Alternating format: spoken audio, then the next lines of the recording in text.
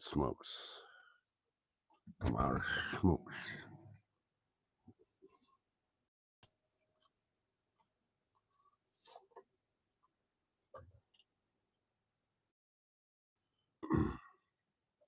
All right. This is going to suck.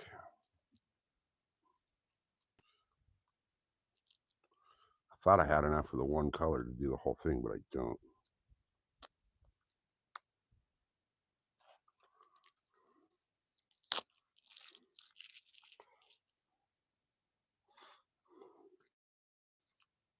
All right. We're here. Munchy. What's going to suck? Stripping all this shit. All this shit's got to come off of here. God damn it, dog. Get out from under my feet. Dude, I'm going to shove the tennis ball in your asshole in a little bit. That dog has like one track mind. All he cares about is the damn tennis ball.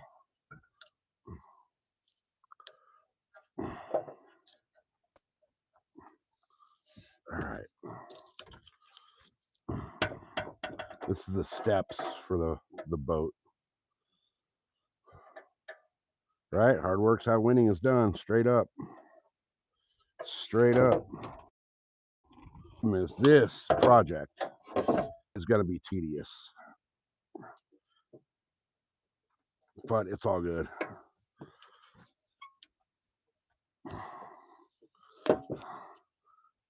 Oh, this is going to come off in like little pieces. I can already tell.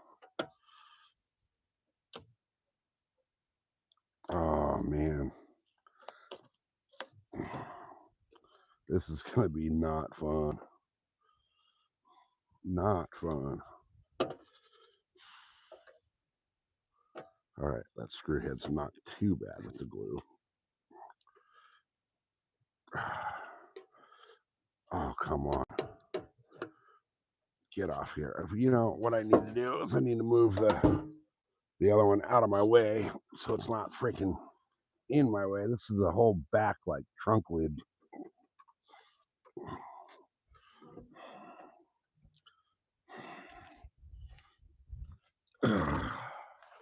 All right. That one's out of my way, so it's not getting in the way anymore. I'm working with a Z shape here, and it's a pain in the butt to get it to cooperate.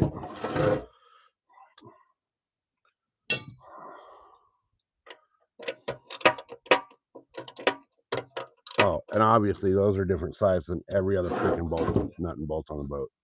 You gotta be shitting me.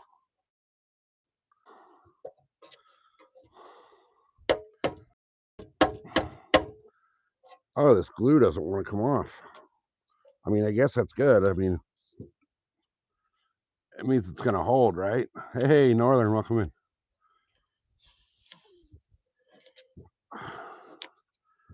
Oh, peel off of here, you stupid thing. I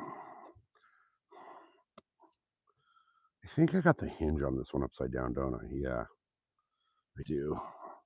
I put it on upside down so that it would remind me to take it off and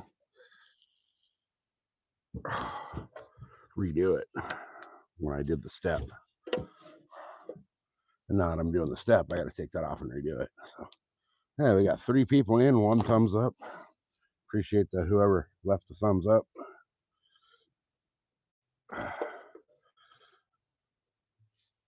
Oh man, this is more than I thought it was going to be.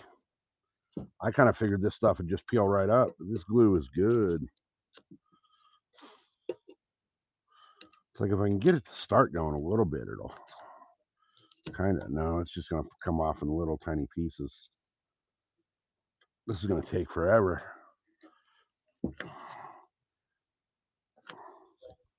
Come on, stuff, come off. If it comes off in pieces like that, I'm okay. But I was thinking it would just pull off in one big old sheet, but apparently not.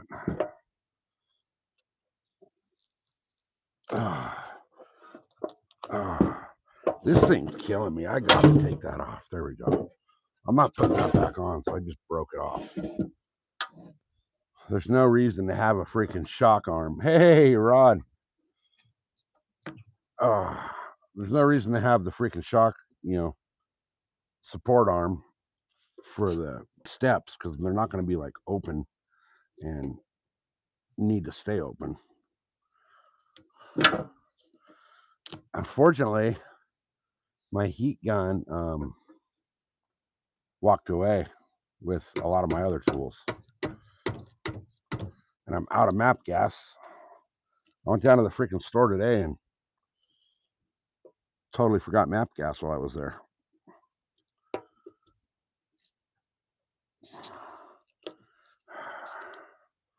I'll tell you what, man, this sticky back on this EVA foam is no joke.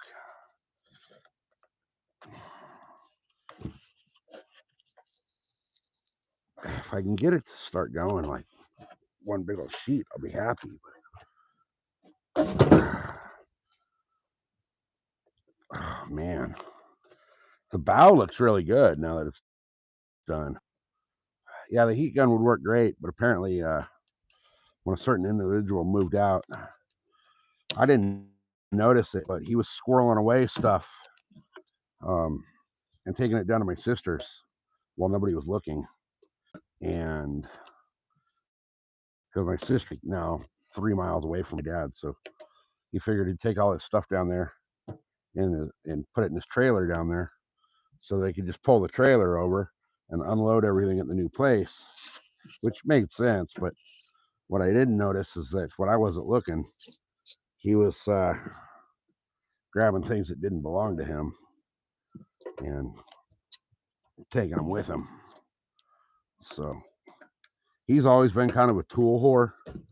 So he has this thing where like he sees something that, oh yeah, I had one of those, and he took it.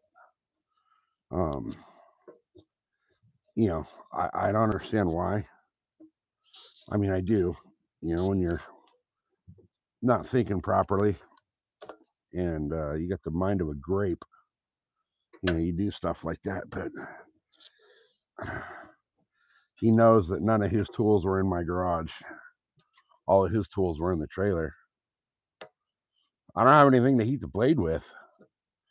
I'm almost done with this part. This top part is going to be the hardest because of the angle of it.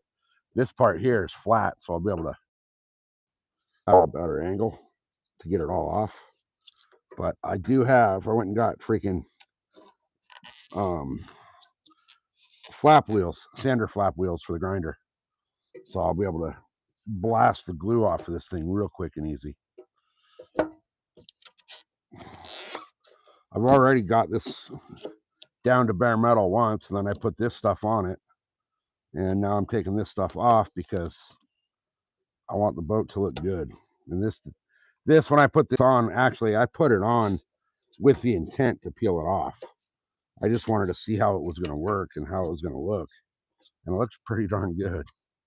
So it works pretty good too. It was nice, good traction on the boat.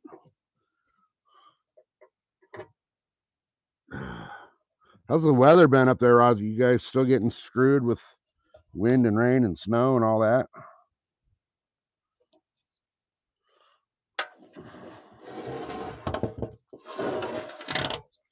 All right, this one's already kind of peeling.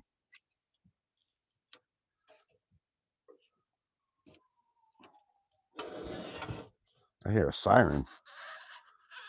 We never have sirens out here.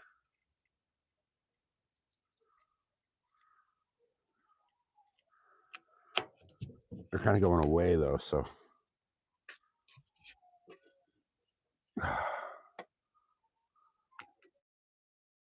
Wind's just been, that sucks, man. Oh, that sucks. Fortunately, we get some crazy wind out here, but we got the big old freaking dumpster, so we don't have to worry about going and chasing it down the street. If my dumpster rolls away, there's a problem.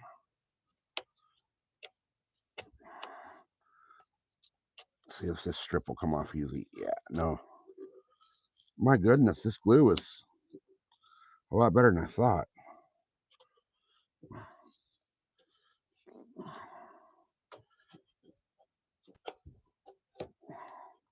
Wish I had my freaking heat gun.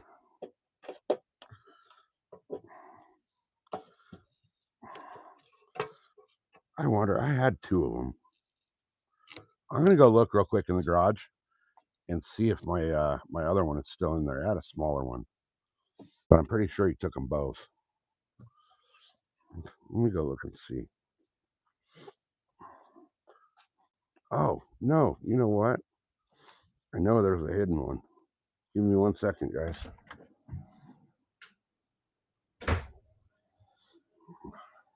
I gotta go get this one.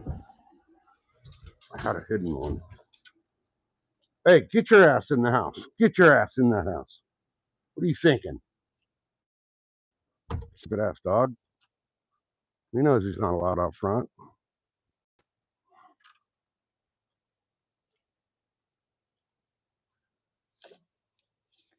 That's not an ambulance that I hear with the sirens. That's police. They must be chasing somebody. We're out in an area where there's not a lot of traffic on the freeway, and people think that because there's not a lot of traffic on the freeway, they can treat it like it's the Autobahn. What they don't know is Highway Patrol hides out here waiting for them. And then they run, and they can't. All right. Found the heat gun.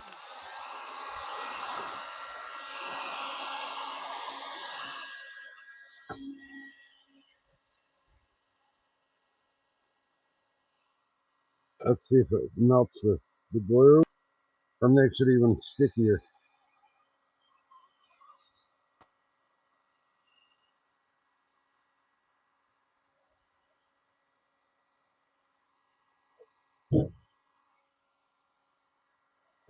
I think it might be making it stickier.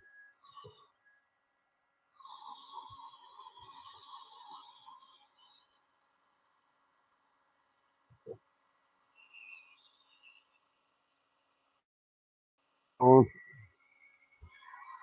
I think the carpet end would have been easier.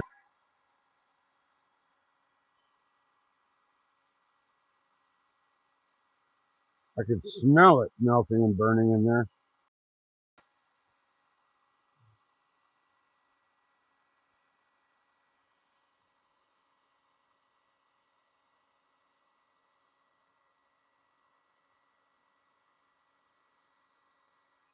Oh, let's see if that did anything in this little section. It really didn't. If anything, it might have made it worse.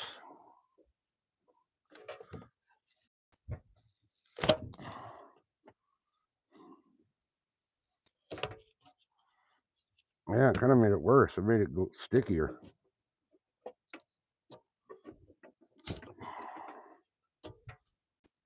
Well, that sucks.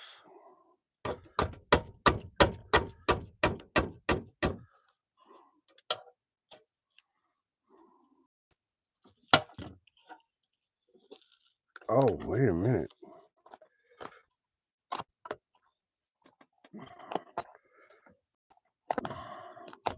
Oh, come on. A nice big old chunk came off, but that was it. You done working for the week? Well, it's what, Friday? Is today Friday or Thursday? No, today's Thursday.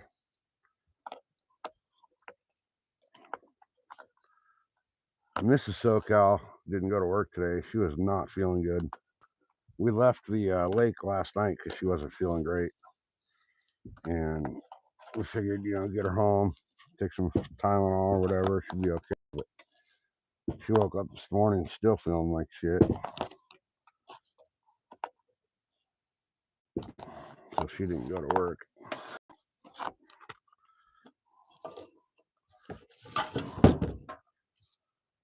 Oh my gosh, man. This is going to take me forever.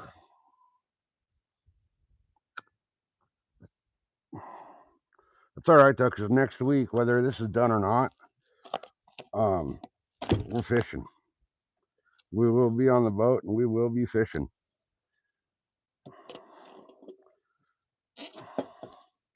And I'm kind of debating on doing a members only live on the next fishing trip,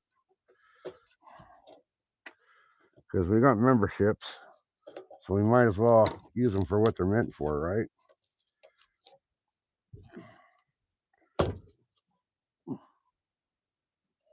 I'm really excited to be able to do like the members only shit, to be honest.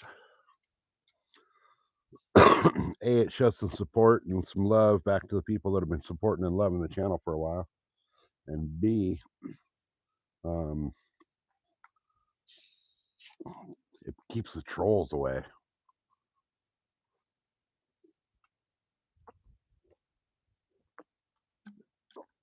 Speaking of memberships, Hammy, how you doing, buddy? Good to see you. Hammy was our second member, you guys. Josie J beat him to the first one, but I kind of figured she would. I kind of figured as soon as I figured Josie J had like everything set and wait to go live, so she could just push enter. Kind of like Comic-Con tickets for people that go to Comic-Con, you know.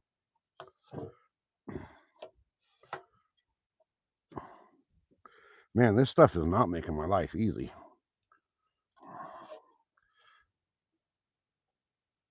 I'll tell you what, though. I have confidence in the glue that, you know, tells me it's going to stick.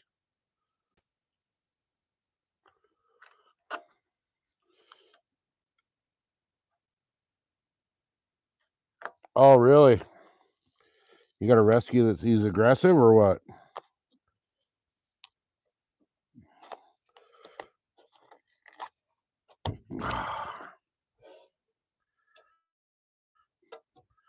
Holy shnikes, man. Josie's good. Josie has been out in the deer woods chasing deer. So she's good. I haven't talked to her today, but I know yesterday she was out there. And she got rained out. She was freezing cold and soaking wet, so she had to call it. But she's been out in the deer woods trying to put some meat on the table.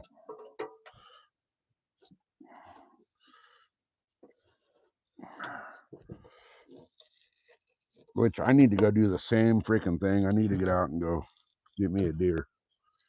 We're like a week into rifle season now, and I've only been out once. Not that I have a rifle tag. I'm hunting with a bow during rifle season, but my bow tag is good for rifle. So I go out. I need to go out and get a deer.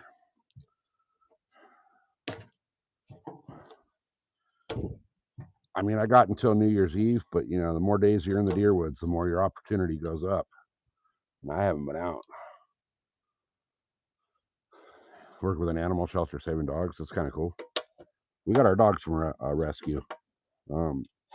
My dogs are actually illegal immigrants. They were smuggled across the border.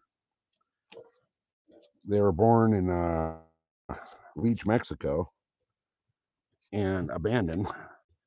And one of the girls that works with Mrs. SoCal does a bunch of animal rescue stuff, and we went and picked them out. And before they're even able to go, oh gosh, before they even able to be adopted, we picked them out and brought them home. Their entire litter had issues. Ours, when we first saw them, had mange and ringworm and all kinds of bad stuff on. And out of the entire puppies, our two are the only ones that survived.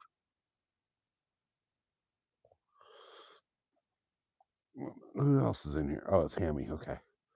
The way the angle on the camera was, it was hard to see the names. Man, this is a pain in the ass. Yes, it is. It is. This is the old, well, I already scraped all the carpet off of this is the step for the boat from the cabin to the bow. And I had already scraped all the carpet off the steps and I put the EVA foam on there. But I'm changing the EVA foam on the steps because I want to do something different with it. So I figured this would be the easier part carpet. I got the deck lid off, the whole trunk lid for the boat. I got that off and set over here. So hopefully once I get, oh man, I thought that was going to come off in one. Hopefully once I can get the step done, then I'll start in on the trunk lid. I got the battery charger on the battery right now.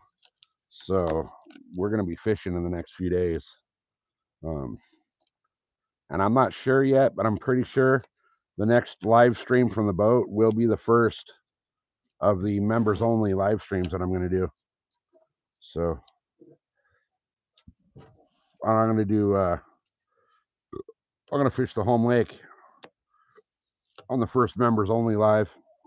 And there's going to be one hell of an announcement coming on the first members only live.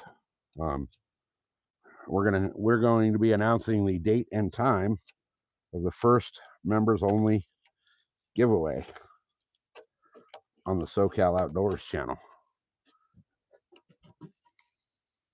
And from now on, I've decided that all the giveaways are going to be members only. Just because those are the people that have put the most love and support into the channel. And those are the people that deserve it, rather than just some random people coming in during the giveaway. That there's a couple in particular that I'm not going to name, but I notice I've never seen them in a few people's channels unless there's a giveaway. And that ain't going to be happening here. Hey, Chaos Go, that was a nice, dude. If you guys didn't see that pike he got earlier, that thing was nice. He got a nice freaking big pike earlier. That was cool to watch. From the kayak, even. From the kayak. Yeah, Munchie, I completely get that. I know there's people that can't. But, you know,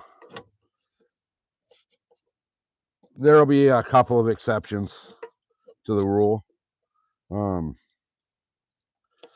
for the most part, giveaways will be members only, just because, like I said, there's a few individuals out there in the fishing streams community that you never see in your own channel unless you do a giveaway. And I've noticed on a couple of giveaways that they show up and it's the first time you ever see them in the channel, and you don't see those people in the channel after that. So I don't think it's fair that they should be eligible for a prize when the people that have been showing your channel, you know, my channel, Rod's channel, Chaos's channel, all of the above, there's people that show us love on a regular basis, you know, hang out, watch our live streams, watch our videos. You know, those are the ones that I want to give back to. I don't want to give back to the guy that's just like, oh yeah, I've seen your channel before, I've subscribed, but I've never been in your live, I've never watched your videos, you know. Those people, in my opinion, aren't the ones that made the channel what it is. So I want to make sure that the people that do show the most love to the channel are the ones that are being thanked and rewarded for it. It's kind of like, you know, in school when you had like a class project and hey, yeah, hang out with the family, man. That's more important than watching my stupid ass peel EVA foam off a boat deck. But, you know, it's like I was saying, you know, even in Chaos's channel, it's not the people that are subscribed that don't watch the content. It's the people that are here on a regular basis. And, you know, because of them is where we are able to get to a certain milestones. Without you guys, we couldn't do it. My God, man, this is tiring. My fingers are hurting.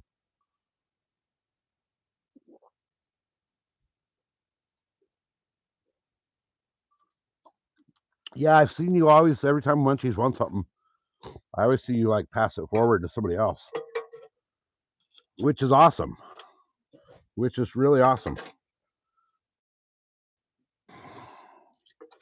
Orp won one of the grand prizes on my giveaway, and he passed it on to Junior Buds. So I decided right then and there on the spur of the moment when Orp did that because Orp is within driving range of me, I gave Orp the option of, because he gave that prize up to Junior, I told Orp anytime he wants to come down and fish on the boat at the home lake, come on down, my treat. We'll go fish the boat or the home lake and catch a nice big old fatty bass.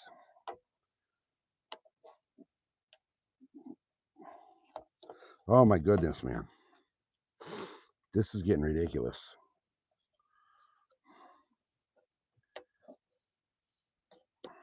Okay. It's coming though. It's almost there to where I can bust out the grinder and grind all the glue off. I got just this one little section right here, and then we're golden.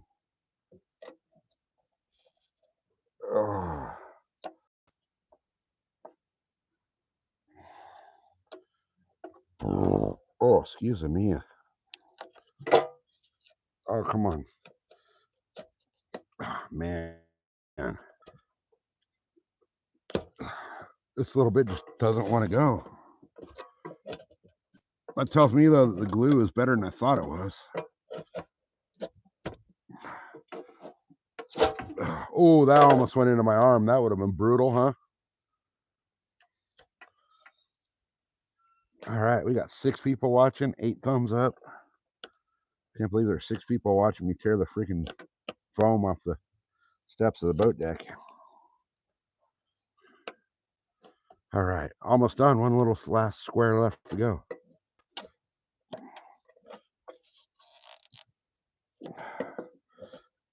Kind of sucks. I wanted to do the entire boat all one color, and I thought I had enough of the one color that I started with on the bow to do the entire boat in all one color. What I realized is one of the boxes I got, because it's going to take me, I thought it was going to take 3 boxes to do the entire boat, and one of the boxes of stuff I got is a little bit different. It's a dark gray with a black, like grout lines.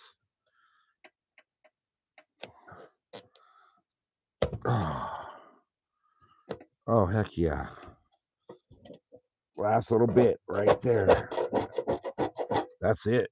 She's ready for the freaking sander. Hell yeah. All right. That was rough. Now, sanding all the glue off is going to be a lot easier than it was on the other one, because I went today and got the center discs for the grinder. So this should come right up and off real quick. I got the 60 grit, so it should just eat it right out of there. We hope. We hope. Hopefully it doesn't freaking chew up the step, but I don't think it will. So now I got to take these screws out of here, because this hinge thing for the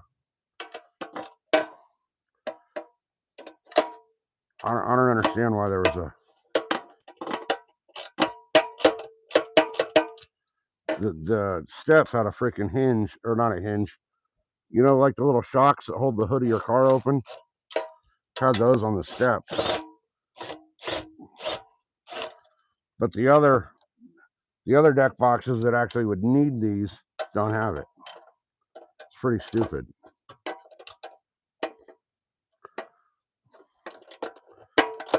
Like the trunk plate, where all my batteries and my bilge pumps and all that, doesn't have it.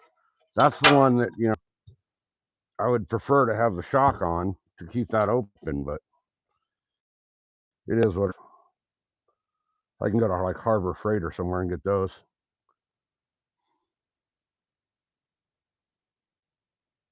All right. So now I got to take the hinge. Oh, it figures. Those screws are too long to. I got a deep socket. What size is that? That is a 10 millimeter deep socket. All right, let me go in the garage and grab that real quick. 10 millimeters. I probably don't have it. I don't think anybody has a 10 millimeter. Actually, 11, 3/8, 7/16 wrench. Do I have? Nope, my 10 millimeters are gone. Even in my wrenches. I don't know where they all went. Here's a little small tin.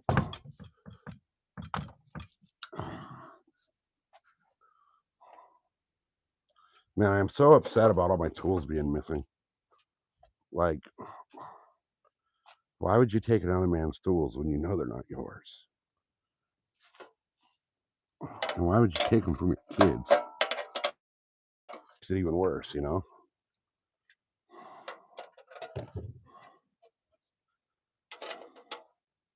All right, let's get this hinge off.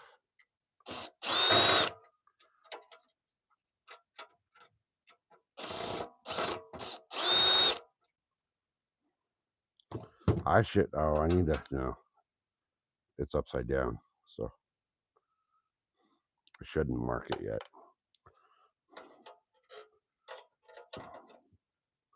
I should just wait till it's off and then that screw head's all full of something. It's all right. I think I can get this nut off without the screw. Yeah.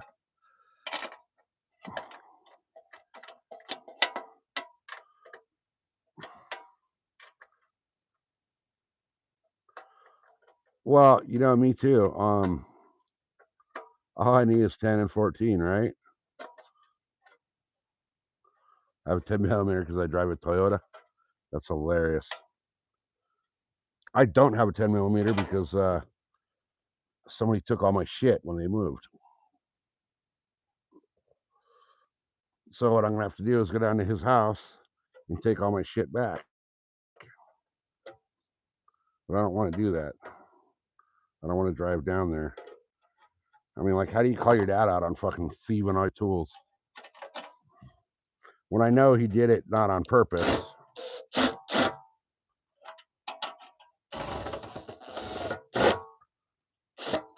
Oh, come on with this stupid screw.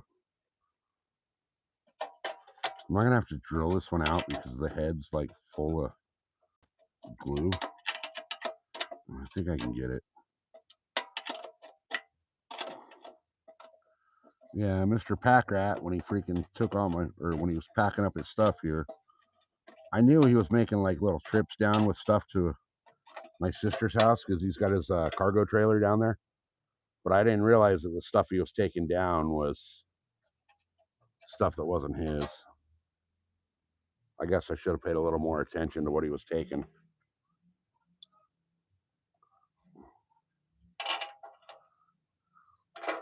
Here comes the little kids on the little baby quad out in the backyard.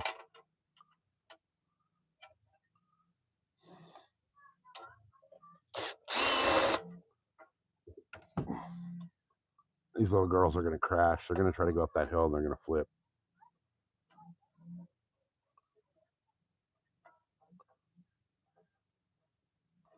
Yeah, once my dad passes, I'm going to end up with more shit than I'll ever want.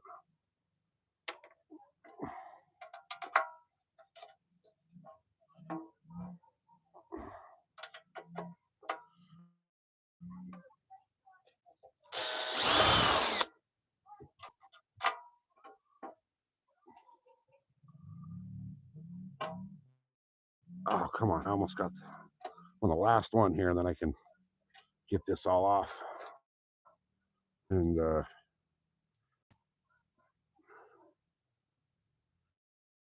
Start sanding. All right, I can start sanding. That's going to be the shitty part, though. It won't be that bad.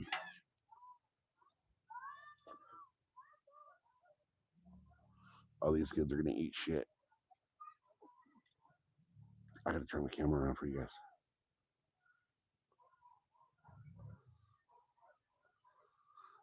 They're going to crash. There's 2 kids on the quad. It's way too small to even make it up that hill with 1 kid on it.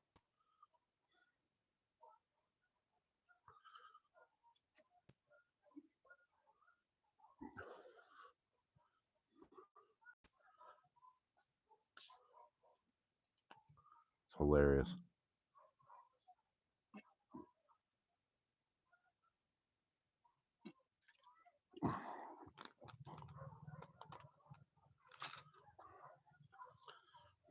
That sand right there is super soft.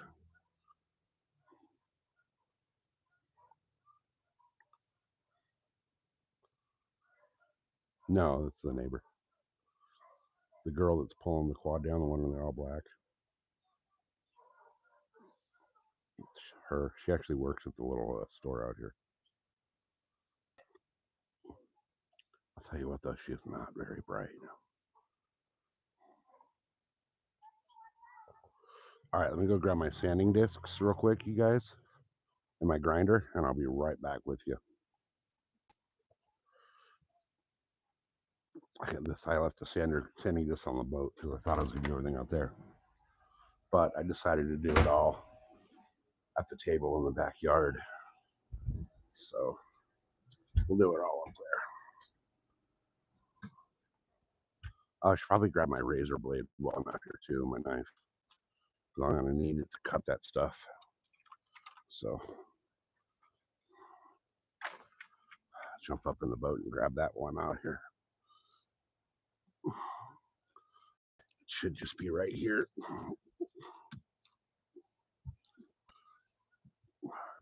Where'd it go? It's not there.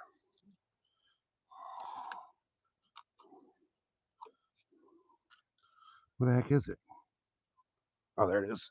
I just didn't see it. Oh. All right. The grinder wheels. And, while I'm here, let me check on the battery charger because I got the battery charger going. So, might as well check, see what it's telling me, see if it's charging. The battery will take a charge, it'll be good. So, saying 12.2 volts and it's starting to charge. So, hopefully it charges it. If not, it's screwed. Buy a new battery for the boat. Now, there is the option if that charger doesn't charge the battery. I can put it in the truck, jump start the truck, and just use that battery in the truck till it's full.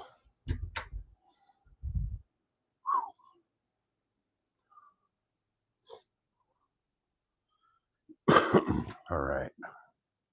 Got my grinder discs, got my razor blade. They're gone. Let me switch this back over to what we're working on. I'll be right back, you guys. I gotta grab the grinder. Gotta find the grinder. Gotta hope somebody didn't steal my grinder is what I gotta hope.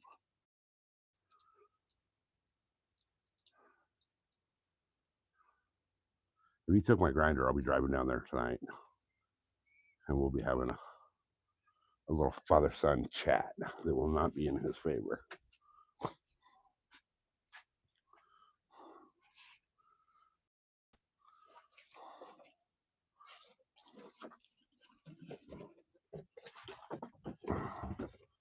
Is that it? There it is. I found it. I found it. Thank God. Because I was gonna lose my shit. But it's here. So we're good. Now, Where's my pliers? Right there. All right, we're good. We got what we need.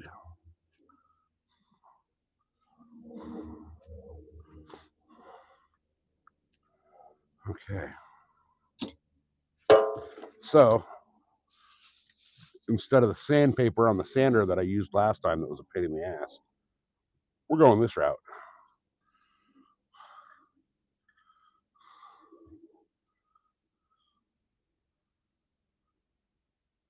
Wait, you felt what?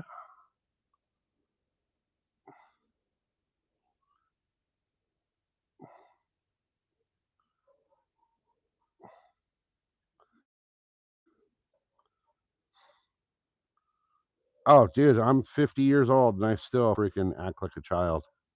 Ask Mrs. Sochel, she'll tell you.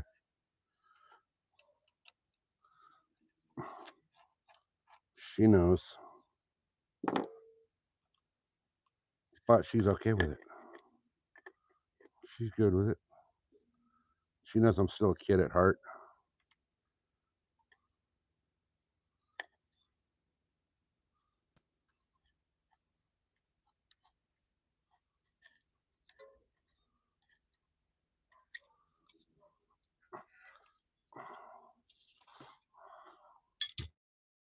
I want to get this on nice and tight because this thing spins pretty freaking fast. And I don't want it to fly off and hit me in the mouth. Be my luck, it'll hit me in the nuts.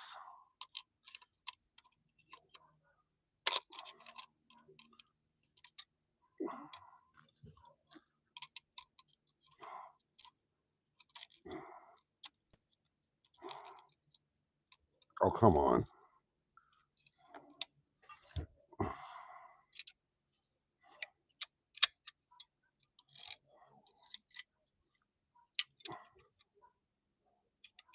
God damn. Never use your tools for plumbing work because it screws them up. They end up all getting rusted and shit. Are you going to tell me this ain't going to fit in there and catch because of the sander pads? No, there we go.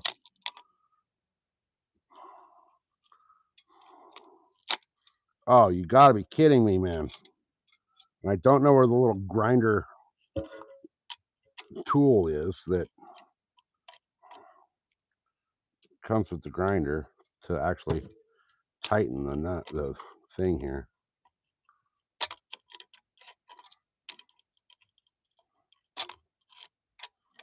I can't get the angle on it because of the way these freaking reels are, or the flap disc wheel.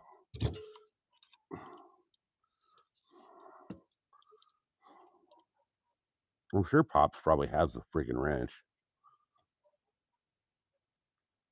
Oh, that's tight enough. I'm trusting myself. That's a bad thought, right? Trusting me. All right, let me get the fish whistle out of the way so I don't fucking grind it. And let me get, oh, my cord over here. What's that? That's the sander. I don't need that plugged in anymore. And what else is plugged in? The heat gun. I don't need that plugged in. I need this plugged in. And let's go.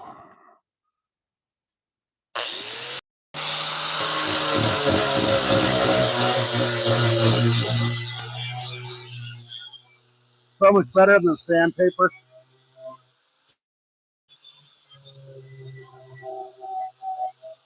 Yeah, that'll be so much better.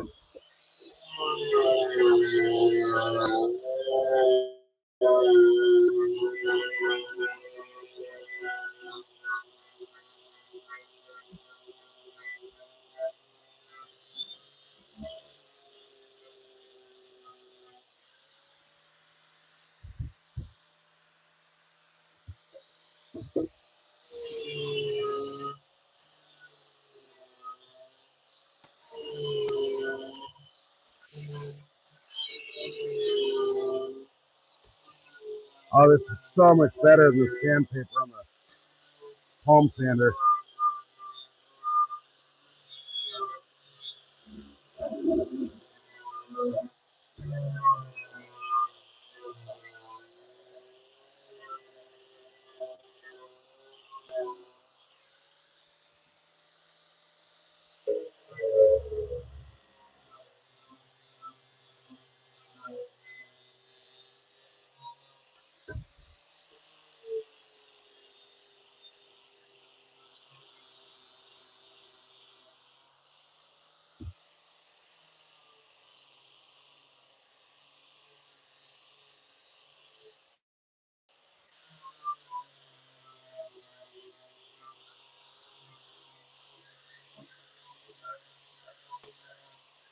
Oh, my shoulder's already getting tired.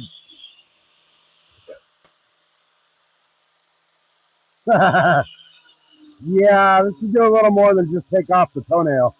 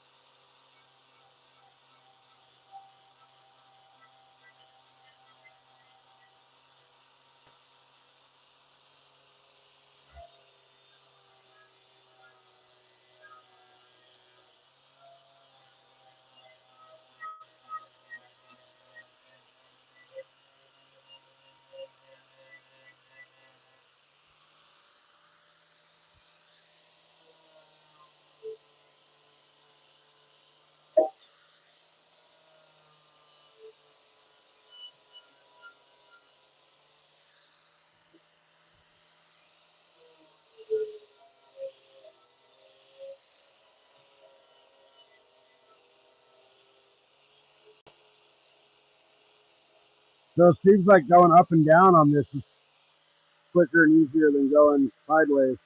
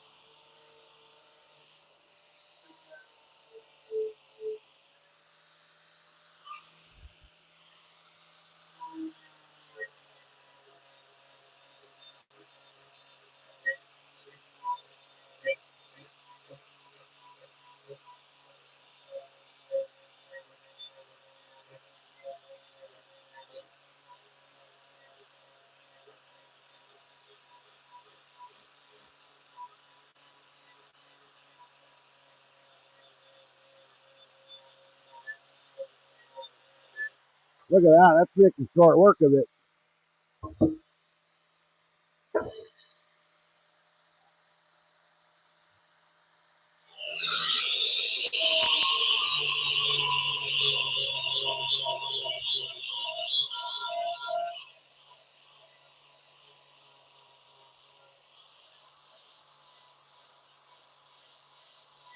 Give me just a second, guys, and I'll be done with this top section, and I'll come hang out and check out chat.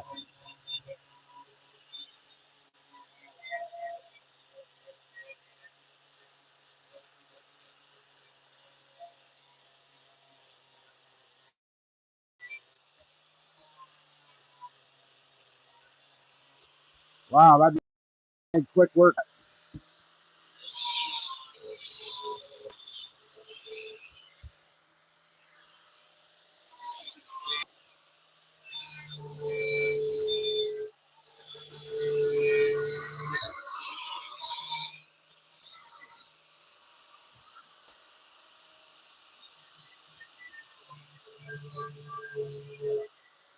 My goodness.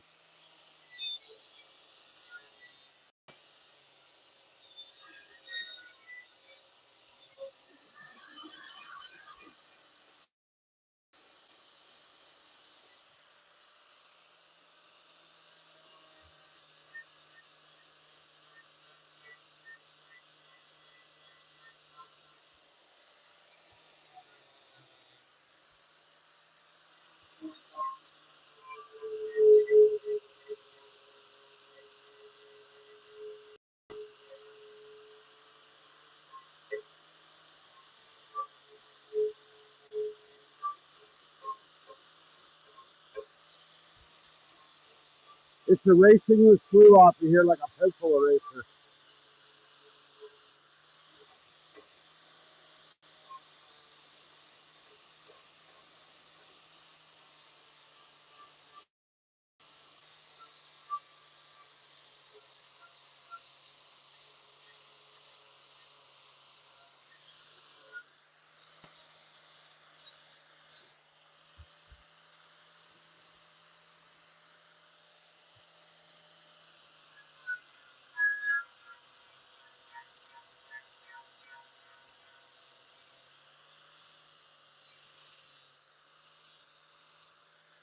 My goodness, that's going easy. I don't know why I didn't do the other deck list with this.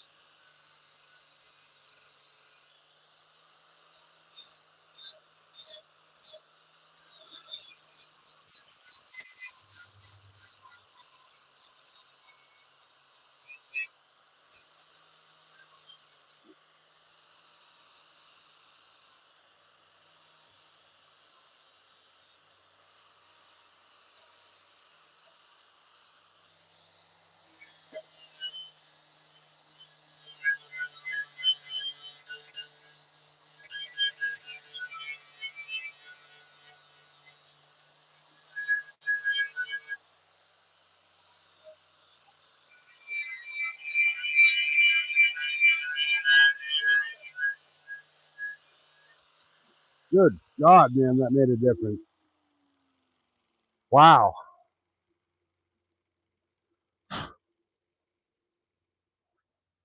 All right. So I missed a bunch of stuff in chat, but let me kind of get caught up real quick. So we're here hanging out talking about.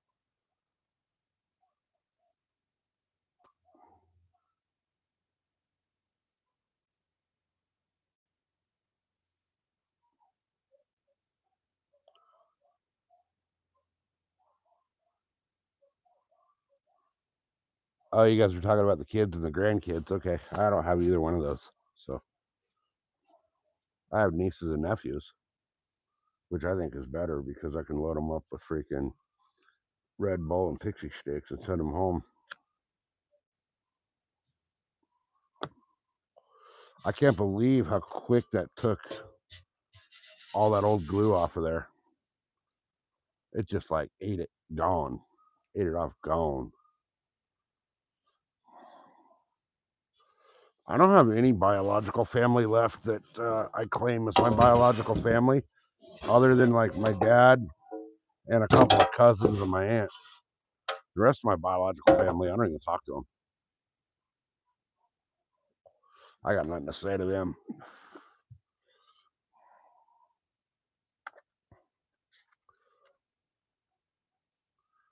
Oh, that sucks, man. That sucks.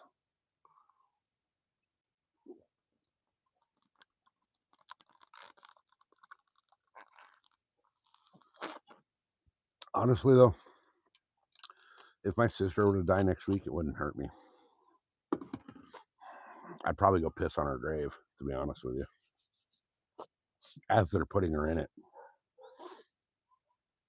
They'd be lowering the casket down, and I'd be on the side pissing all over it.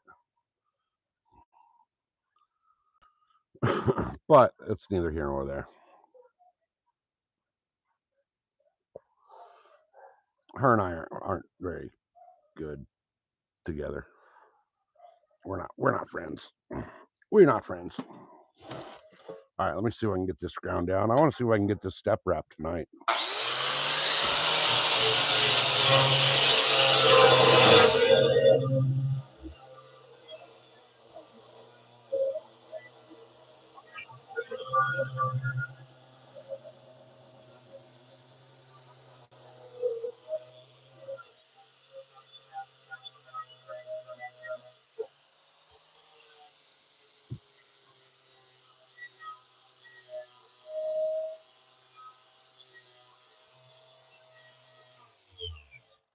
Oh, I hit the off button.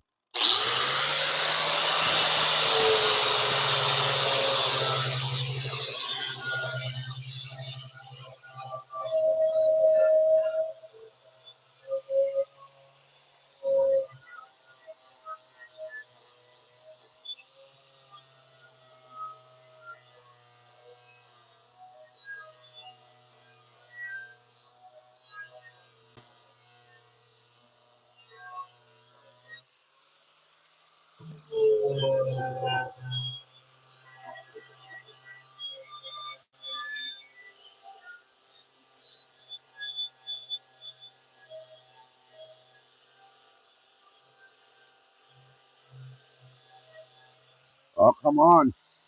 This isn't coming off like the other stuff did.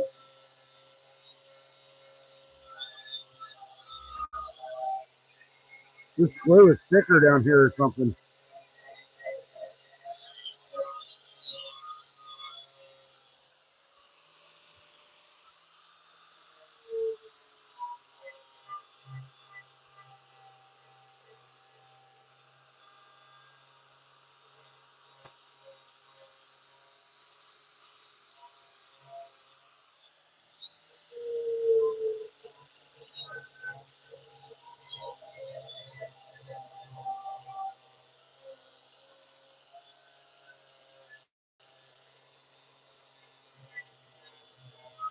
Okay, so this way works better. This direction.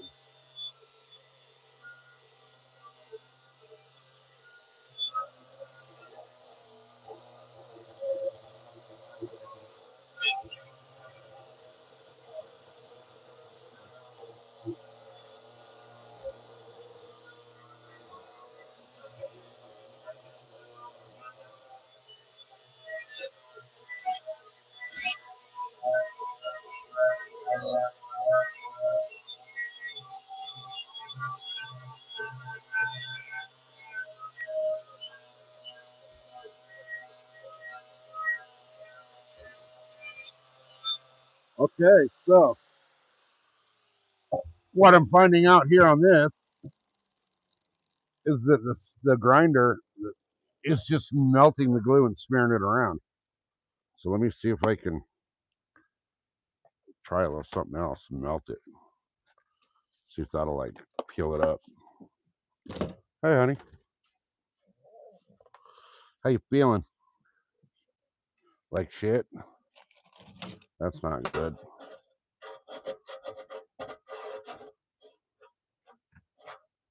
Huh? No. I am not playing with fire.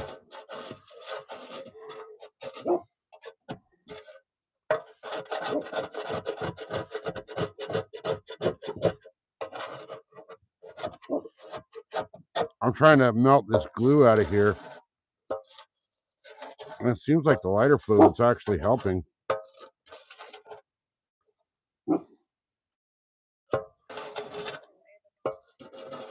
Huh? No.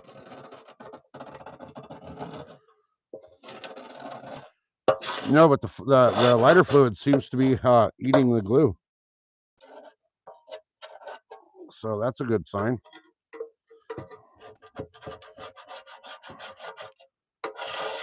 If I can get most of the glue out of here, then I can sand the rest down. I looked right at the adhesive remover today too, and I didn't get it. I didn't think I'd need it with the grinder wheels. And I won't on the carpet glue, but this is where I already put the foam stuff on the deck. So it yeah, I missed the soakhouse just in time for the no fires. She'd kill me if I lit this on fire right now. But the lighter fluid is seeming to help the glue want to loosen up.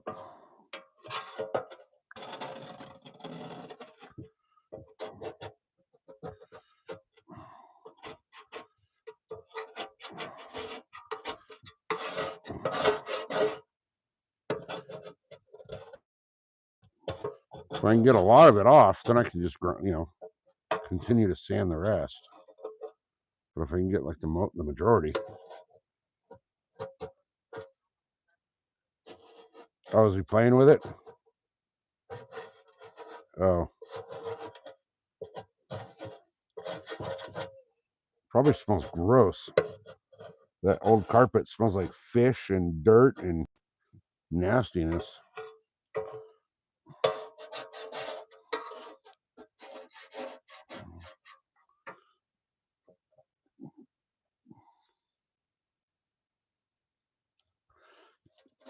You will recover from alcohol, you won't recover from meth and crack and all that shit. You were right.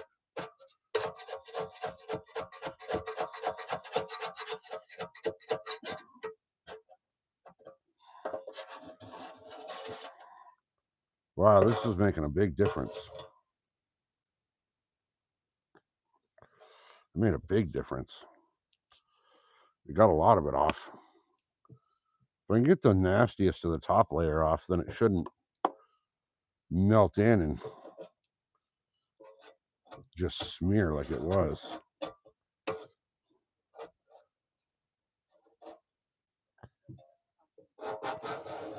No, I ain't gonna set the house on fire.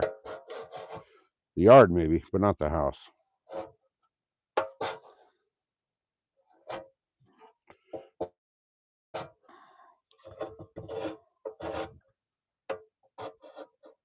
All right.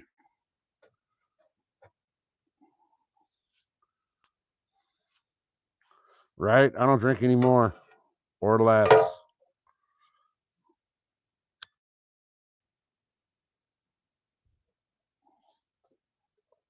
I never got into the drug scene. I got lucky. I got to watch my older brothers go through that shit. And I didn't want to be like them, so we never got into that shit.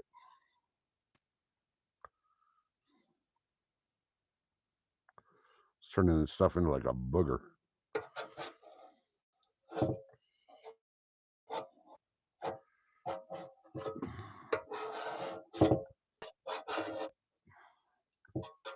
But I think once I get the majority of this off, I can hit it with the grinder wheel again, and it should take the rest off.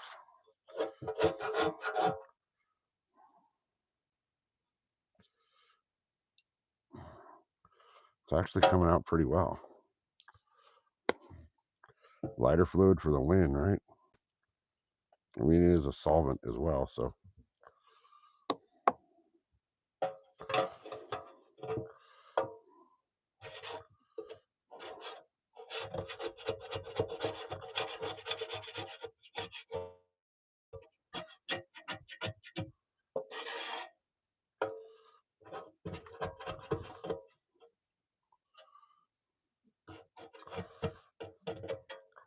What's he chasing out there? His shadow? Stupid dog. Huh?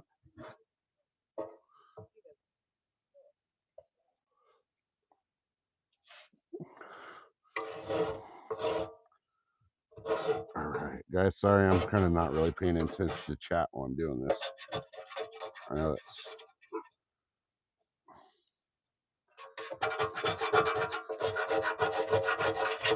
that's kind of shitty of me, but I want to get this done so we can get out and go fish.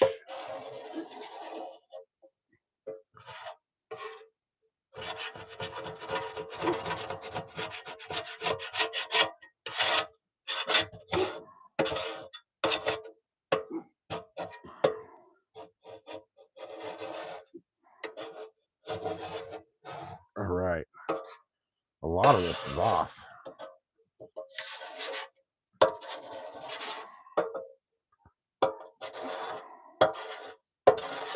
Like the majority of that came off like that. I don't know why I didn't do it the first time that way.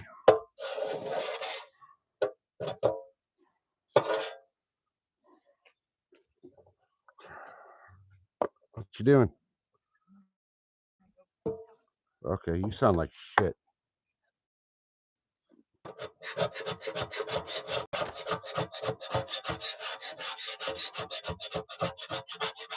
This SoCal sounds like some total shit, guys. I hope I don't get it. Whatever she's got. Because it doesn't sound like I want it.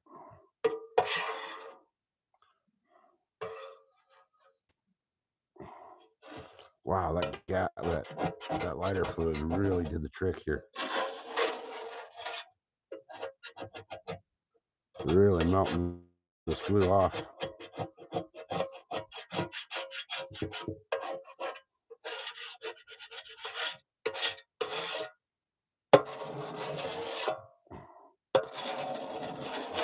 Not bad at all.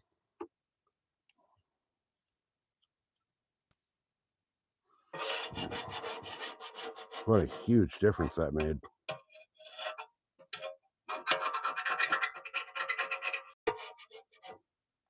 Now I'll be able to go in and just kind of clean it off with the grinder and be golden.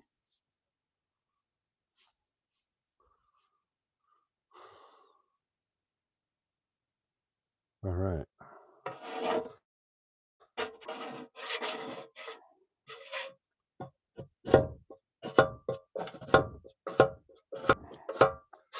Oh yeah, that's got to be the ticket, is the lighter fluid. So let me go in here with the sander real quick and see what it does now.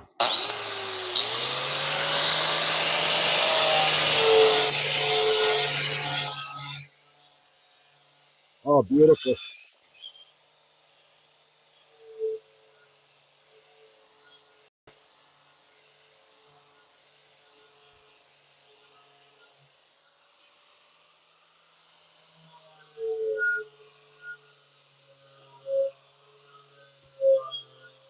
Oh yeah, what a difference.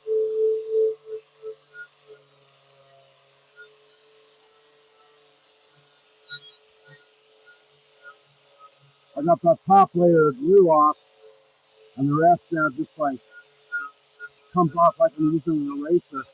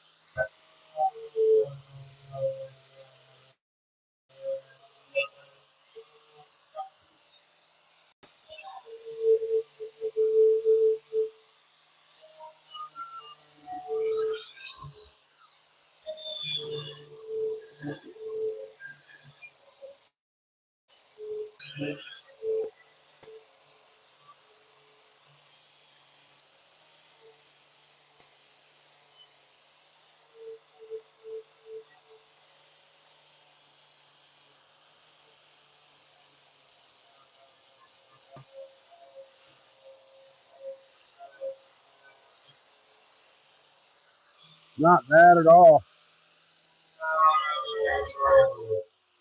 Except I hit the off button again.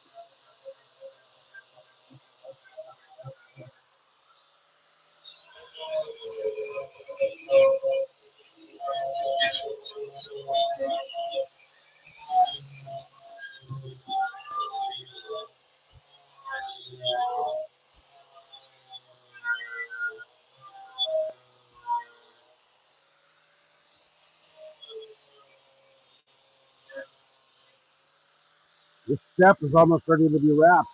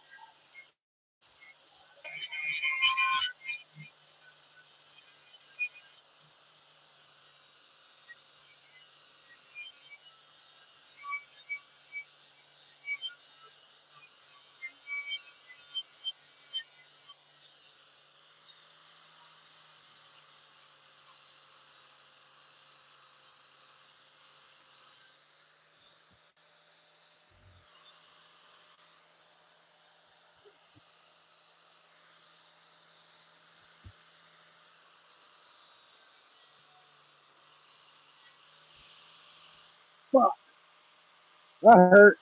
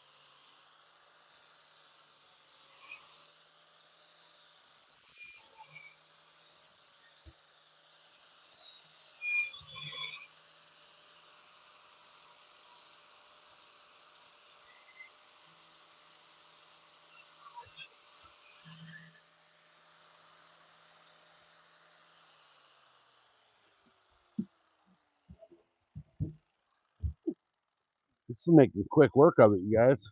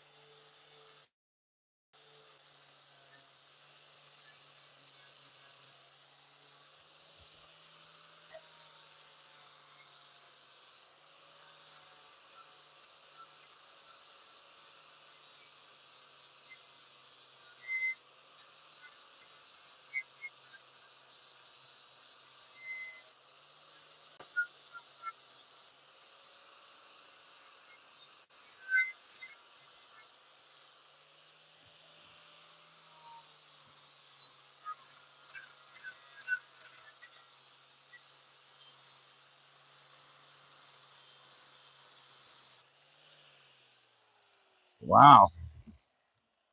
That made quick work of all that. Now I just got to do this section. And I'm going to use the lighter fluid on that to kind of help it scrape out.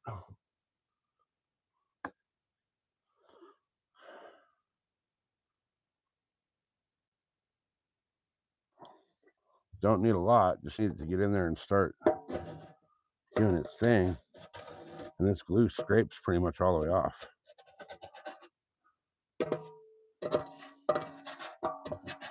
Although it's dripping down and soaking into my table. But that's all right, this table's pretty much dead.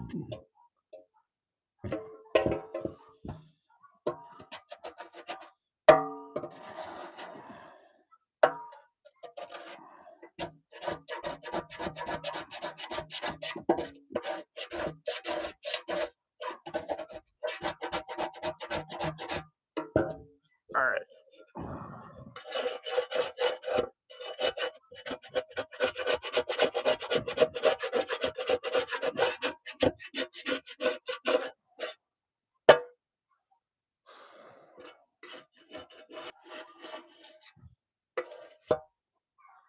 Man, what a difference.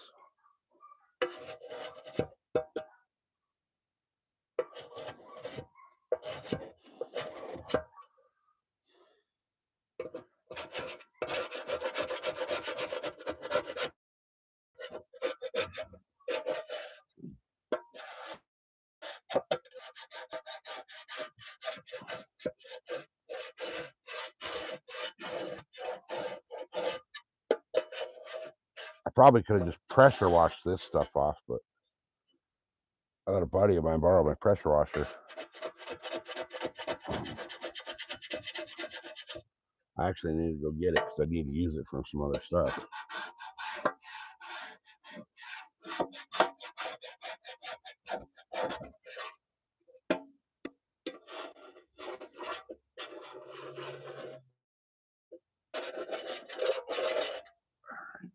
A lot of that came off really quick on the back of the step.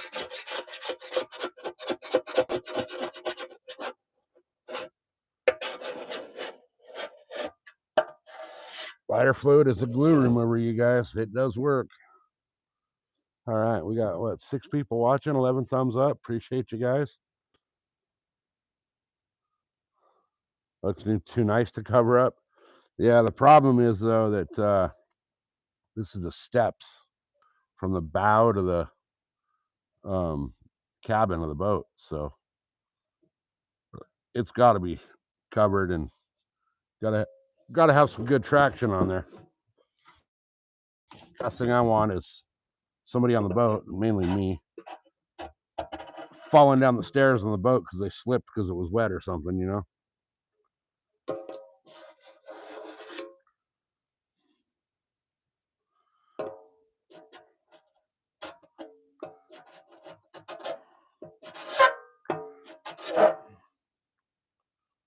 I'm almost tempted to just freaking.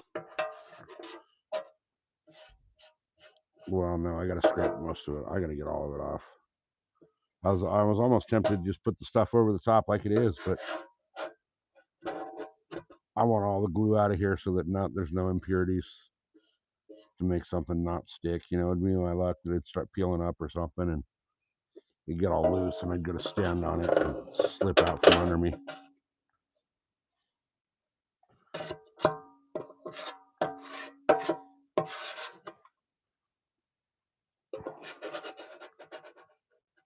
All right.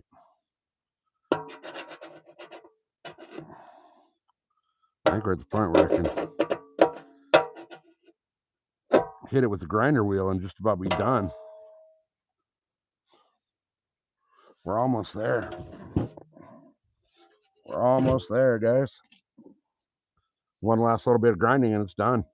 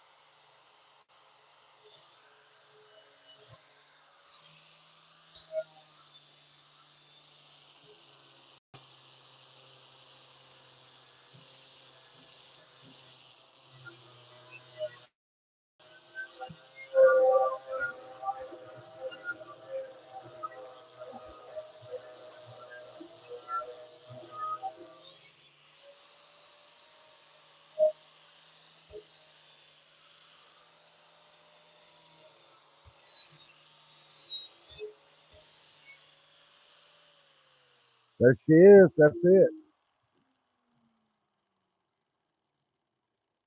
I'm not half-assing shit on this thing because I want her to, I don't want to have to do it again. So there it is. There's the boat step. That's the steps for the boat. So I'll have to wash it off, get all the dust and dirt and debris and shit off it, and then I can do the wrap. So I have a couple different colors. I'm going to do the steps a different color than everything else on the boat. I don't know if I want to do them in. I got another pattern that's exactly the same as the one I used, but it's different colors. I had grinder dust all over me. It looks like I did a big old fat line of cocaine. Or if I want to do it like in this stuff. I got this for the steps, I think, because that'll kind of stand out against the gray. We'll have.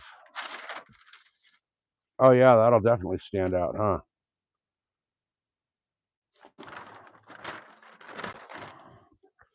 Yeah, so I'll use that color on the steps. Oh God, man.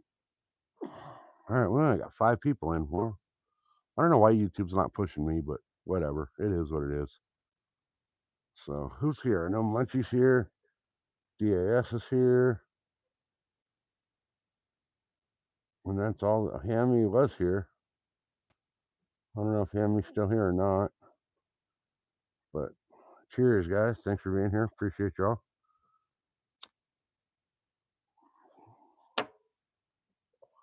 This is going to be a bitch to wrap this step. I don't know how I'm going to do it. Because that stuff's not wide enough to cover. Like, let me show you. So, if I were to put it longwise, I got enough to do the whole length, but it's not wide enough. There's 6 inches that I'd have to do a seam. But if I turn it this way, I do, I think, the back and the wrap down. Yeah, I could do that, I guess.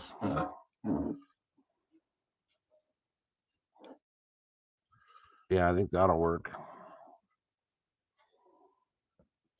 So I can wrap it and that'll actually work. That'll actually work perfect.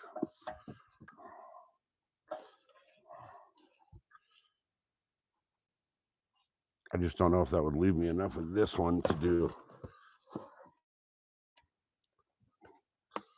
Oh yeah, it might. Okay. It might just do it. All right. We'll see, right?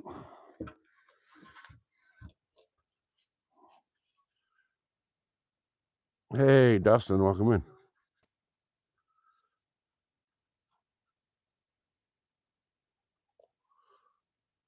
Imagine if they replaced me with a black African fella.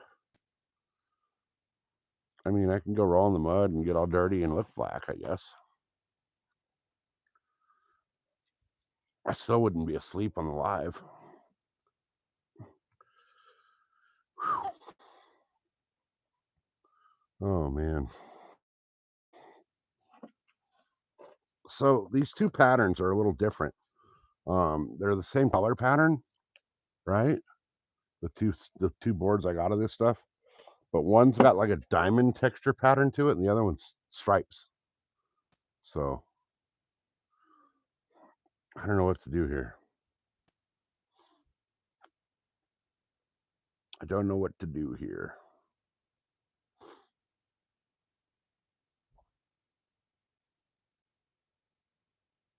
Decisions, man, decisions. Oh, I'm gonna rinse it off. Yeah, yeah, for sure. I'm gonna rinse it off. I'm just kind of running out of motivation. Hey, Zyra, welcome in. I'm running out of motivation quickly and sunlight. I mean, I got the patio light out here, but it's not really bright enough to see a lot.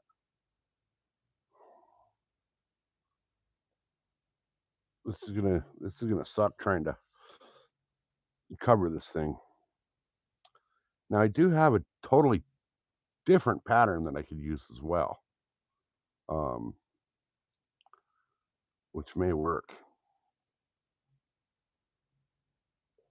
It's actually that same pattern that was on there, but I could actually put it on the right way. Coyotes are killing something in your backyard right now. That's kind of cool. I haven't seen that one. He knows I want to shoot him, so I haven't seen him. He's uh he's not coming around. Maybe somebody else shot him. Who knows? But that one that was back here was big. What do you need? How can he help? Um, I don't know. If I need this thing to do it itself because I'm running out of motivation to do it. But I don't really think there's much anybody can do about that. Um, hell, I don't know.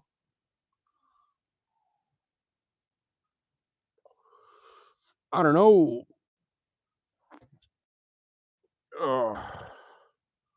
What I need is to be 25 years old again, so none of this shit kicks my ass like it does. That would be beautiful. That would be really beautiful. See, I'm pretty cooked right now.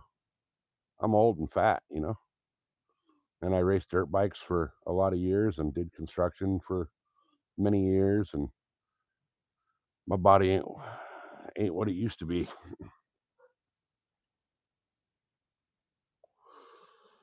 I've been blowing the fish whistle all day. That's part of the reason I don't have any motivation to do this.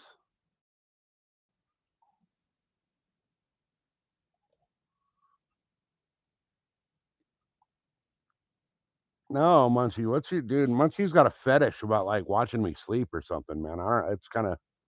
I don't know, man. It's kind of creepy. It's really creepy. Like I don't know what you're doing there, bud. I'm sure Orp would let you watch him sleep. Orp's into dudes.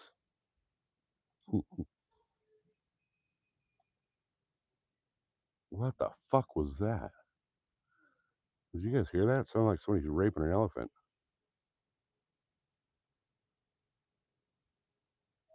You guys hear it?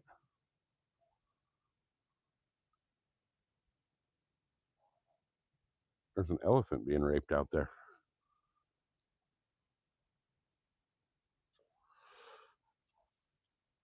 All right. I got to figure out how I'm going to do this because this is going to be a bitch to do these steps. The rest is easy. The rest is just um, the deck lids, and then the floor of the boat, like the actual inside cabin part of the floor, is going to go quick and easy. So I'm not too worried about that. It's the deck lids that's going to be a pain in the ass. And I got one deck lid that um it's like the big long one between the seats. Um that I don't know what I'm gonna do with that. I kinda wanna do that in a different color too. Um um, because that's got all my emergency equipment in that one. So I kinda want that to stand out. Something happens, it's obvious where the emergency equipment's gonna be.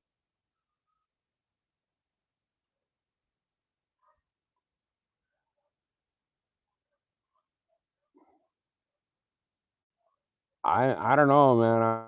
I've never heard of Bouncing Betty, and, I don't know if I wanna watch a woman sleep unless it's my wife, and, you know, it's just kinda weird to me. It's kinda creepy, actually. Really creepy, actually. Like, really, really creepy.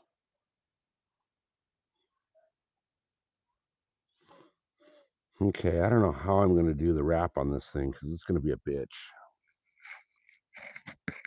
I don't know how I wanna do it. I think the face of the step, the bottom, like the long bottom part, it's going to be easier than this top 90 right here, like the L shape up here. So let me go turn on some light, guys.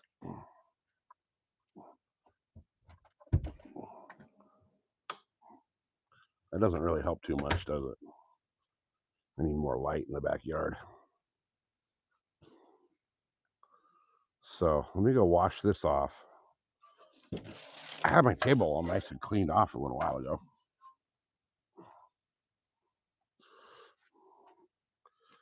Let me wash her off, get all the dust and shit off it, and then we'll start wrapping it.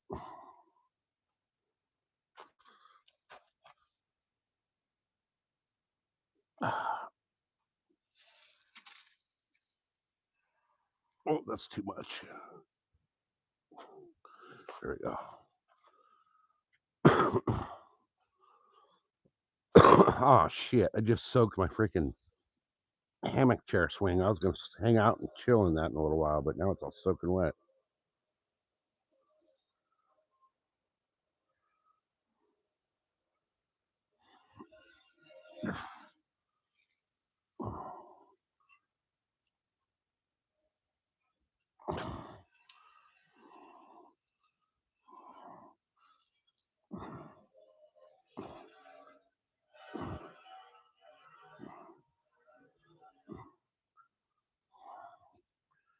All right,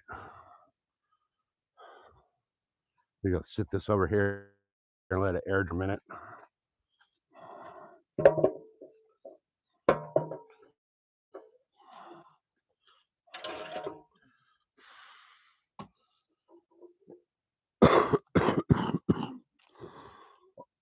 Let that kind of air dry, and then I'll give it a final dry in a little bit here. Oh man, seriously, my table was clean when I started doing this. I'd actually cleaned off the table to do this. Now it's a freaking disaster, but it's all right. I'll be able to clean it off again and make it not a disaster. I might as well unplug the grinder when I'm not using it, so I don't actually accidentally hit the power button and fucking take off a finger like I almost did. That shit hurt. Okay. This piece I need to keep because I got to do that one little section on the bow over again. I don't need to do it over. I need to, basically what I got to do is fill in a couple little sections there. Just like where the deck lids, I didn't think they were going to short on the wrapping as they were. I thought this stuff was going to be too thick in a couple of spots to be able to like get the wraps together, but I was wrong. But it's all good. I'll just piece those two little pieces in, and I'll be golden. So let me get all of my stuff out of the way here so I can sweep this all down and start the wrap. The wrap is going to be kind of a bitch.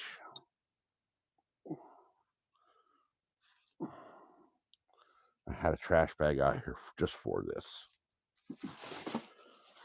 So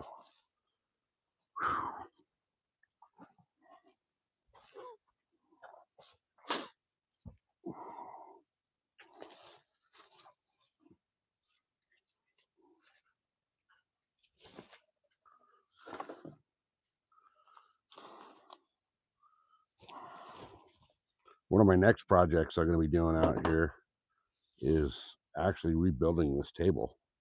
I'm going to reskin the whole top because it got wet and it's just particle board underneath the top layer and it's just peeling up like crazy now.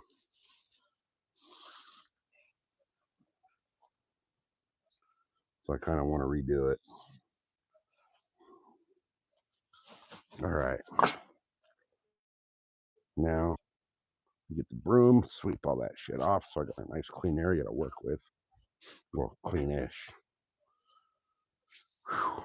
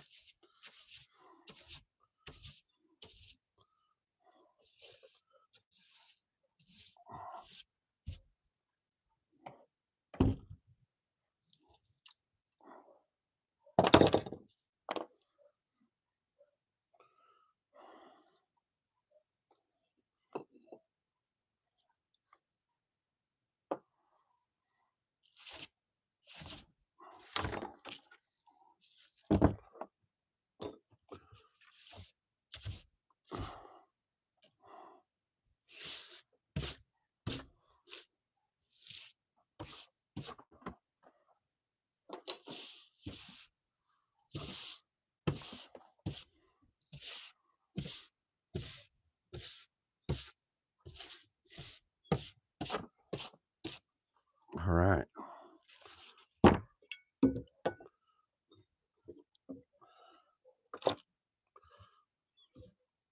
Lighter fluid was a lifesaver on that glue from that stuff. It's not going to help one bit on the carpet glue, but a sander disc will take quick care of that.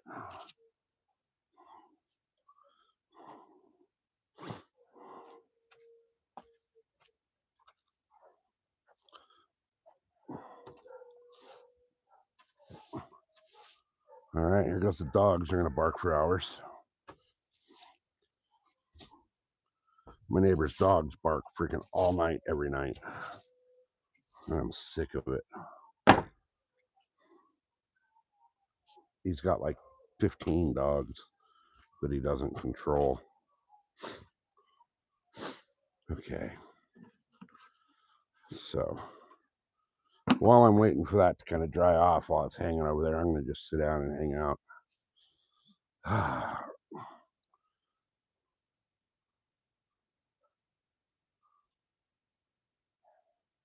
Right? I want enough talent to make content while I sleep. But then again, like, I don't want all the weird Indian creepers. Like, I couldn't sleep if I knew I was like having somebody like, buff the hog to me being asleep from like India, which kind of feel like would happen.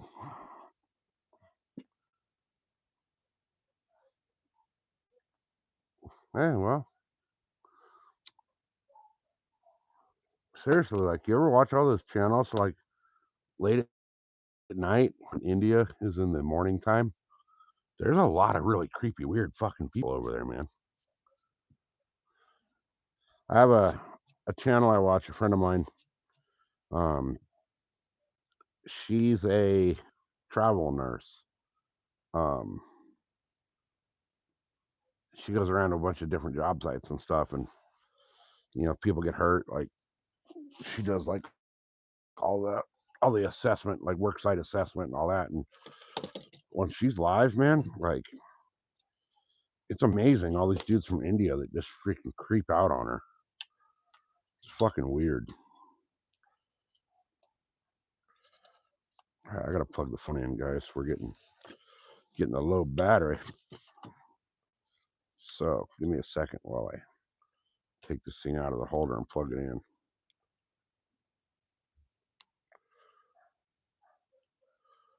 Uh-oh. Oh, it's charging. Okay. Didn't look like it was charging there for a minute. All right.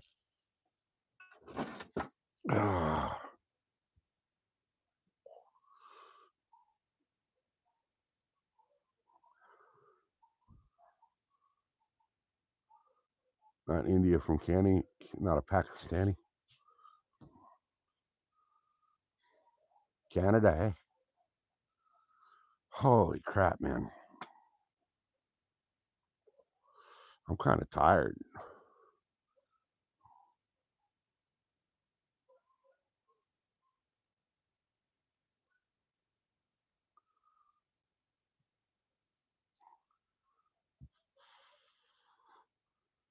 I need to go out to the deer woods.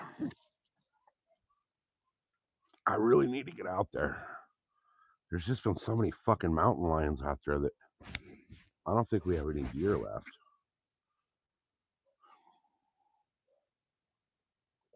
Is my phone charging? It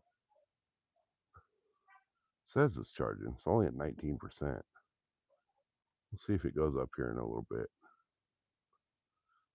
Too old for what? I ain't too old for shit. Come on, go up. Too old. What am I too old for? Hunting deer? You're never too old to hunt deer.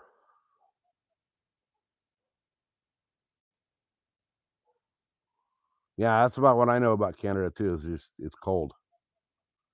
They don't call it the Great White Frozen North because it's hot.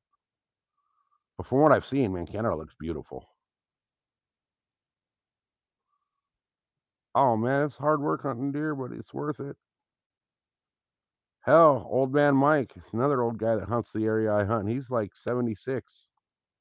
He still does it. That old bastard still drags a deer out of deer woods by himself.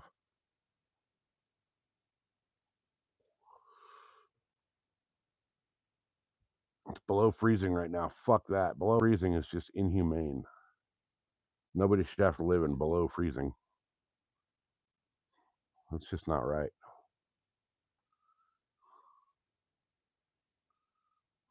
That's just not right.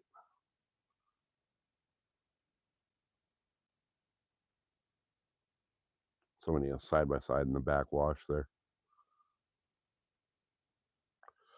All right. I'm going to start wrapping this thing with one pattern, and hopefully it's enough on the one sheet to do everything I need.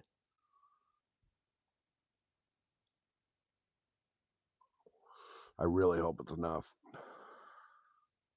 Negative 25. No, see, fuck that. That's it's just inhumane. Like negative 25 degrees is ridiculous. I don't know anybody on earth that wants to live in that. That to me is just stupid. Like last night, so it was funny last night, as we were leaving the lake, Mrs. SoCal was like, "Man, it's a little chilly out here." And we got in the car and we looked at the temperature because the car's got the little thermometer thing on the little computer screen in the center. It was 70 degrees, and that was kind of chilly to her. I don't know what 70 translates into Canadian, but it it's 70 is pretty comfortable. But when it's been 116 degrees, 70 feels cool. You couldn't stand the heat? Yeah. See, the thing about the cold is you can always put on more jackets. When it's hot, you can only take off so much before you got to register as a sex offender, and you're still hot. You can be butt ass naked and you're still hot.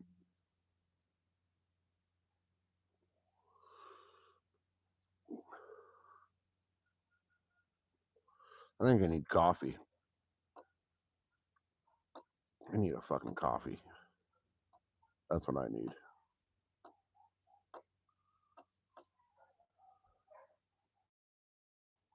It's coffee time. Got 7 people hang out, 15 thumbs up. Appreciate it. I need to figure out what I did that I'm not doing when I was having, a good view count. Because now my view counts are like they're low. We're not getting more than like 10 people in here at a time. So Yeah, see, that to me is crazy. -10. I'd be freezing. I'd be walking around hugging a freaking heater. I couldn't do it. I could not do -10.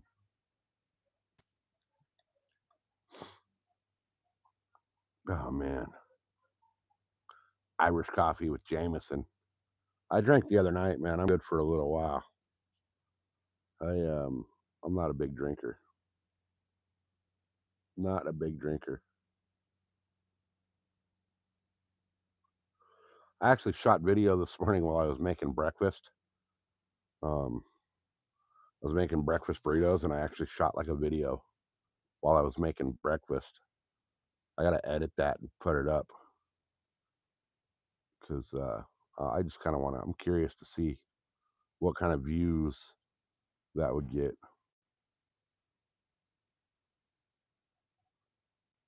Oh, it's Selena back there in the wash. Okay,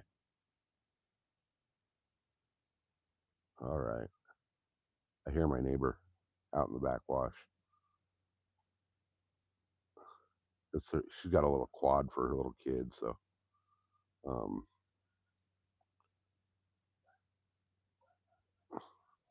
hey, Farron, it's been a long time, man. How are you? Good to see you. Oh, that's all good, man. Life happens, you know. You've hell, Farron, you missed a lot. We got memberships on the channel now. We're starting to do some members only giveaways, and we're gonna be doing some members only live streams. Um, yeah, we got plans, man. It's this channel's about to freaking go up. We're gonna be doing some freaking awesome shit on here pretty soon.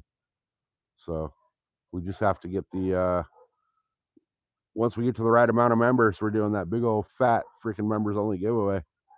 So oh, you're dealing with that shit again, dude. That sucks. I'm sorry to hear that, man. Sorry to hear that. That's fucked, man. Dude, um, I have some major fucking cooking skills, Munchie. I'm a fucking wizard in the and I'm the smoker. I I'm a wizard when it comes to fucking cooking food. Speaking of cooking food, I need to go cook some coffee. I just don't want to get up because if I get up, then it means I got to stand up, and I'm old and fat and lazy, and standing up's hard to do. All right, guys, give me a second. I'm gonna run in the house real quick and make some coffee. I'll be right back. Actually, I got the mic, so.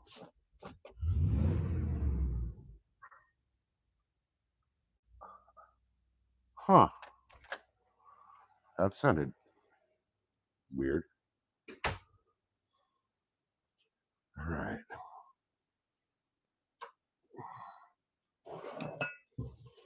Come on, coffee.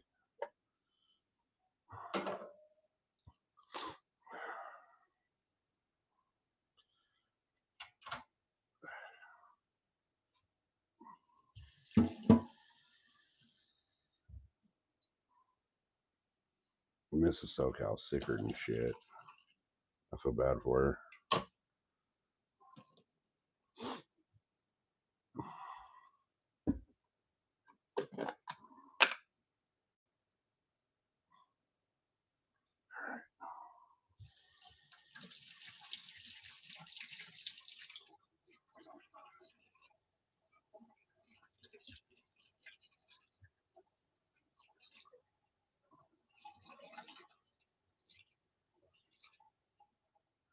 Okay.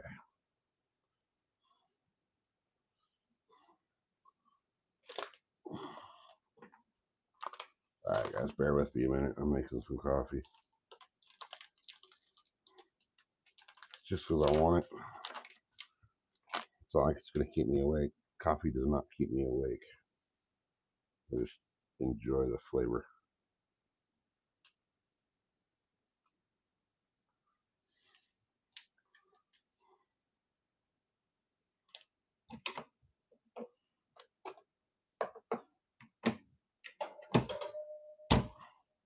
We got this little like Keurig thing. I need to actually replace it. It's getting to the point where it doesn't want to work. It doesn't measure out what it says it's supposed to measure out.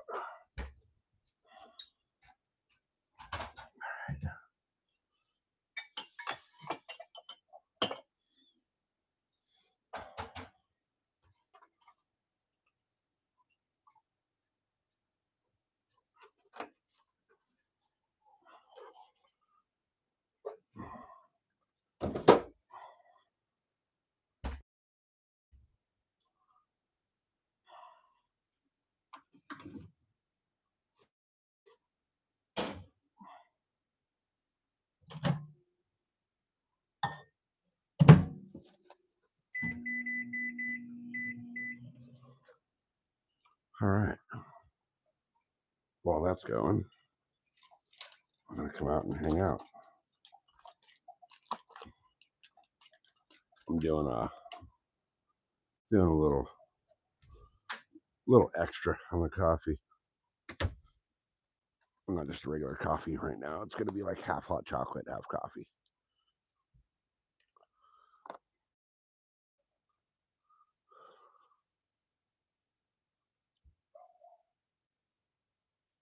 All right, let me.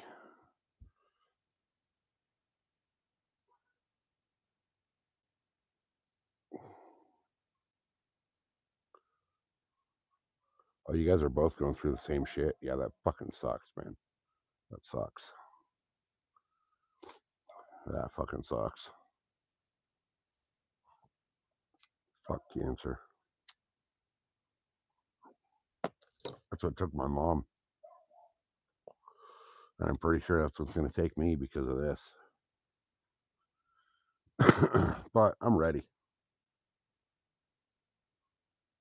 No, I'm not microwaving the coffee.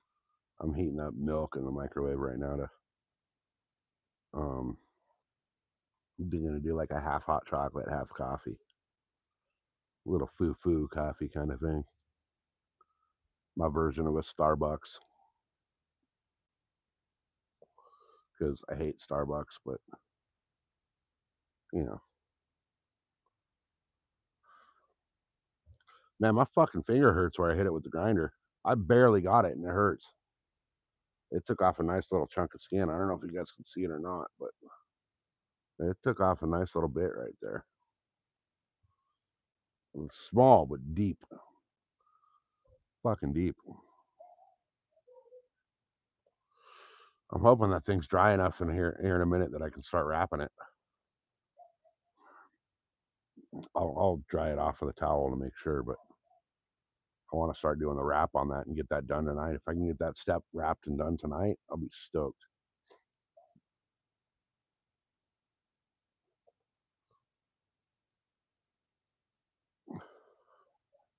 Ha! See, Munchie.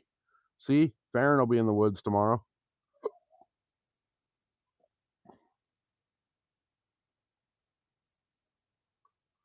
You should have done your toe with the nail gun. Toenail with the grinder? Yeah, no, dude, no. That would fucking rip your toes off.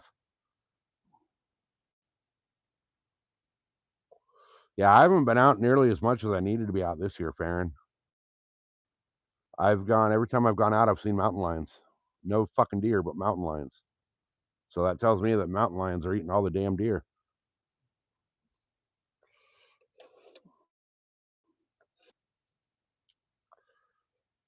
All right. Give me 1 minute, guys. I'm going to go in and pretty sure it's all ready to go so I can make my cup. Hey, look at that. Perfect. Right when I walked in the door, the microwave dinged. Is it hot, though? It's hot enough. All right. Where's my big ass cup? There it is. Okay. It takes me 3 cups for my coffee because I got to make 1 cup in the Keurig. I got to heat up a cup of milk, and then I got to pour them both into the other freaking thing. All right. And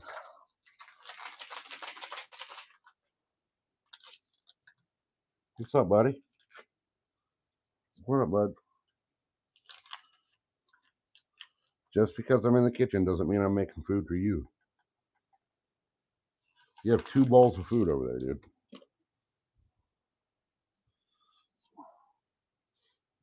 Pour a cup of coffee into the freaking here. Oh, that was perfect measurements on both.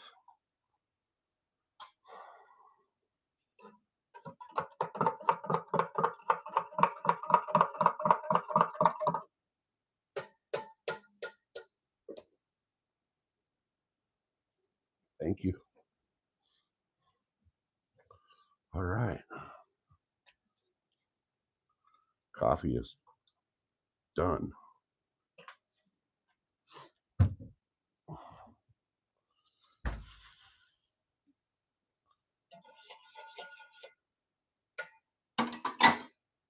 All right.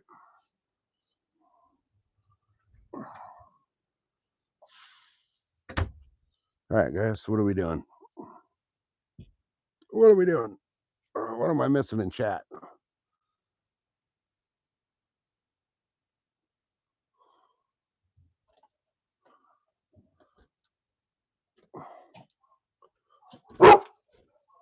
Oh, man, you're never too old to hunt. You're never too old to hunt.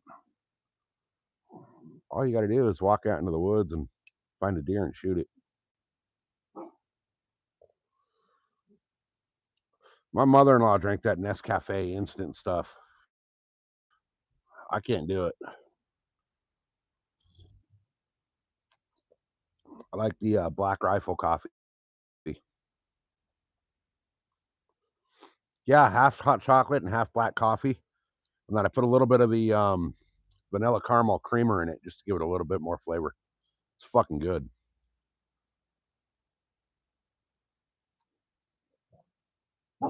It's really good.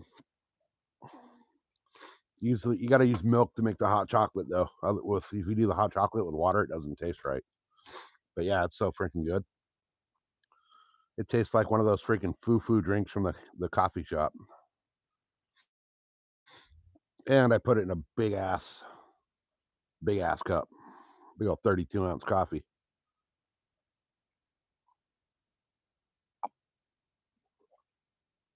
This one I didn't get this one hot enough, though.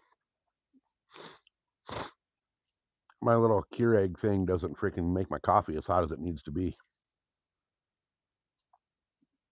What, bud? I'm not throwing the tennis ball, no. No.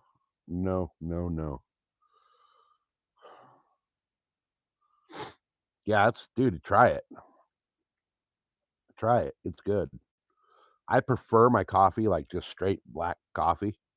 But this little mixture that I got going on, it's freaking good. Like it brings me back to the days of like being a kid sipping hot chocolate around the campfire out in the desert, but this has got a little more to it.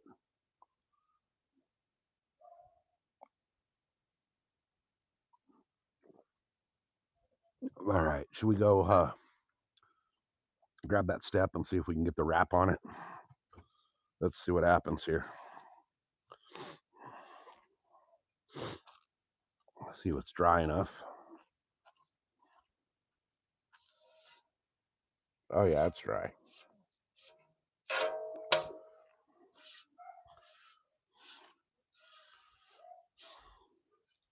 It's dry, and I'm gonna have to dust it off a little bit, but that using that grinder wheel for the sander kind of chews up the metal a little bit, so it gives it a little roughness for the stuff, the glue to kind of stick. It's not just flat smooth. It's got a little bit. Let me go grab a paper towel to wipe this thing off with.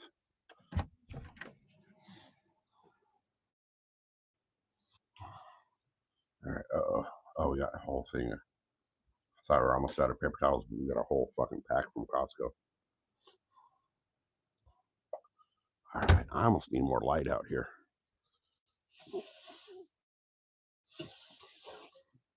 I have more light out here.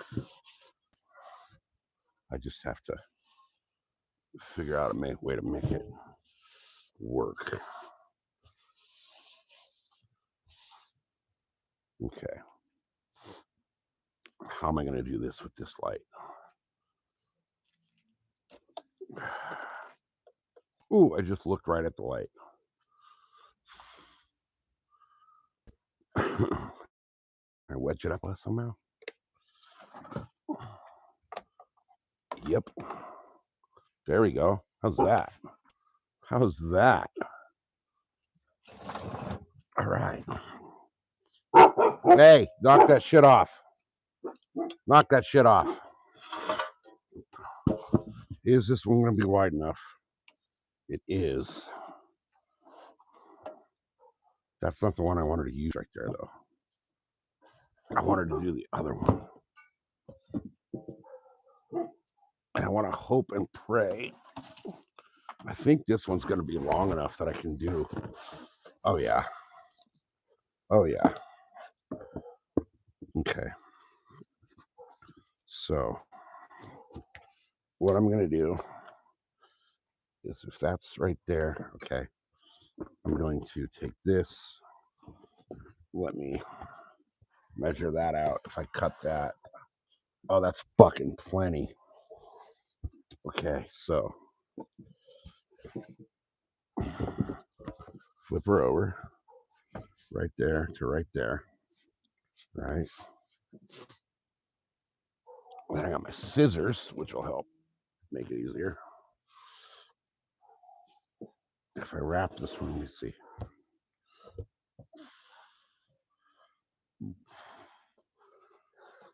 From that to there, that'll be nice and tight. I'm gonna wrap that down there, and then I can cut this right about here. Okay, and that'll give me plenty, so I'll be able to do this whole thing in the one pattern. I hope.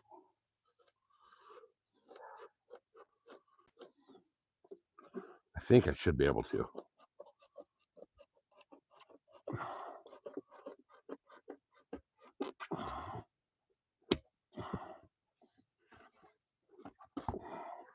I mean, I have two of this color, but the pattern's a little different. So, okay, so that will fit this perfectly. So I can peel the backing off of this and stick it and be comfortable with it sticking. Hopefully I get the backing off this in one piece.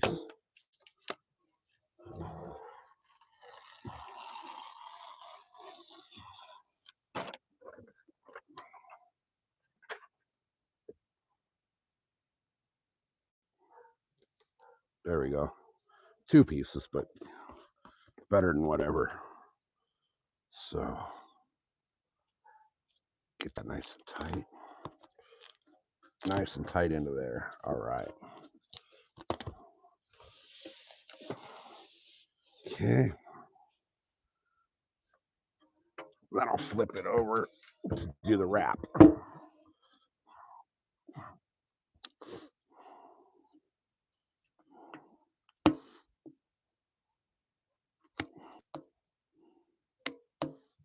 Okay.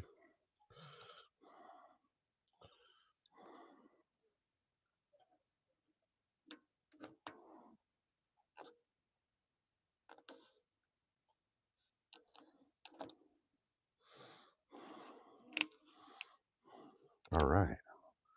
I think this is going to work out well.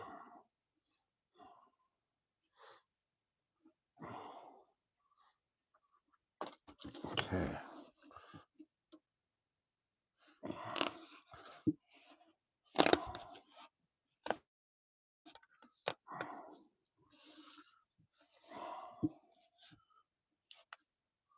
And then I just dropped the scissors that I need.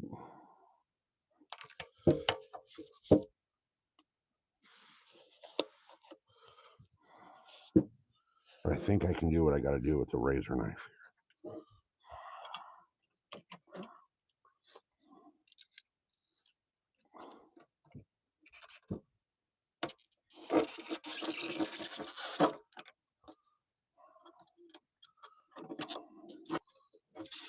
Okay.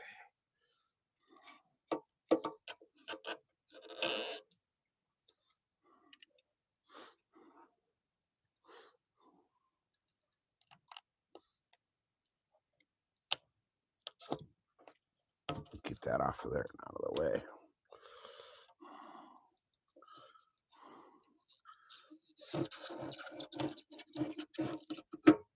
That off and out of the way.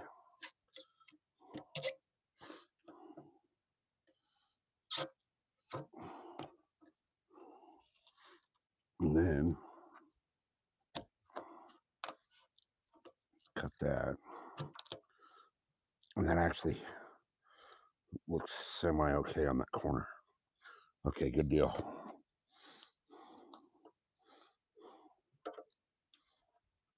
So let me cut this one right down here. And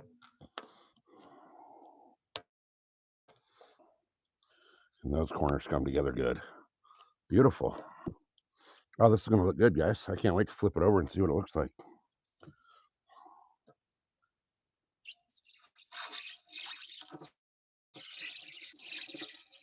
Although this was the easy part.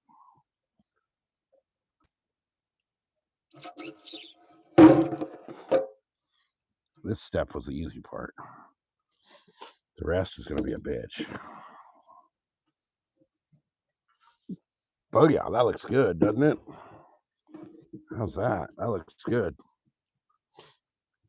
Now, if I take this one, that should fit. Fold over and go all the way over where I need it. Okay. Oh, this is going to look fucking tits. This is going to look tits, you guys. You out of here, Munchie? Right on, right on, right on, man. Thanks for being here. Appreciate you. We will see you on the next one. Let's see if I can get this to... Oh, yeah. Oh, yeah. This is going to look good. Heck, yeah. I'm happy. All right. I'm going for it. I'm going full fucking balls to the wall. I'm going to peel this backing off and get crazy with it. This step up part here is going to be a bitch because it's got a couple different ways it's got to go. So we'll see what happens, but I think it's going to work out well.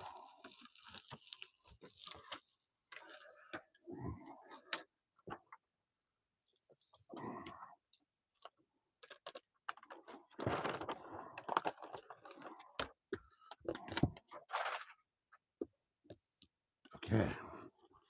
All right. Moment of truth.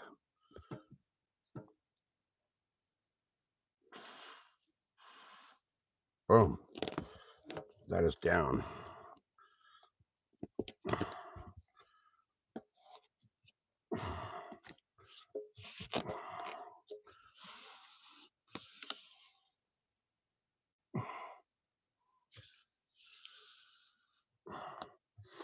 All right.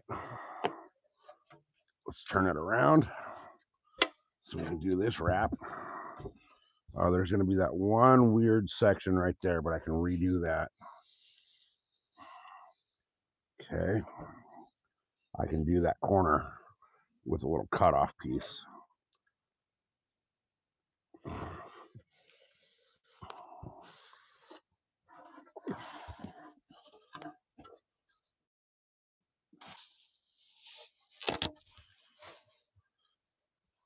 Oh, it's just a hair short on that side.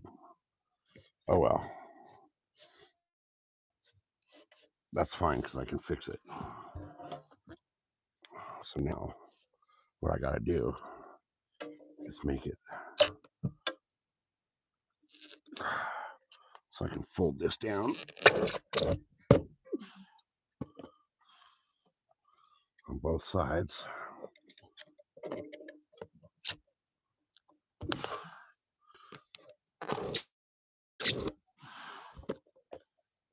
Okay.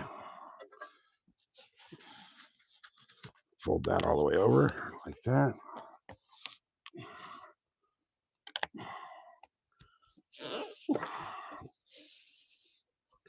Fold that one all the way over like that.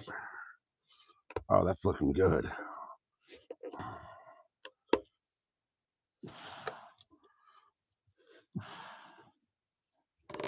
Heck yeah. Oh, I like it. Now I can cut this off right here.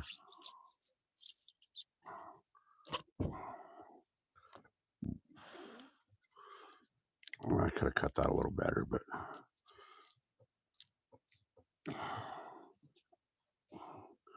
I knew that was going to be weird right there. And then this I can squeeze together. And that's going to be good. And then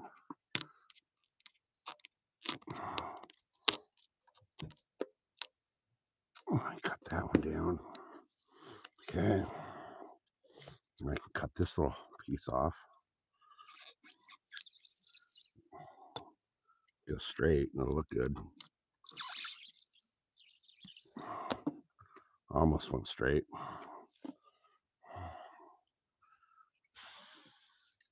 I can shave it though.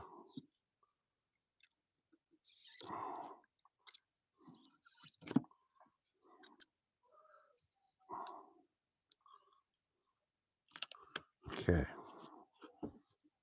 Now I can flip it, cut the back sides.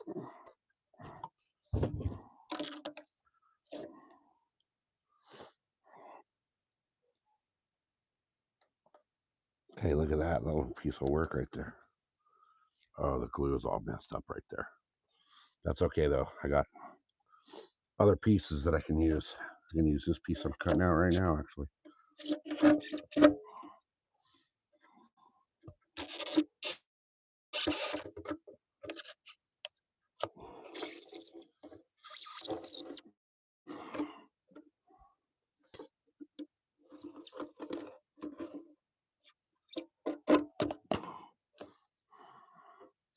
Look at that. Is that wide enough? That's wide enough. So we put that piece right there. Whoops. There we go. Okay. And then we're going to trim this one.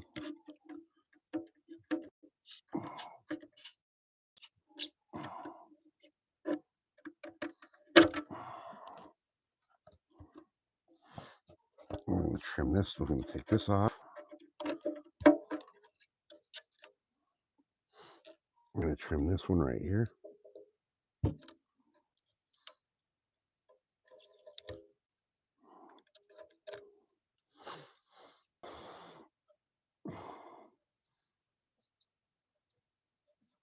Oh, I'm so happy with the way it's starting to look.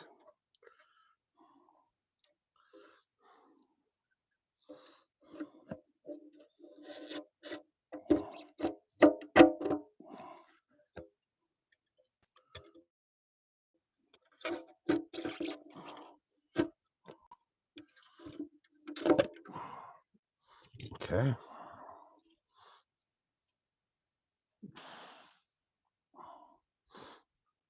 We got that little piece right there, little fit right there.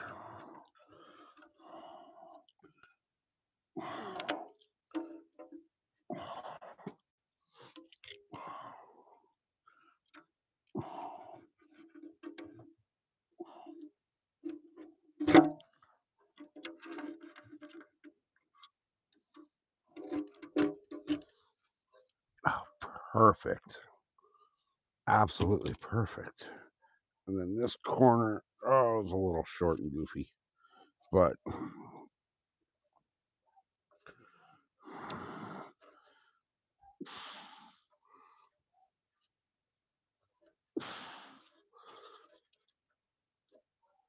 there we go. Stretch it just a little bit. All right. There she is, guys. Heck yeah. Steps are wrapped. Let's see how it looks. I got to trim one little bit right here. It's going to be a hard trim, but I think I can do it.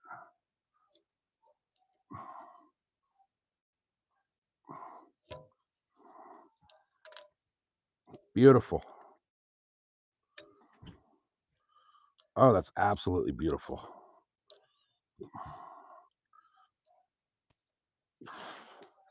What do you think, guys? How's that look? Let me trim this little bit right here.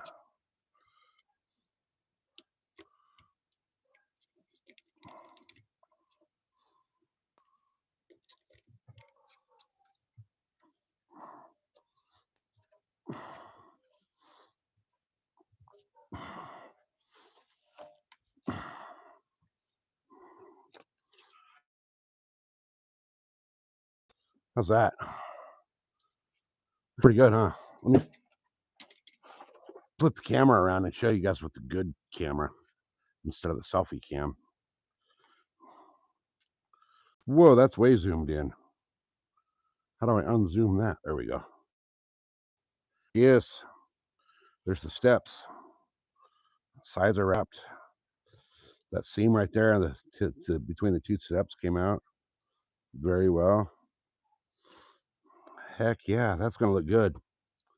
And then it's going up on the against the top will be up against the other color, which is so. I had a piece of that right here. Oh, it's right here. It's right here. So basically, this little piece I have right here, that's just a cut off that's left, but the diamond pattern's running this way, so it'll look like that up at the bow. That'll be the transition to the step. I think that's going to look really good. I think that'll look really good. And then that step definitely stands out. You know, let me put this one right here. That step definitely stands out along the diamond pattern. So that's going to look really good. Heck yeah. I like it, guys. I like it. Hey, Seth, what's happening, brother? Welcome in. Good to see you. So we're we just finished wrapping the step for the boat with the EVA foam, EVA or whatever you want to call it. So I actually look like I know what I'm doing here, huh? Those other deck lids gave me some insight into how to make this look good. So hell yeah, this is working out well. So that'll be the step on the boat. That's gonna look fucking awesome once it's all on there. So now that that's done, we can hang out and blow the fish whistle a little bit. Actually, where did I put the fish whistle? It's right there. I got to clean the fish whistle out because it's dirty.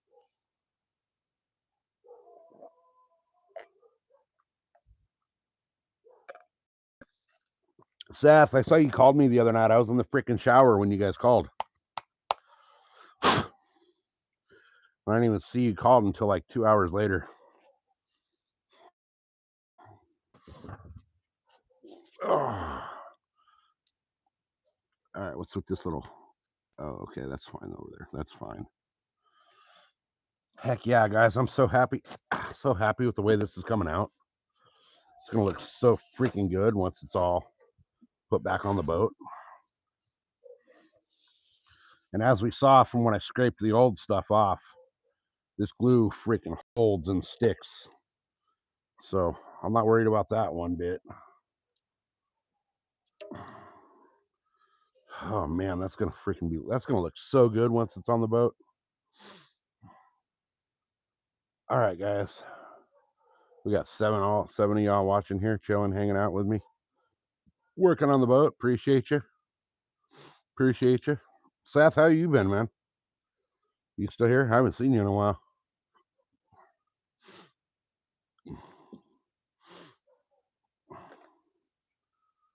Hey, Seth, if you're still here, man, you're gonna find this hilarious. I'm putting together a turkey hunt with Jack. We're gonna go do a double. We want to do, well, I want to do 2 turkeys at the same time. One with a shotgun, one with a bow. And unfortunately, the only person I know out here that turkey hunts was Jack. So me and Jack are going to do a little freaking turkey hunting collab. Cheers, guys.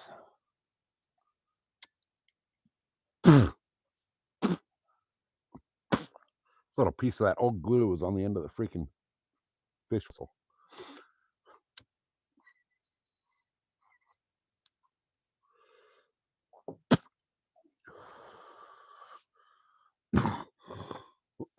Yeah, that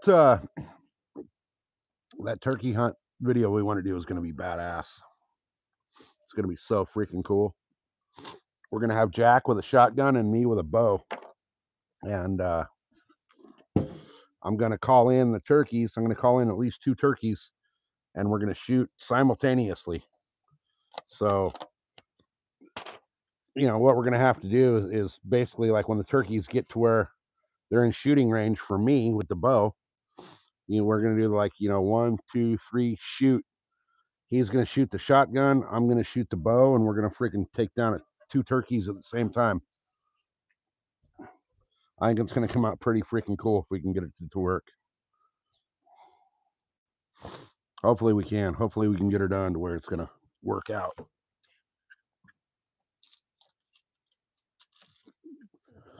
Because I think that'd be a cool video. I think it'd be a really cool video. Uh-oh, these scissors aren't strong enough. I dropped. I'm a little bit high right here on this back lip. All right, there we go.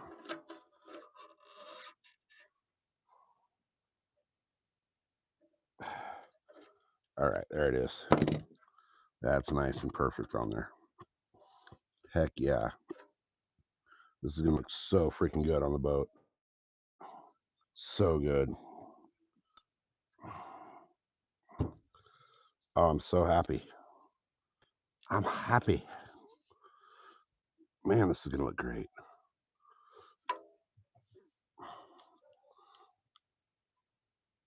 And once it's out sitting in the sun, like all these little seams will kind of melt together a little bit.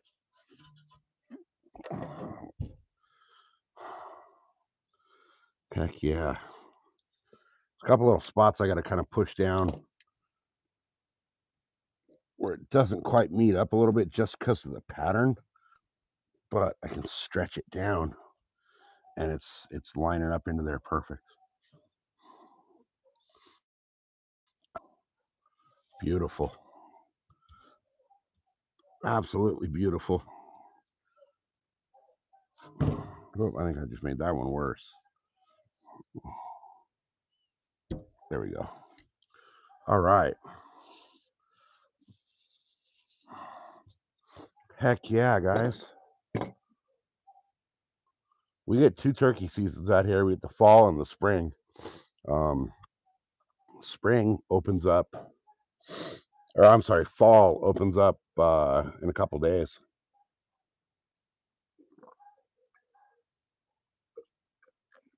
Hey, Jeff, welcome in. We got the step done for the, that's going to look so good on the freaking boat once everything's in. The step's going to be a completely different color than everything else on the floor.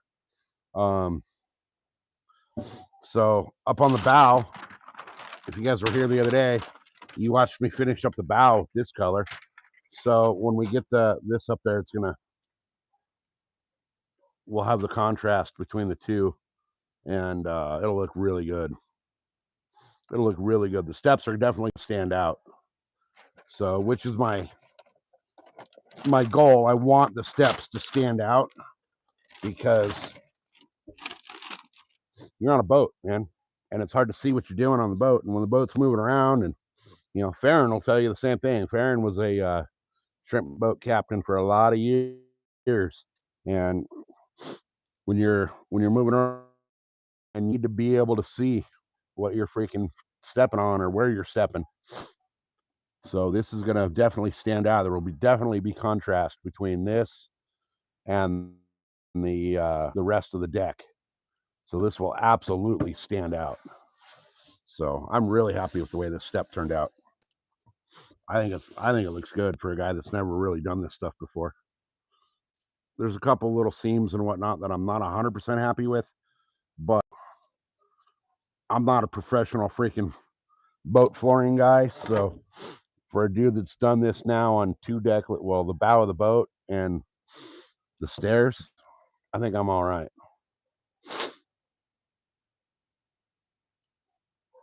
April, and then again in September, October 18th, the deer, really? All the way out to January 1st. Wow. So my deer season here, the way I do it, hey, welcome in, Whisker. The way I do my deer tags out here, obviously I'm a bow hunter, so I get my archery only tag, which is good for 90% of California. If I wanted to go up to Tahoe, I could hunt up there with my deer tag, my archery only tag. There's a couple areas that I can't hunt it with, but that's whatever. They're places I'd never go anyway. But the archery season for deer here goes from September 6th this year. It's always the first Saturday of September. September 6th till September 28th. We had a 22-day archery only season. And then archery season stops until rifle season starts. And rifle season just started last weekend. So Saturday will be one full week since rifle season started. That goes till November 15th, I believe. And then during rifle season, I can hunt again with my bow. So there's that little bit of a gap between seasons, right? Now, my other tag that I get is the either sex tag. That goes from opening day of archery, which is always the first Saturday of September, all the way up until it just ended on the 18th, I think, of October. Okay. So I get an extra couple weeks on that tag. Now, that tag is on hold until November 15th, I want to say it. Yeah, that tag comes back into play the weekend of the 15th. Rifle season goes back to the last weekend of November. Okay, that's right. That's right. Rifle season extends to the last Sunday of November. So on the 15th of November, my either sex tag comes into play again, and that's valid all the way till New Year's Eve. So basically, the way I can hunt the first weekend of September all the way to New Year's Eve with like a week break, 1 week's break between all the seasons, which is confusing as a motherfucker. And I think it's just a way to hem up the hunters and like get us confused to put the wrong tag on the wrong deer at the wrong time of wrong season. But the way tags, it really extends out my season. So I'm cool with that. I think next year I'm going to get a rifle tag because the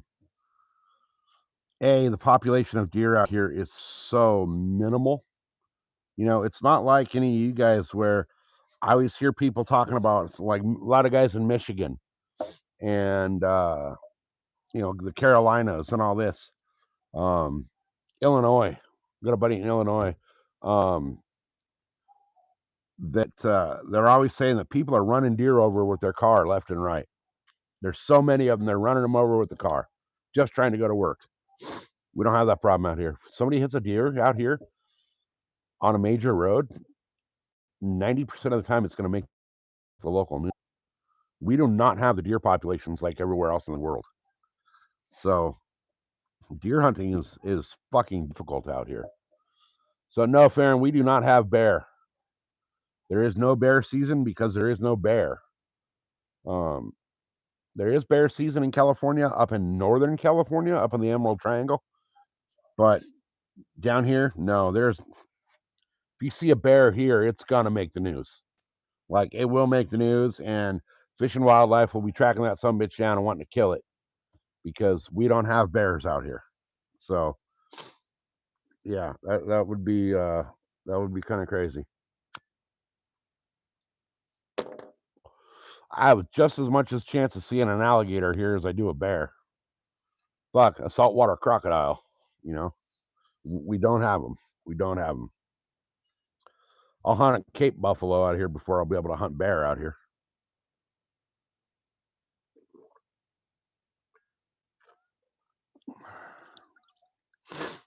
Oh man. But you know, I'm good with the deer here. I do want to go hunt out of state. And I think next year I'm gonna try.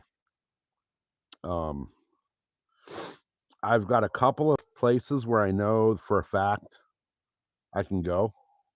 One in Michigan, actually 3 places, one in Michigan, 4 places. One in Michigan, one in Illinois, and 2 spots in Missouri. And I'm not sure which one I want to go to yet. The Michigan one is 2 in Michigan technically. But the big one in Michigan is kind of an odd, interesting situation. I know of a guy that owns a farm up there that they hunt the deer on the deep predator, the farm tags or whatever, where like they can shoot them out of season to get rid of the freaking deer that are eating the farm fields. I can go hunt that guy's farm. I do need to get a hold of him. I haven't talked to him for a while, but I can go hunt that guy's farm. I would give him basically, if I were to go out there, I could shoot 12 deer, and I would give him 11 of them because transporting deer back is going to be brutal. Missouri has great deer hunting. It's deer season up here. Where about, Robert? Where are you at, Robert?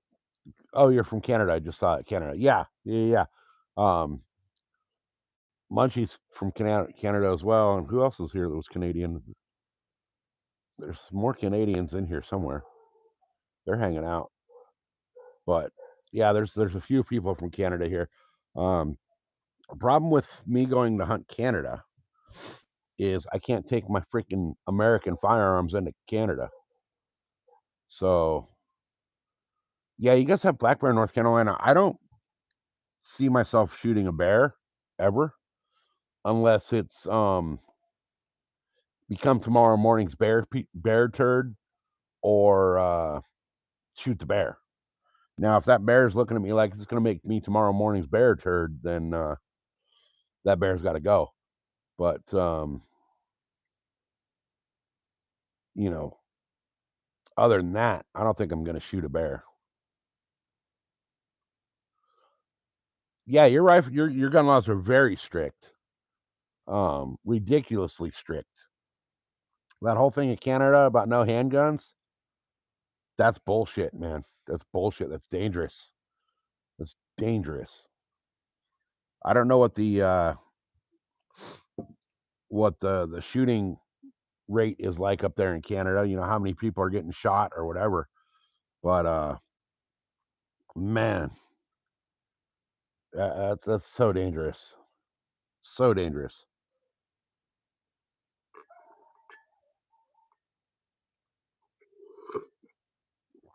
Now I can carry a handgun anywhere I want, except for deer hunting, which is fucking stupid. So with a concealed carry permit, okay, you're allowed to carry a handgun wherever you want with your concealed carry permit. If you're hunting deer with a bow, you cannot carry a freaking handgun, even with your carry permit. So we're in mountain lion country. we have an overpopulation of mountain lions.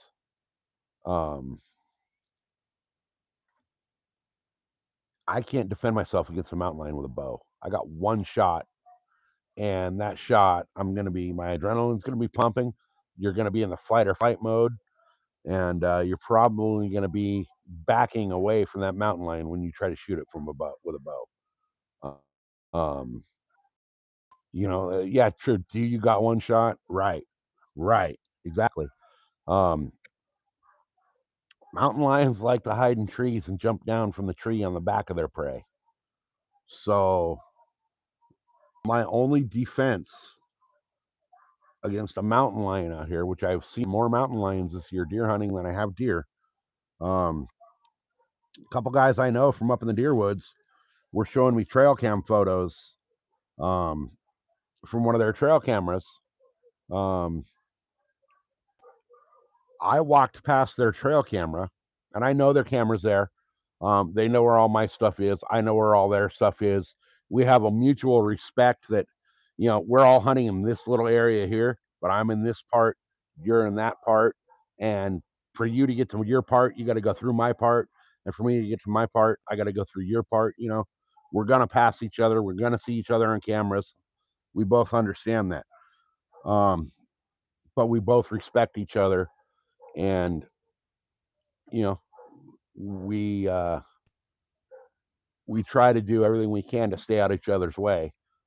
But I went walking past one of their cameras one morning, and they showed me on their camera walking past. You can see the video of me walking past. I waved to the camera, told them, "Hey guys, good morning." Because it's a cell cam, so they got audio on it. Walk by the camera. I was like, "Hey, good morning, guys. Hope you guys are having a good day." As I was walking by, 10 minutes after I went this way, on that same exact camera, they had a mountain lion going that way. So at some point in time, me and that mountain lion did this, and either didn't realize it, or that mountain lion was onto something else, because we passed each other somewhere, some way. And it's not a big area where he could have went way around and still ended up on that camera. No way. We were in a 200-yard wide corridor where we had to pass each other. But if that mountain lion would have decided that I was food, he's me, and he's going to either come from behind where I don't see him, or he's going to be on me so fast I won't realize he's on me if he's stalking me for food. And I may get a shot. Maybe get a shot off with the bow. Who knows? But I'm almost at the point where I'm ready to carry my firearm on my side and take the fucking ticket for having a gun during bow season, because we got way too many mountain lions out here. Oh, they hunt people. They hunt freaking. Oh no, bear mace is fucking illegal in California now as well. In certain areas, state parks, national parks, and a lot of county parks. You're not allowed to carry bear spray in California. You can in some spots, but some spots is like a full-on fucking no-go, right? So, for instance, Yosemite National Park, okay? If you go camping at Yosemite and you're staying at one of the campgrounds, they have bear boxes in the campground. Every campsite has a bear box. And if you guys know, you guys that are actually in bear country, you know what I'm talking about. You guys know what a bear box is. Those of you that don't, basically think of the toolbox that you'd see in the back of a truck, right? For like a construction worker, the big old long crossbed toolboxes for your back of your truck, right? Which are lockable. They want you to lock all your food in those bear boxes and keep them locked, because the bears will come to the campsites and the campgrounds looking for an easy meal, right? So in that very same campground, if you go to that campground and you park your car in the little parking lot because you're going to go do a 3-day freaking backpacking trip out into the fucking nowhere, you can't take a firearm of any kind. You cannot take bear spray. But here's the thing. Keep this in mind, guys. Remember this. This is where the stupidity comes to fucking play. Okay? In the campground, they want your food in a fucking bear-proof locker. But if you're using that campground as your staging point to go on a fucking backwoods hike for multiple days, where's your food? It's in your backpack. It's on your fucking person. You're carrying your food, okay, out into the fucking backcountry where you're more likely to see the bears that are not used to coming into the campground and seeing people.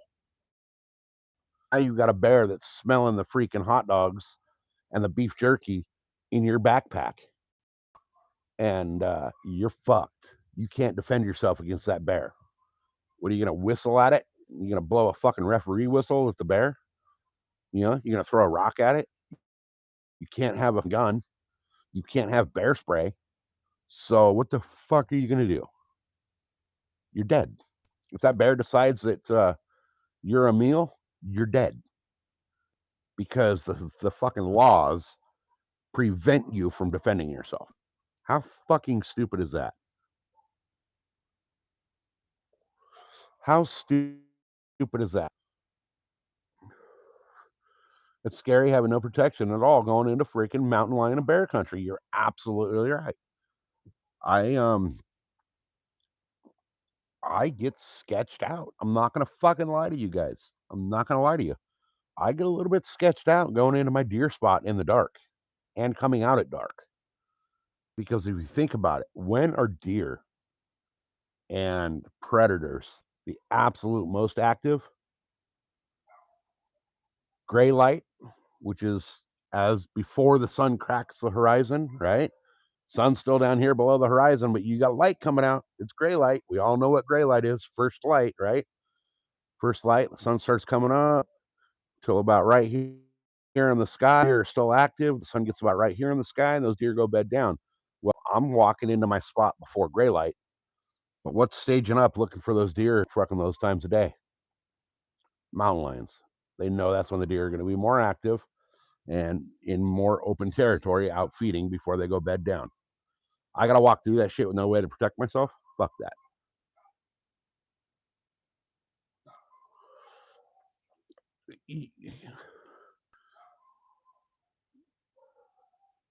Right. Lock up the food so you can fucking sleep in a tent and be bear food.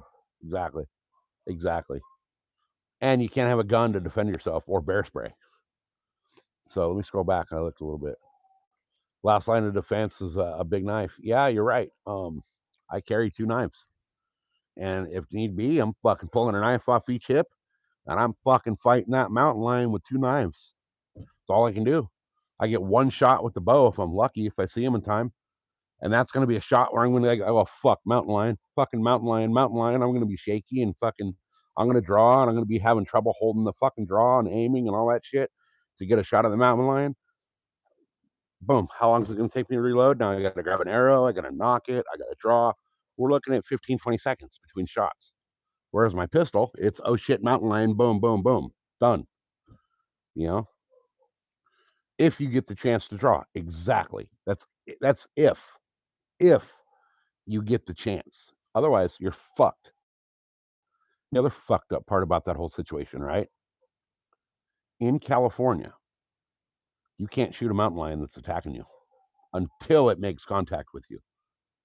So, the way the law is written, that unless a mountain lion has physically attacked you, shoot his ass. By the time a mountain lion is fucking on top of you to where he can swipe you with a paw or fucking bite you, you're dead. You're fucking dead.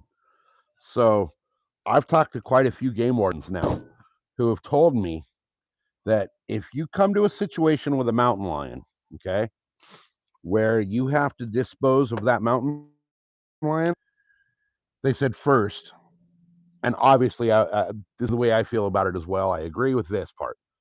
Obviously, if you can avoid taking out the mountain lion and disposing of him, avoid it, right? If at all possible, avoid it. I get it. Now, I think they should open a hunting season for him, but that's a whole nother topic. We'll get into that in a minute. However, from what these game wardens have told me is they would rather do a report on somebody that had to shoot a mountain lion in self-defense than a report of a missing person and have a search party go out and find your fucking leg, because that's all that's left from what the mountain lion ate.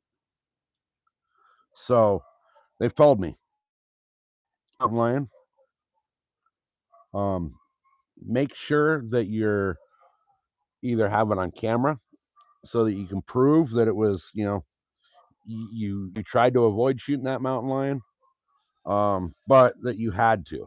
They want to be able to see proof that you had to shoot that lion. So second, if you don't have that proof, if you didn't have a camera rolling or whatever during that, best thing you could do is after the mountain lion's dead, take that mountain lion's freaking paw, claw the shit out of your arm, fuck yourself up. Now, it's going to be hard to freaking convince yourself to claw yourself with a mountain lion paw and actually hurt yourself. Your brain will not let your body harm itself. It's just, wired into your brain pan. How many people could take a knife right now? How many people could take this razor knife right now and just rip a fucking big old gash through your hand? You can't do it. Your brain won't let you do it. You know what I mean?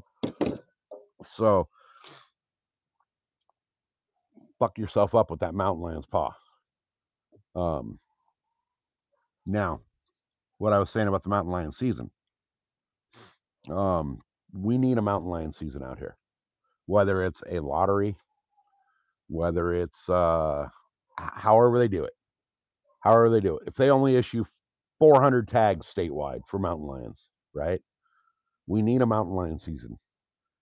Mountain lions are starting to show up San Diego in residential neighborhoods that are miles and miles from any normal mountain lion habitat, okay? You're seeing them 40 miles, 50 miles from the mountains, okay? San Diego, it's a lot of people associate San Diego with the beach. You know what I mean? You think, oh, the Pacific Ocean, the beaches, all of this. What people don't realize is that, okay, so coming in from, it's hard to explain it, but coming from the beach, right? You land at the airport in San Diego, you go to the beach. It's the first thing you do, right? You jump out of the airplane, you run, you grab luggage, you go get your rental car or Uber or whatever, you go to the beach. You're looking at the ocean, everything's beautiful. You turn around, right, and look away from the beach, and it's mountains. San Diego is not flat and then mountains. San Diego increases as you go. And we have spots that are 30 miles away from the beach that are 6,000 feet elevation, right? If you go 20 miles east of where I'm at, you're under sea level. You're below sea level. So there's the mountains in San Diego that go, from the beach, it gradually slopes up. Then you get to the peak of the mountains, right? And then it starts dropping back down. I'm on the back side. So on the back side here, it's more high desert than it is on the front side where it's, pine forest, oak forest, everything you think about when you think about the mountains, right?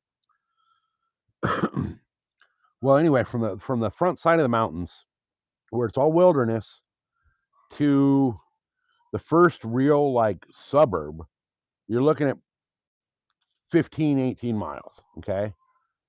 There's a lot of open land between there.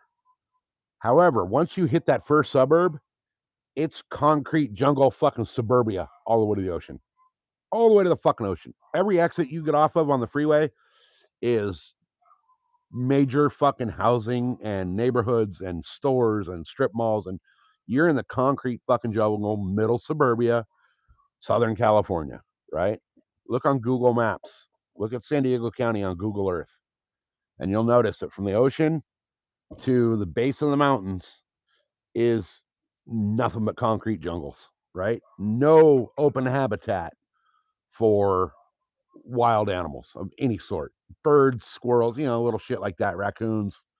You're not going to see deer. You're not going to see mountain lion. You're not going to see, you'll see coyotes here and there. They're getting pushed out as well, but you're not going to see anything really big, right? You'll see your little neighborhood freaking vermin, mice, rats, squirrels, raccoons, shit like that. Shit that can live in your little like local 10-acre park or whatever. You're finding mountain lions now in San Diego, 35, 40 minutes driving, 35, 40-minute drive from the actual mountains and open country. That right there is telling you that the fucking mountain lions, there's spots where we've seen them on, well, not we, people that live in the area have seen mountain lions on their trail camera. There's a fucking freeway interchange like this, and their house is right here. So they're like, they're fucking right between major freeways and shit. You got your east-west and your north-south where they cross, and there's a neighborhood like built into the corner over here, and they're seeing fucking mountain lions in those neighborhoods on Ring cameras. Have them take people's dogs out of backyards. They're, cats are going missing like crazy. We need a fucking mountain lion season because if there's enough of them that are going into the middle fucking suburbia, there's too many. They shouldn't be in those areas, and they're there. That tells us they're spreading and they're pushing out, looking farther and farther and farther for food. And the more they're looking for food, the more food aggressive they're going to become. And pretty soon, little freaking Sally Mae is going to be at the park swinging on the fucking swing set. And, a mountain lion's going to eat little fucking Sally Mae off of the goddamn swings. We need to fucking control them. Mountain lions have absolutely zero predators here.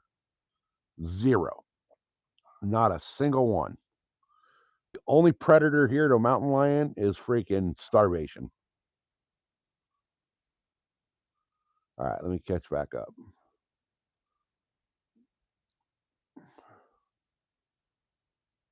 Right, I'm getting attacked by a mountain lion. Hold on while I fucking make a video of it so I can shoot it. But yeah, there's hey, is Northern here? Did I see Northern? Northern. What's up, bud?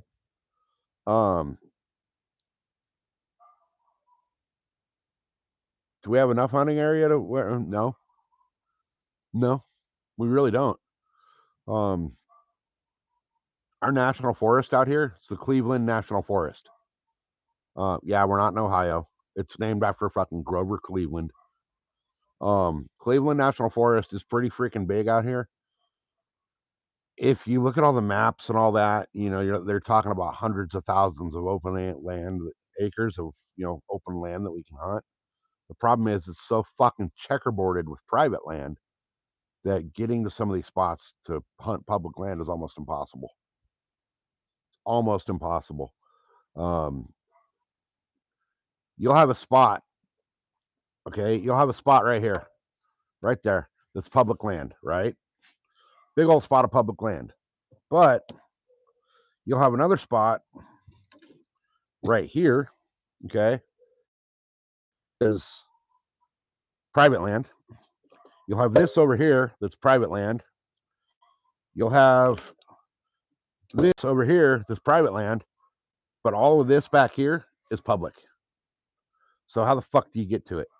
You can't. You got to go all the way around, come in from the steps down, and into the public land. There's no land. There's nowhere to fucking there's so I mean there's a lot of land out here, don't get me wrong. But the amount of public land and the amount of public land hunters out here are crammed in to an area this size in a fucking area of this, because all of this is either way too inaccessible because everything's so overgrown you physically can't get through it without a chainsaw, or it's checkerboarded with private land that you can't get over. The area where I hunt, it's right off of the main road. Okay, I pull into my little parking area. There's like a little turnout parking area right there because there is mountain bike and hiking trails and all that shit right there. I pull into the parking area, I cross the road, immediately there's fencing, right? It's cattle fencing. So it's basically barbed wire fence without the barbed wire on it. Just, if you ever seen cattle fencing, it's just metal strands. It looks like a barbed wire fence without barbed wire. You got to climb over that, and then you're into public land. But then you get down into that public land a little bit, and all of a sudden you're on private land. And then there's a housing development down there now. You walk in this section here, you walk in down through the middle, right? You're walking through here, right? You're walking down through the razor knife. That's hard to see. You walk down in where the razor knife is, right? Or where the pliers are, right? And all this land around you right here is public. But you get down in here a little bit, and there's a ranch right here that's private. And then there's a housing development over here. So you're blocked into this little area. And all this back here that's not private land is so thick that you can't get through it without a chainsaw. All right, give me a second, guys. I gotta go. I gotta go do a local community service for water bush. Give me 1 second, guys.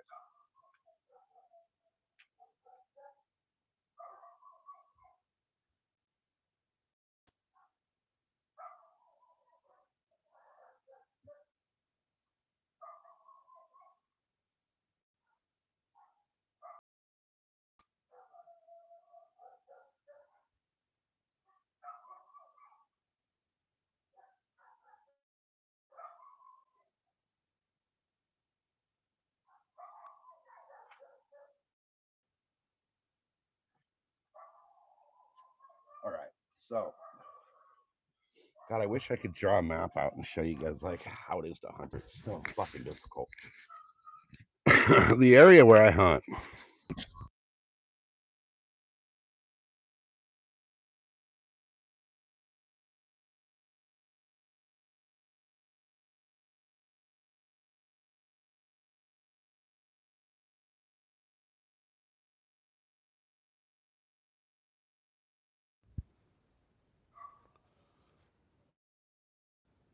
Sorry, guys, I turned off the mic. I don't know. I think when I put it on my hat, I turned it off. So what I was saying is the area that I hunt is about a 600 to 700 acre chunk of public land, which sounds pretty big. But here's the thing: I'll pull into the parking area in the morning there, and there will be 7, 8, 9 guys there. So you're talking 7 to 8 to probably 9 guys hunting a 600 acre area. That's fucking people everywhere. Now in that same area, it's still open to mountain bikers. It's still open to hikers. Still open to the weekend warrior, flatland city folk. So now you got 9 guys in an area, in a small area, hunting. But then you got a fucking dozen guys coming through on mountain bikes, and you got the Boy Scout troop rolling through there, freaking kids being loud and screaming and yelling, and you can't fucking hunt like that. That's why I put that challenge out. I don't know if you guys saw the video that I posted up, calling out all of these fucking TV show hunters. And I'm calling you guys out again. If you have a TV show about deer hunting or hunting in general, I'm calling you out to come to San Diego and hunt San Diego County. I don't think anybody from any fucking TV show on any network or any YouTube channel or any fucking TikTok or whatever, none of these fucking TV show hunters have the balls to actually come film themselves trying to hunt San Diego County. I don't think a single one of them has the fucking balls to do it because they know they're going to fail, and that failure doesn't make for good TV. But you got all these shows out there. There's one guy out there, and I'm going to call you out right here, right now, and here. Blaine's Real World. Okay, dude says he hunts just like the average fucking everyday Joe. He's going to hunt public land just like fucking Bob and Ted are. Blaine, I'm fucking calling you out. Calling you out right fucking now and here. Come to prove that you're fucking real world hunting. Prove it. I don't see a single one of these TV show posers actually fucking coming out here and hunting real world San Diego County where they're not shooting the deer off a goddamn deer feeder like it is shooting up a McDonald's or these high fence fucking private land that they're talking about where they're spending 5, 6, 7, 8 years breeding these fucking massive deer and growing these deer so they can shoot them on camera. Any one of you guys wants to come out, I don't give a shit who it is. All right, let me catch back up with chat after that little rant.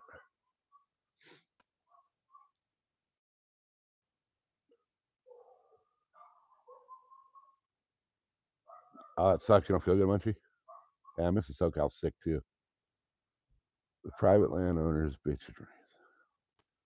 Oh, they absolutely fucking. So there's a private landowner that owns land all over the freaking area where I hunt. They own more private land in Southern California than any fucking other person at all. Like, they are the largest private landholder in Southern California. If you shoot a deer and it jumps over the fence onto their property, that's now their deer. They won't even let you come recover it. Red wolves in North Carolina, we don't have them. We don't have wolves. We may up north. I think they tried to reintroduce them up north, but I don't know how that's going. I haven't been paying attention. Shot your biggest buck on public land? Yeah, but you got to remember something, Munchie. You guys are in public land where you have deer. We're in public land where we have Karens and Kens.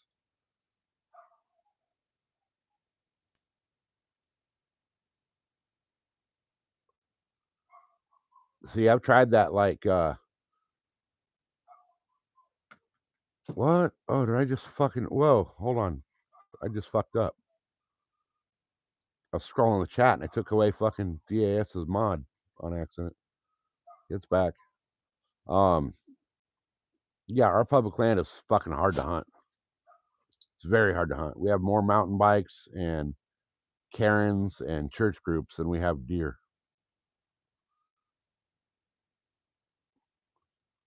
You hunt your local grow. It's easier. It's a guaranteed hunt that way. You're guaranteed to put meat in the freezer. Dog, you and this tennis ball are gonna fucking break my will to live.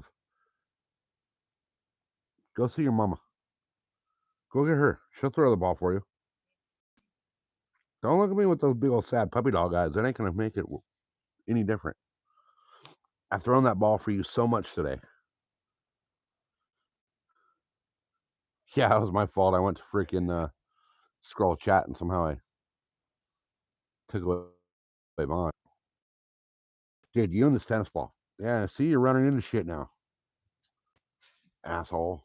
Fucking dog just ran into the camera. Honey, did you see how the step looks on the boat? It came out pretty good. Where'd your voice go? You had a voice earlier. Oh, it's a good thing you didn't go to work. Yeah.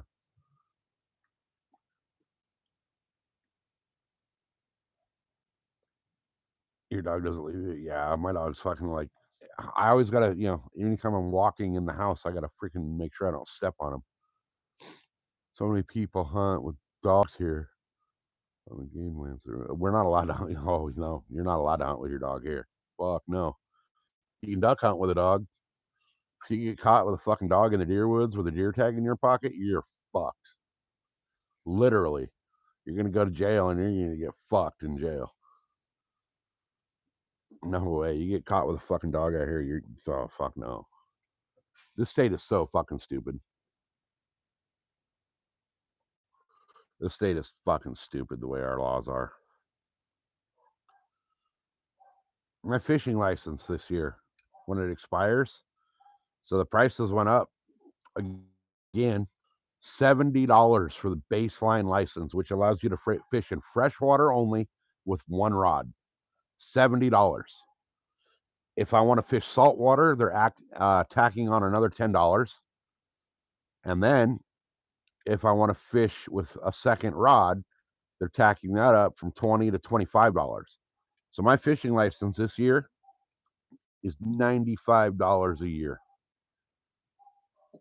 And if I want like the lobster card, that's another 20 bucks. So now we're at 115 bucks. It's fucking ridiculous. So I want a steelhead stamp on my license. That's another 20 bucks. Now we're at 100 and freaking what, $30, $35 somewhere in there for a fucking fishing license. Hey, Showflies, welcome in. Good to see you, brother. It's been a while. We're just hanging out talking shit. I just finished doing the step on the boat. It's gonna look good. See, what do you think, babe? And it's gonna be against this gray pattern, you know, so it's gonna stand out. So the steps will be visible. Yeah, you'll be able to see it. It'll basically this is gonna be a beacon on that deck because everything else is gonna be totally different. And then you're gonna have this with a bunch of the white and the grays in it standing out. So yep. So, and it actually came out well. I mean, even the corners came out like you can't even really tell. There's like one corner that's goofy, but and actually I think this is the goofy corner right here. But you'll never notice because this is, you know, all you're gonna see is this part of the step. You know, the sides are gonna be inside the little thing. So yeah. You want anything? Yeah. Yeah. That ain't happening. Hot tea or anything? Something to eat? No. You're sick and you're having a cookie. Okay. Okay. Yeah. Go lay down on the bed heater and lie down. And just relax. Take the dog with you. No, he wants a stupid ball. You're gonna give him the duck, and he's gonna come right back out with the tennis ball. Watch. Guarantee it. All right. She's sick. She's like sick. She got a headache. She started getting that migraine last night at the lake. And I know a bunch of you guys were there when we were fishing and getting skunked. But by the time we got home, she was like dead. And then this morning she woke up and there's like no way she's going to work.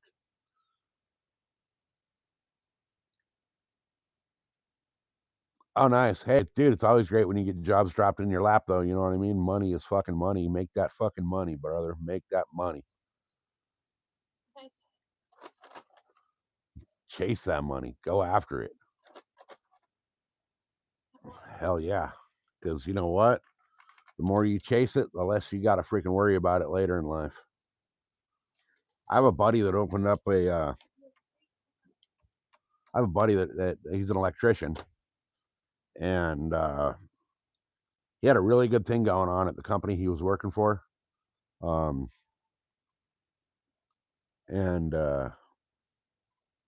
they kind of screwed him over. He wanted they wanted to give him a raise. He didn't want a raise. He was like, no, the raise puts me into, you know, more taxes. So, you know, he didn't want to pay more taxes. Like, just instead of the raise, give me like some better benefits or, you know, an extra week of vacation or something. And they were like, nope, we're not going to do it. And then a bunch of the guys there have company trucks, and he's like, dude, I'm still driving my personal vehicle. I'm your fucking foreman, and I'm driving your personal vehicle to work. He's like, dude, get me a work truck. You just got the brand new fucking guy a work truck. Give me a work truck. And they're like, oh, we don't have it in the budget. But they had it in the budget to give the new guy a work truck. So he was like, you know what? Fuck this. I'm out of here. He went and started his own business. He's fucking killing it. Absolutely fucking killing it. You know why? Because he is willing to go to freaking the rural neighborhood. Nobody else is willing to go. So, you know, he's killing it. He's going where all the other companies won't. My neighborhood out here, okay, I had to when we bought the house, the insurance company insisted that we put in that stupid in whole house leak detection system with like automatic shut off and all that, right? Well, I'm like, fine, no problem, I'll do it. And they go, oh no, you can't do it. you have to have somebody else come in and do it, a licensed plumber. It's like, wait, I was a fucking plumber for eons. I can do it. I've done them. It's you do because I didn't work for myself and I wasn't a licensed plumber, right? I worked for another company for a long time. Um, and then, you know, was on my own for a long time as well. But because I'm no longer licensed, because, um, I'm a stay at home fucking husband, um, they wouldn't let me do it. It took me a year, 1 year to find somebody to come out and fucking do that thing because of how far out we were. Dude, if my buddy put fucking he put flyers and business cards and all kinds of shit out here on the little community bulletin board at the store. Sorry, guys. He's getting fucking jobs like crazy out here because he's willing to come out here. All right, let me catch back up with chat. So, you've had your license for 20 years in Cali? So, you know how much of a fucking pain in the ass it is to do business here as a licensed contractor?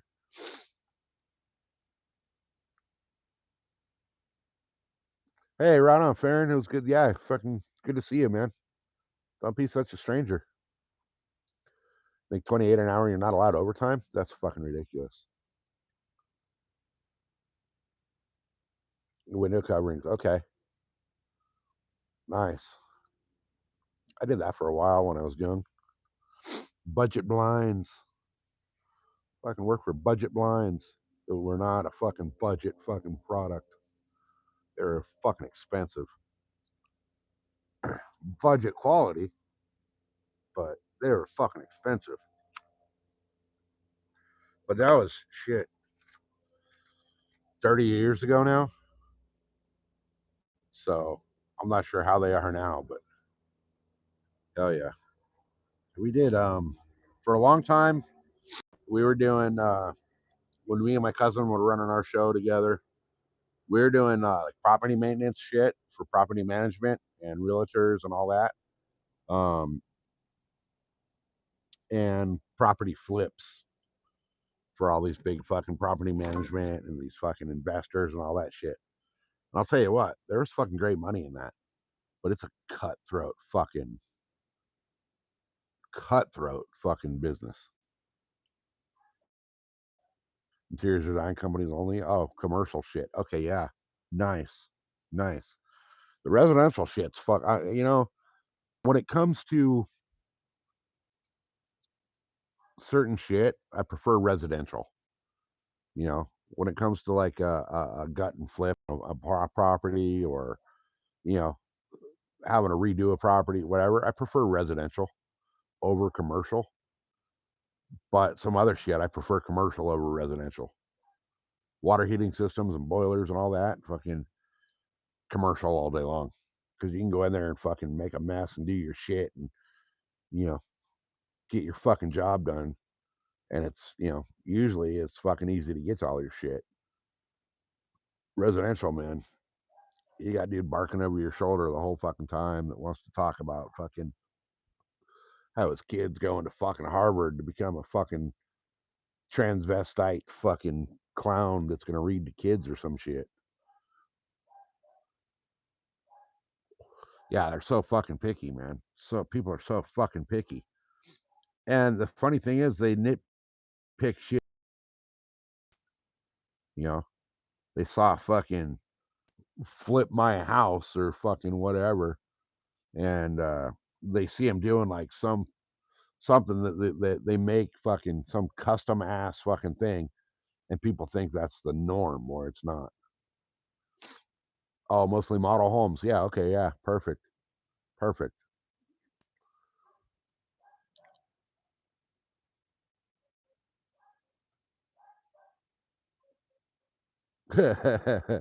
Yeah, you can make a lot of money flipping houses if you know how to do it. There was one of our big clients back in the day, big property management company. Had a friend of theirs come in from out of town, buy a house to do as a flip. And shit don't work here in California the same way it works in other states. Our codes and our laws and our shit are fucking way different than your codes and your laws and your fucking way of doing things in goddamn Minnesota, you know. So these people came in from out of town, bought this house, um, told their friend who owned the freaking management company that we want your people to do the flip. I would have been totally cool with it, and we were totally cool with it. We gave them a price. They loved our price. They loved what we were going to do. But they wanted to come out here and think they were in fucking Minnesota and things were done the way here that they are there, which is not the case. You know, fucking, you know, show flies will tell you, man. California is a different animal when it comes to fucking construction and housing and shit like that, and the laws and the regulations and the way things are done. We're a different animal. All right, let me catch back up with chess.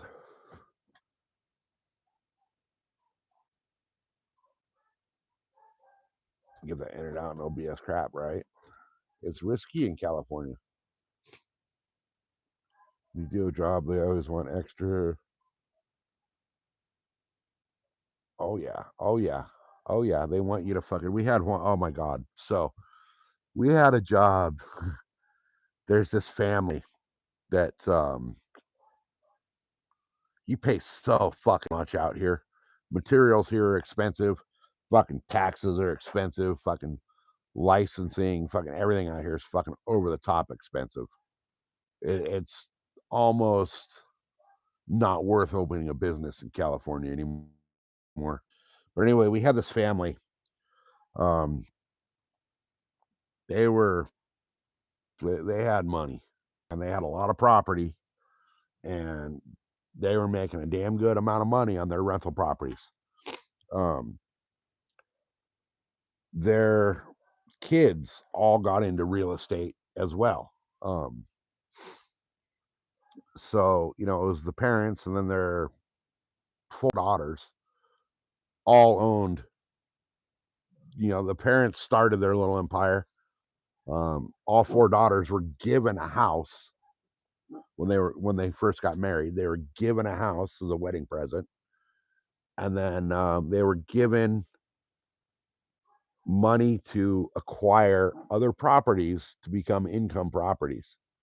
So this little network that mom and dad started spiderwebbed out and was a lot of fucking property, a lot.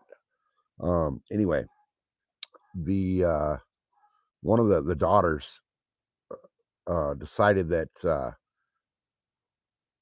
after 15 years of people living in one of her rental properties, she wanted to sell that property. Um, so she tried to put it on the market and it wouldn't sell because it was in such terrible shape. She was a slumlord basically. Couldn't sell it. So she decided she would just remodel it and keep it um, as an income property. You know, put the money into it that it actually needed and keep it as a rental property. So she calls us up, asks us for a quote to do everything that needs to be done, and it was bad. It needed the drywall torn out of that house. It was so the people that had lived there had dogs and cats that they didn't take outside. They let shit all over the floors, piss on the carpets, the AC registers, and all the little freaking AC vents down low were rusted out from dog piss. The place was disgusting. Drywall was fucking rotted out from dog piss. Um, so we gave her a price to redo everything, and they wanted everything in the house redone except the shower and the master bedroom. They're like, we love the shower, we want to keep it exactly as is. You know, don't do anything to it. Put a new shower head and new fixtures in there and leave it. So we're like, okay, fine, perfect. So we do it, and this is a month and a half long project. Um, so we're just almost done with everything, right? We're putting the freaking finishing touches on this house. And the lady comes to us and says, "Hey, I decided I want to do the shower and the master bathroom." So, okay. So we gave her a price because we did not include that in the rest of the thing. Um, she's like, "Okay, great, do it." We told her, "Okay, go pick out your material that you want. Let us know, and we'll go. We'll pick it up. You go buy the tiles and all that stuff that you want, and we'll pick it up and put it in. We'll redo your master shower, make it look badass." So this whole time we're redoing this place, they're talking about how they can't wait for this vacation they're going on. They were going to Europe for 9 weeks.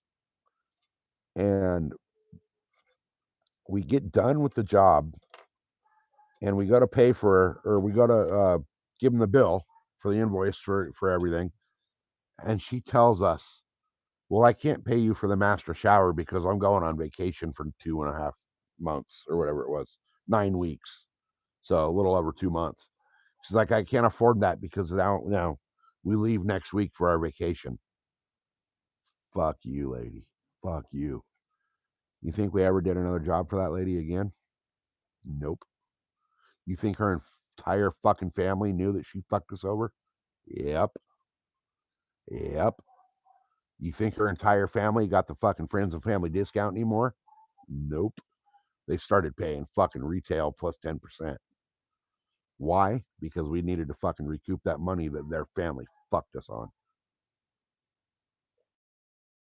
Big shower, and it was a lot of fucking work, and it took like 3 weeks to do that fucking shower the way we wanted it. They wanted built-in benches. They wanted fucking new plumbing runs, so there were shower heads on each side of the shower. So there was a shower head. Fucking dog. I'm not throwing the ball for you. No, throw it in the fucking dog door. So you go in the shower, right? Say this is your shower, right? You walk in your shower. They had a bench here. They had a bench along the back. They had a bench along the front. There was a shower head on this wall. There was a shower head on this wall. And there was fucking shower heads above you. 3 fucking separate shower heads in the shower. 3 benches shower. And they're telling us fucking, "Oh, we can't pay for that because we're going on vacation for a month or 2 months."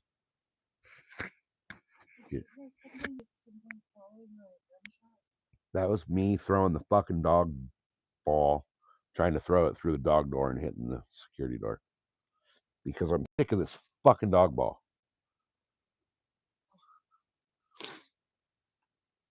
I can't sit out here without him trying to freaking drop that ball in my lap. I have no idea what's wrong with his face.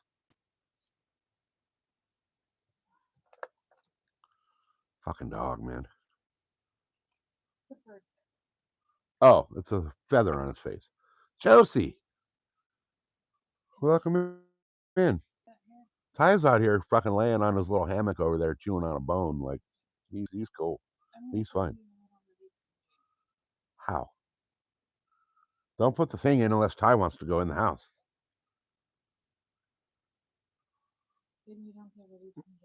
Yeah, that's fine. I think he knows I'm mad at him.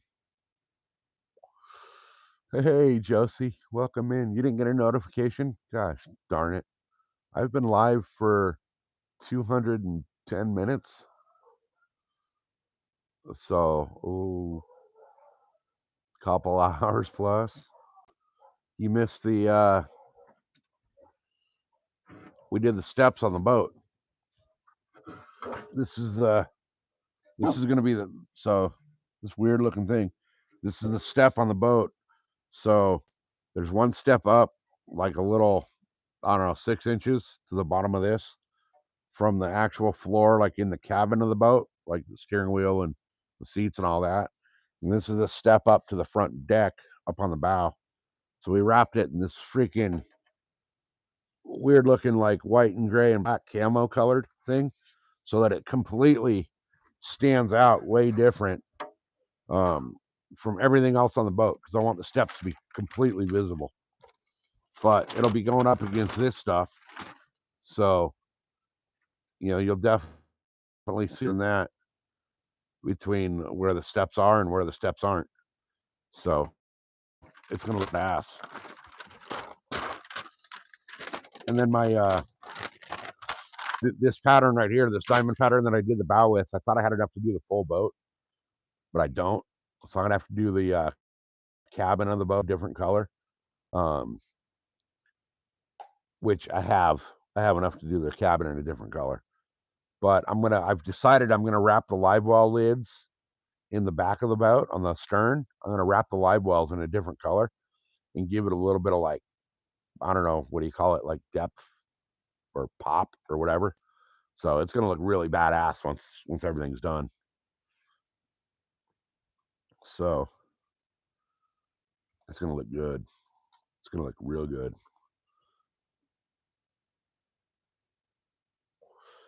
You got to make sure notifications are set to all, you guys. You got to go to your notifications for each channel that you watch, and you got to make 100% sure the notification is set to all. Sometimes what you got to do is go in there and unsubscribe to the channel and then resubscribe and redo your notifications to kind of reset everything.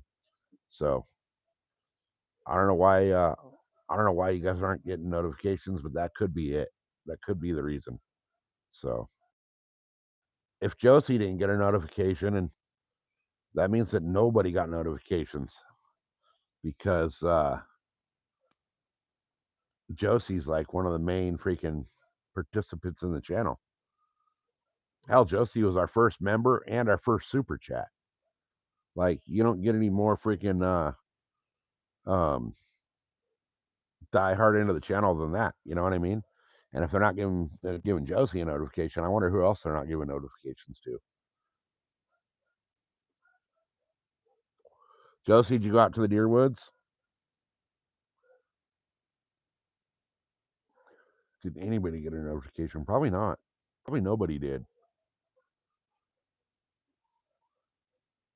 Yeah, Josie's fucking awesome.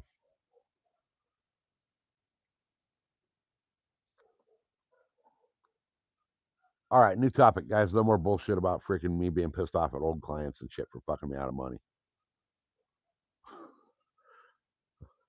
That kind of got me mad thinking about some of those people. Rich ass fucking motherfuckers think they can screw over the fucking American working man. Pieces of shit. Fuck you. Fuck you.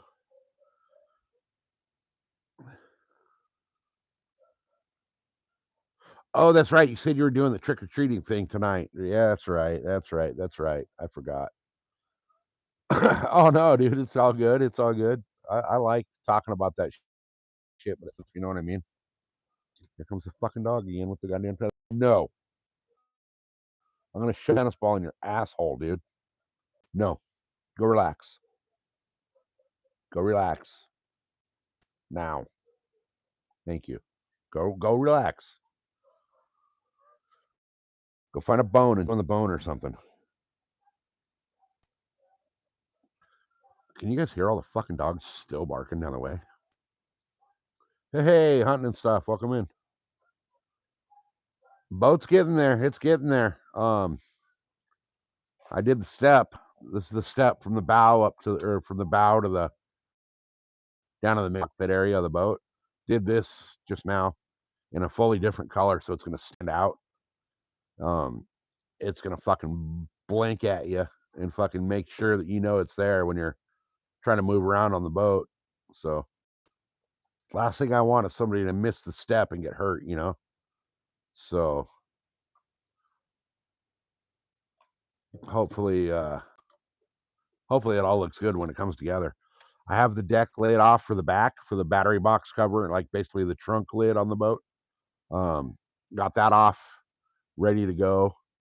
So tomorrow, I don't know what I'm doing tomorrow. I'm either working on the boat or I'm going to kill a freaking deer. But either way, I'll be live doing whatever it is. Hey, Anthony, welcome in. Welcome in. We're finally starting to get some people showing up. YouTube wasn't telling anybody I was here, so it's good to see you guys. For a while, there was like one blue name in here.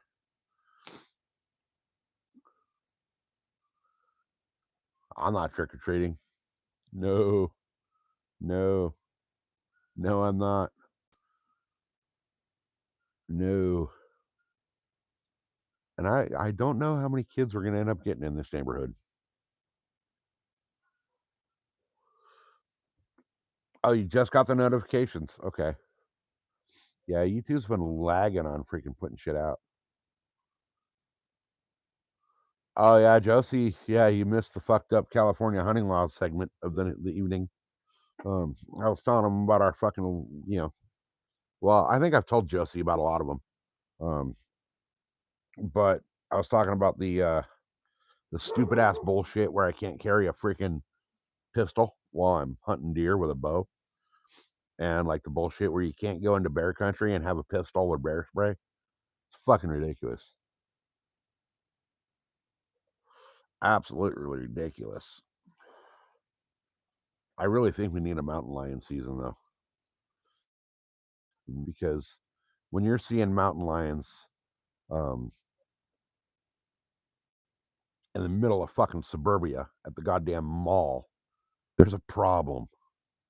There's a fucking problem. There's a little too many of them. When you got deer hunters going out there and seeing more mountain lions than deer, there's a problem. So we got to take care of that problem. But we'll figure out how to do it. What we're going to end up doing is people are going to go out and killing mountain lions and poaching them because they're getting sick of them. Like even the farmers and the ranchers and all that aren't allowed to shoot them. Like the cattle ranches and shit out here, they're not allowed to shoot them. You wish you were allowed to carry a handgun? Yeah, you guys can't even have handguns up there, right? Coyotes came in and took someone's dog. We've had mountain lions come and take people's dogs in my neighborhood.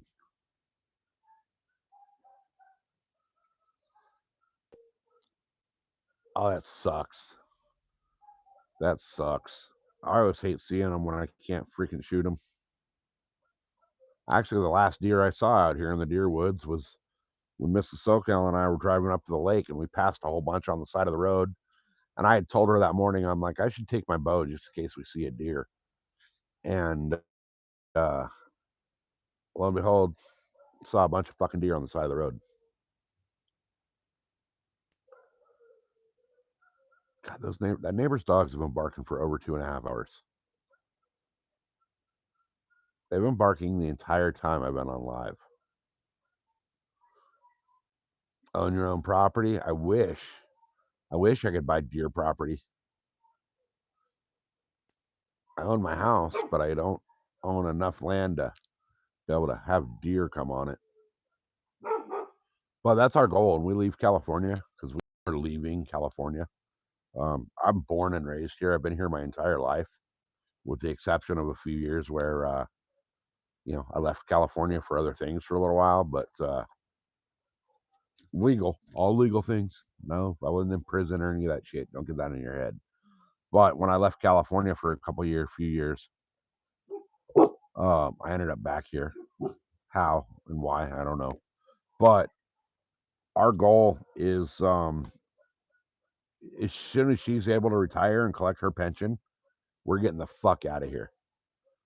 Because A, it's California, and B, just on her pension alone, we can go to any other state and fucking basically live like kings. So, hey, big old shout out to Eric Whitney, you guys. Or Whitley. Sorry, I mispronounced that. Brand new to the channel. Appreciate you. Welcome in. Hope you enjoy the content. Right now, we're just chilling, doing nothing. Normally, we're either hunting, fishing, or off-roading. but figured, since I'm redoing the boat, I might as well bring everybody along for the ride on that one, right? What do you mean you didn't see nothing? What'd I miss? What'd I miss?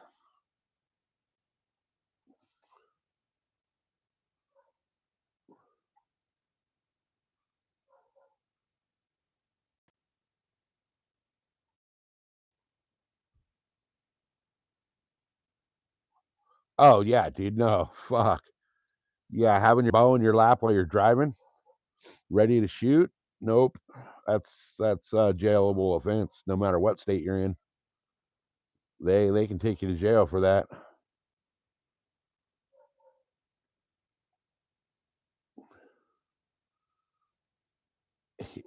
The problem with deer getting hit by a car is half the time it fucks up the meat.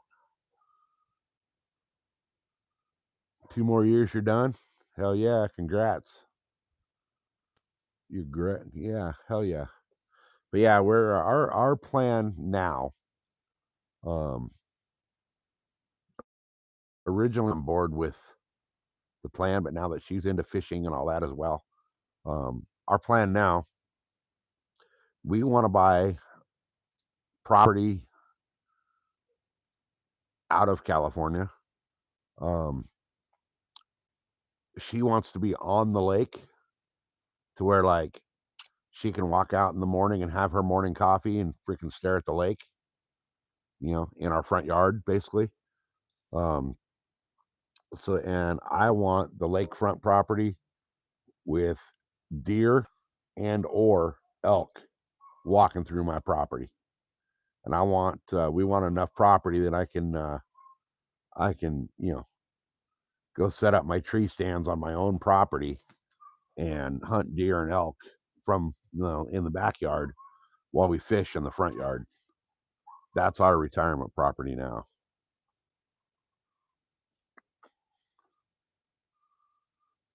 See, Mrs. SoCal won't hunt, but she does enjoy fishing. So, which I like that because that gives us something we can get out and do and both enjoy and have a good old time. Dog, enough with the tennis ball. Enough. No more. Enough. Go lay down. Gosh, dang it, man. I'm so tired of that damn tennis ball. Whereas his brother is just like, oh, I'm just gonna lay here and no interest in toys. So he moves from one little dog hammock to the other just to lay down and chill.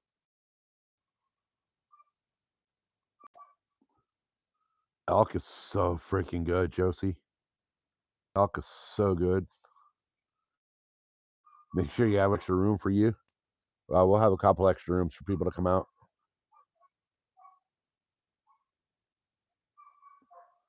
That shows you how little you know about that. What I miss? I missed something.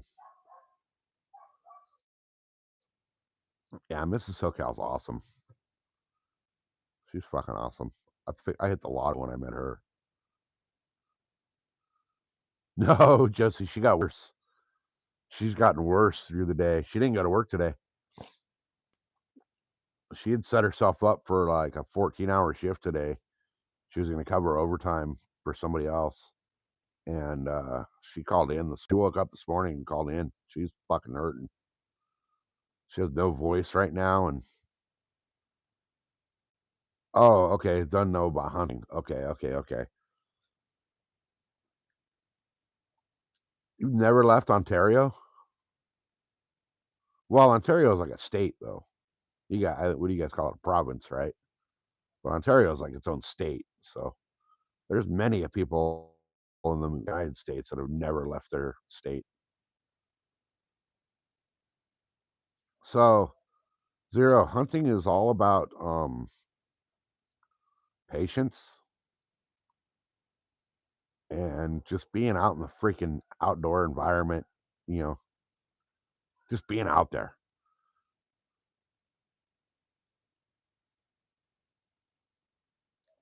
Oh, dude, elk and moose and venison are like the best freaking meats ever. Josie, you should be able to go to like your local. I don't know if you guys have like Sprouts out there. I don't think so. They're like Trader Joe's or um, they're like health food stores, right? I know that a lot of them carry ground elk and venison, so you can make like elk burgers. So freaking good. So freaking good. There's also a website out there. It's called Exotic Meats, and you can order off of that website pretty much everything from like antelope to zebra. Moose meat is hard to, you're not going to find moose meat in a regular store or elk. Um, you're gonna have to go to like I'm pretty sure you guys don't have Sprouts back there. Um, I don't know if you guys have Trader Joe's. They're more like the upscale, like healthy grocery stores, right? Where they sell like oat milk instead of regular milk. They're like the bougie ass freaking grocery stores. Usually the smaller little store as well. But you can go. A lot of those carry it. Um, there is that website that I've used before. It's called exoticmeats.com. Um, Never heard of Sprouts until Orp was there. Okay, yeah. So they must be a West Coast California thing. What about like Boney's or Trader Joe's? Bougie ass little chains. No, you can't. You're gonna find in the stores. You're gonna find 4 different meats. You're gonna find chicken. You're gonna find pork. You're gonna find beef, and once in a while you'll find lamb, but it's only lamb chop. They're not gonna sell like a lamb roast or any of that. So it's going to be your basic 4 meats. Well, basic 3: pig, cow, and chicken. Oh, and turkey. And turkey. But you're not going to find, elk and venison and all of that shit. You have Sprouts there in Florida? Okay. So Sprouts should carry elk and venison. They don't, the one here doesn't carry like the steaks or anything. They carry like the ground, like hamburger meat. But if you've never had an elk or a venison burger, they also carry buffalo or bison, right? Um, yeah, right. Yeah, don't make that typo. Don't make that typo. Um, Elk, venison, bison, all of those are going to be like the best hamburger you've ever had in your life. Absolutely the best. And when you cook it, if you've never cooked it before, it cooks fast because there's no fat. Turkey and duck at Winco. Dude, we don't have Wincos down this way. The closest Winco I know to me is like Hemet. We don't have a Winco. We have Smart and Final and Albertsons and obviously Costco and Walmart.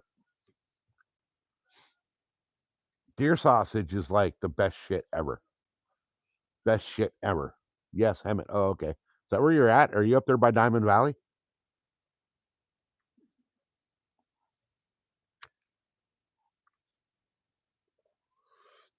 If you're shopping at the Winco that I'm thinking of, Paris. Okay, never mind. Okay. I was gonna say if you're shopping at the Winco that I'm thinking of, I know exactly where you're at. But yeah, no, no. But yeah, guys, go to your local bougie ass grocery stores and check and see if they have the elk or the venison or the buffalo, or, bison. Um, they're not going to sell it in the steaks, or chops or any of that shit. Um, but make yourself a freaking elk or a venison or a buffalo fucking burger, and you'll never want to go back to beef again. Even moose. Moose is so fucking good. But you can go on that website, Exotic Meats. There's a few others you can find out there too. If you just type in, deer or elk or moose or whatever meat it is you're looking for, you'll find a place that'll ship it. Usually the shipping's more expensive than the meats, but you can get some really good shit. Really good shit. I highly recommend if you've never tried elk or venison, deer or even buffalo, try it.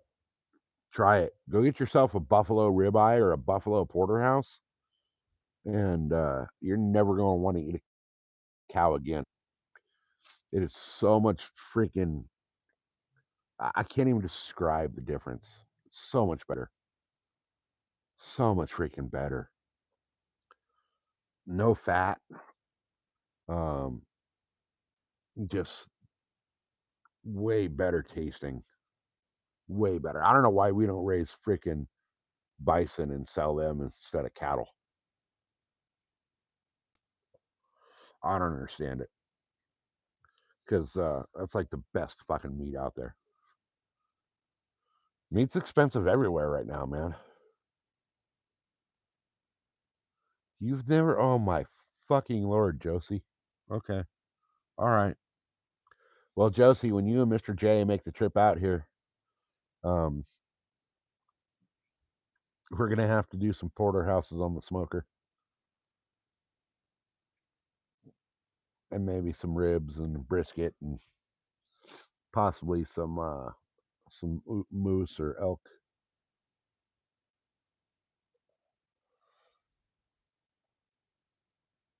You have a cow? Really? Is it a pet cow or is it a dinner cow? Yeah, that's true. They do take way too long to grow, and there is not a quick turnover like there is with cattle. But I would love to see more of it's a meat cow. All right, hell yeah. Um, I would love to see more, what they consider like wild game in the stores. Hey, oh, what's his face? How you doing, brother? Good to see you. Not fishing tonight, huh? As long as it's cooked all the way. Oh God, Josie, no. Tell me you do. No, please, no, no, no. You freaking butcher your meat when you cook it to like. Oh man, that kind of hurts my. Oh, well done is burnt. To me, anything over medium is burnt. Long day. Yeah, that sucks. So you basically take your steaks and turn them into fucking beef jerky, huh? No, man. If it's like for me, it's got to be almost cold in the middle.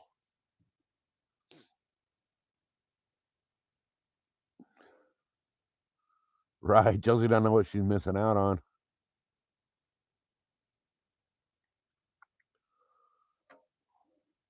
Well done should affect your credit score. I fucking love that one. I love that. That's perfect. That's fucking perfect. Right? Well done meat should affect your credit score. Oh man, when they freaking like if I go to a steakhouse, which I can't go to a steakhouse anymore because even like the top freaking echelon of steakhouses to me is fucking gross now because I cook my steaks the way I cook my steaks and people keep telling me I should open a restaurant, but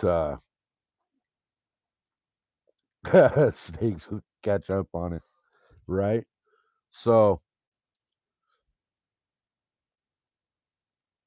where was I going with that? Oh, I can't go to a steakhouse or a barbecue joint or any of that. Um, A1 or country oh man. See, if you got to put steak sauce on your steak, you fucked up the steak when you made it. But when I do my all the steakhouses are gone in Ontario. That sucks. I mean, it's probably good, but so when I do my porterhouses on the smoker, I smoke them for 2 hours, and they come out freaking pink in the middle, thoroughly cooked, but they're pink in the middle, and you can use a freaking spoon to cut that steak. So freaking good. So freaking good. And so much flavor. You just want to tuck a little piece into the corner of your freaking chew and just suck on it. You dip everything into sauce kind of person. Yeah, it's not blood that you're seeing when it's pink, it's the meat. You know, if you're seeing blood, then it's not cooked enough. Well, it's almost cooked enough if you're seeing blood. But like when I go to a steakhouse and they ask me how I want it, I tell them I want them to go fucking find the cow out in the back field and cut the porterhouse and put it on my plate and fucking call it good. I was at one place and the steakhouse kind of had a theme of like politically incorrect, I guess. Um, the waiter's job was to be an asshole, you know, all that.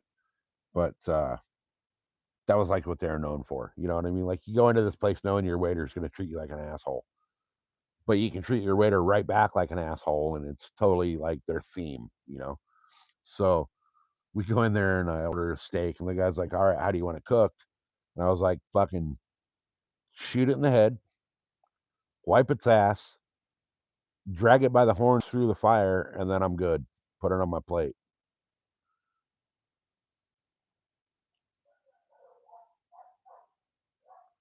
All right, let me catch back up with chat. Red water, the fucking blood? No, it's just red water in the meat.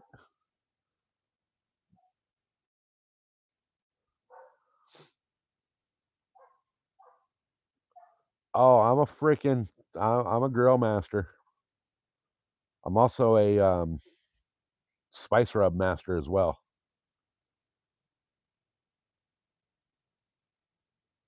Right? The steak is just right when the freaking baked potato gets bloody. Exactly. Exactly. Like if your steak ain't juicy, it's fucking done. It's like overdone. If you got to use a knife to cut your steak, you ruined your steak.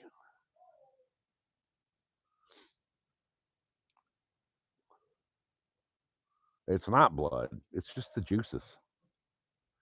Why are we grossing you out? I'm gonna have to go. I might have to go cook a porterhouse just to show Josie what they look like when they're done. Hey, hey, Scooter, welcome in. Now, here's the funny thing: I can't do fish. I don't eat fish. Well, let me rephrase that. I eat three fishes on the planet: halibut, dorado, which is known as mahi mahi, and once in a blue moon, if I can find it somewhere, shark.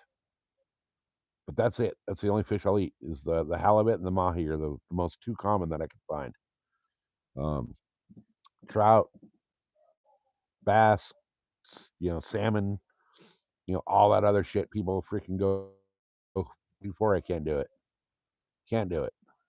Cannot do it. But when it comes to like the steaks and shit, I'll fucking eat the whole cow.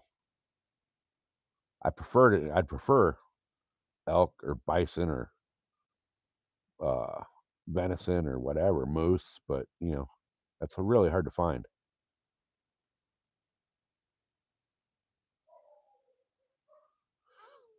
Right? Well, steak's done at like 130 degrees is like you're good. You're good. So anything over that is burnt.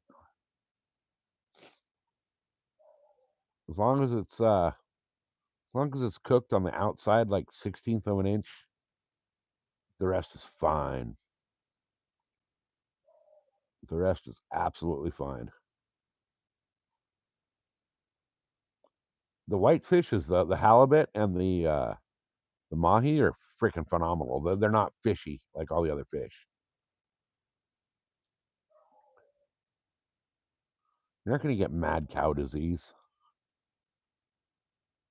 You can't do moo on your steak. See, that's where I like my steak freaking when I'm cutting into my steak, I wanna kinda see the meat still fucking pulsing with the heartbeat. I wanna have to, like, trap that steak on my fucking scoot away 'cause it's still freaking twitching. I've actually been on tuna trips where, guys have caught yellowtail, and also known in the sushi world as hamachi. Um, they catch a yellowtail, get it up on the boat, and while that thing's still flopping around, they freaking fillet it, and they're sitting there eating that thing right there, um, watching the heartbeat in the other half of the freaking fish. Like, they'll fillet one side off and chop it up real quick into freaking little chunks of freaking sushi, and you're watching the boat, or you're watching the fish lay on the floor of the boat with its fucking heart still beating while you're eating that fish. That to me is gnarly. $60 for a half a salmon? Jesus. It's cheaper to just go catch a bunch. That's a lot. That's more expensive than elk and moose and all that. Now I wanna go to order some elk steaks. What I need to do is just go hunt an elk again and fill the freezer with elk. Actually, I think the deep freezer we got's not big enough to fill it with elk. I'd have to get another freezer because it would be freaking overfull. The elk would freaking decimate the one freezer. The fuck? Oh, it's her getting nice. But yeah, check out that Exotic Meats. They're one website that you can buy all that stuff from. I think it's just exoticmeats.com, and you can go on all the different categories, and it tells you what's there. Um, they've got elk, they've got buffalo, they've got freaking kangaroo, um, alligator, freaking. Dude, they've got so much rabbit, freaking all kinds of stuff. Um, I think you can get ostrich meat on there. Hey, right on with what's his face. Have a great night. See all you guys out fishing together again. Thanks for jumping in. Appreciate it. But yeah, guys, if you've never tried elk or venison or any of what's considered like big game exotic meats, um, absolutely try it. Absolutely try it. You have to. It's like it's gonna change your mind about eating freaking store-bought cows. Rabbit's really good too. Rabbit's great too. I'm actually kind of contemplating going and popping one of the rabbits in the backyard tomorrow night for dinner. Throw them on the freaking smoker and have some smoked rabbit.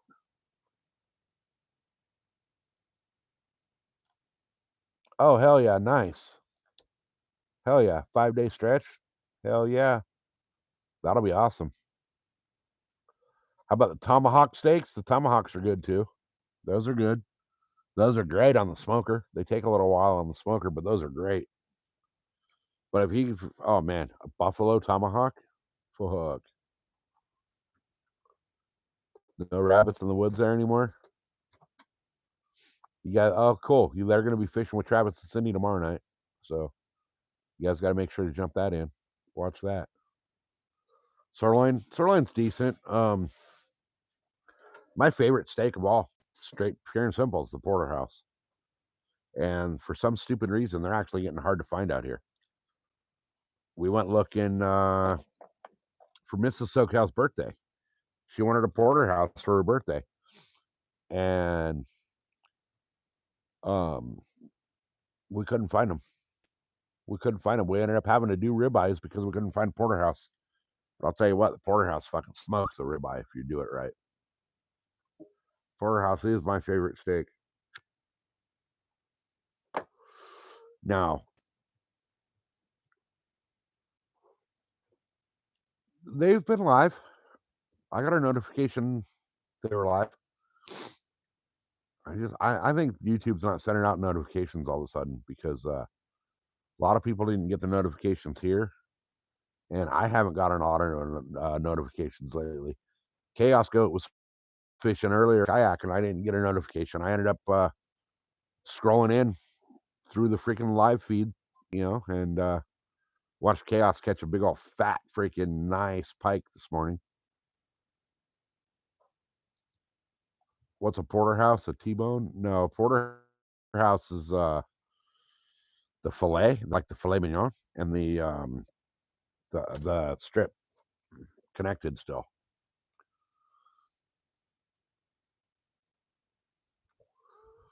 It's sort of like a T-bone, but it's not. Way better cut.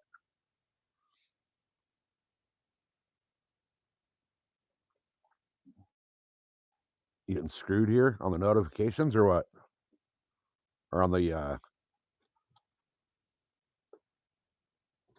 you're either getting screwed on the notifications or you're getting screwed on the fact that you're overcooking your meat. Which one?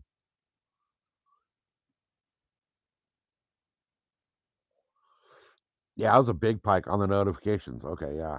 I think we're all getting screwed on the notifications. And I think those of us that actually put out live videos and stuff like that are getting even more screwed by the notifications not going out, because there should be a lot more. As a matter of fact, yeah, we only got 8 in here right now. 8 people, 28 thumbs up. That's fucking awesome. But I don't think the notifications are being pushed out like they should. I think it's hurting some of the smaller freaking channels. I gotta quit throwing that ball when he drops it in my freaking lap, because it just encourages him to come back and drop it again. No more. Go relax. Go relax. Don't look at me like that. Go relax. Go relax.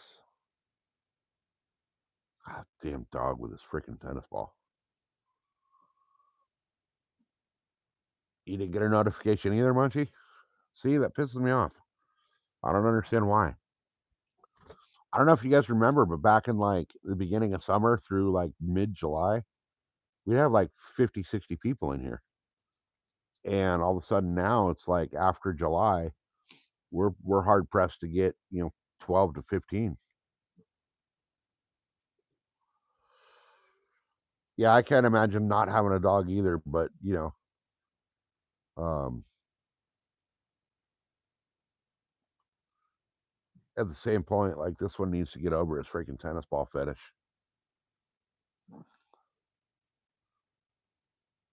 Hell yeah, man. Awesome. Thank you. Appreciate that. Appreciate that. I think my personal best likes on a live stream was like 80, which is insane.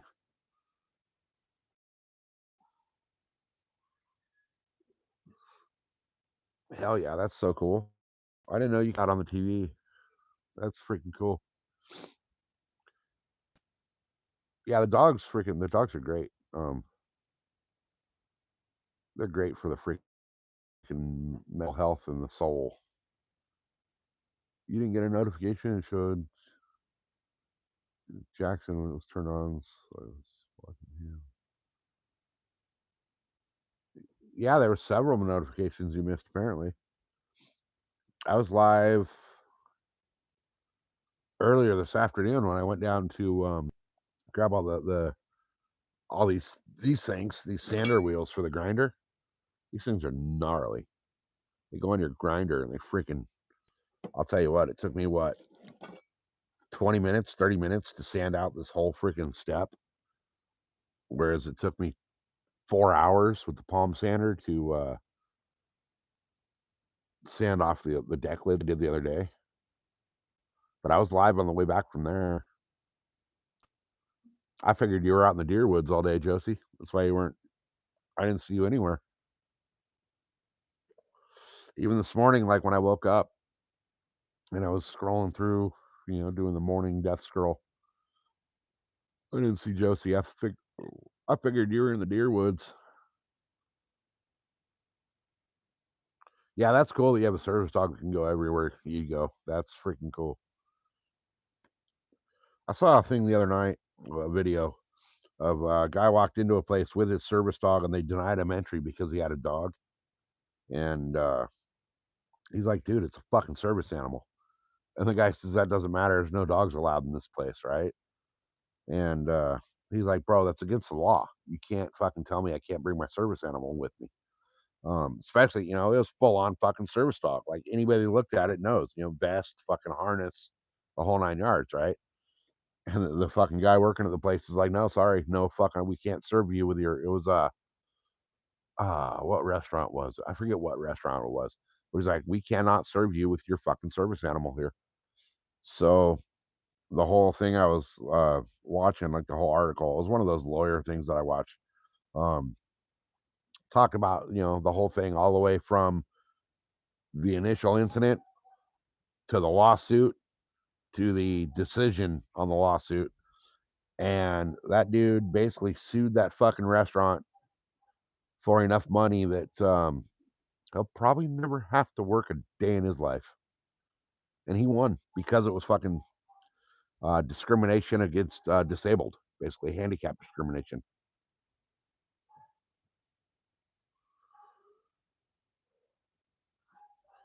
Oh, don't even get me started about that, Josie. Don't even get me started on that shit.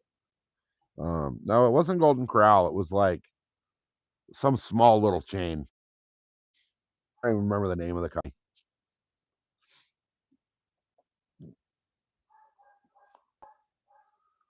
$250,000 lawsuit for not letting my dog in doing the shop. Yeah, exactly.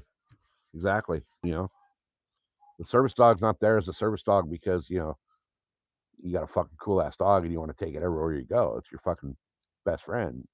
It's there because fucking those dogs can detect, for like people with epilepsy, those dogs can detect a seizure before it happens. So they can detect strokes before they happen, a heart attack, all that shit. Those dogs know. So,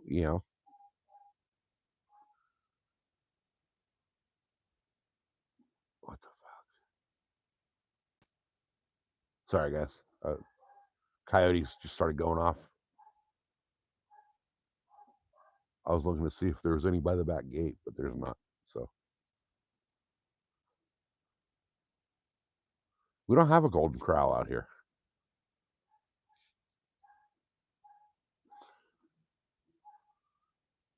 Oh, no shit. Munchie was a service dog as well. Okay. See, if I'm gonna eat shrimp, it's gonna be either like basically raw shrimp dipped in freaking cocktail sauce or like fried. I can't eat it in other shit. But I don't think we even have a golden corral. How long have we had Mojo? See, I can't get Mrs. SoCal to go to a buffet. Like she won't eat at a buffet. If there's a place that's got a buffet, they also have to have like a regular menu she can order off of. I can't get her to go to the buffet. So I want to go to the fucking Chinese buffet so bad. Like there's one out here that's got a sweet and sour pork that's just fucking bomb. And I'll drown that shit in the sweet and sour sauce. But she won't go to a freaking buffet. I mean, I could go in there myself and sit there and eat fucking 9 plates of Chinese food by my fat fucking self. But it's better when you go with somebody, It's always more fun. But yeah, the fucking sweet and sour pork at the Asian buffet. Oh my god, it's so fucking good. We went to Cracker Barrel. We're driving through Arizona, going to Tombstone, going to her mom's house before her mom came to live with us. I think it was actually the first time I met her mom, and we stopped at Cracker Barrel on the way out because we were fucking hungry, and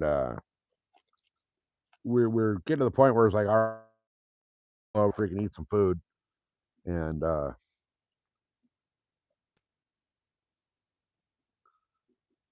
got shut down for running a whorehouse. That's hilarious. Um, but we stopped at Cracker Barrel because I was like, "Oh shit, there's a Cracker Barrel," and she's like, yeah, that's Cracker Barrel. So where are we gonna eat?"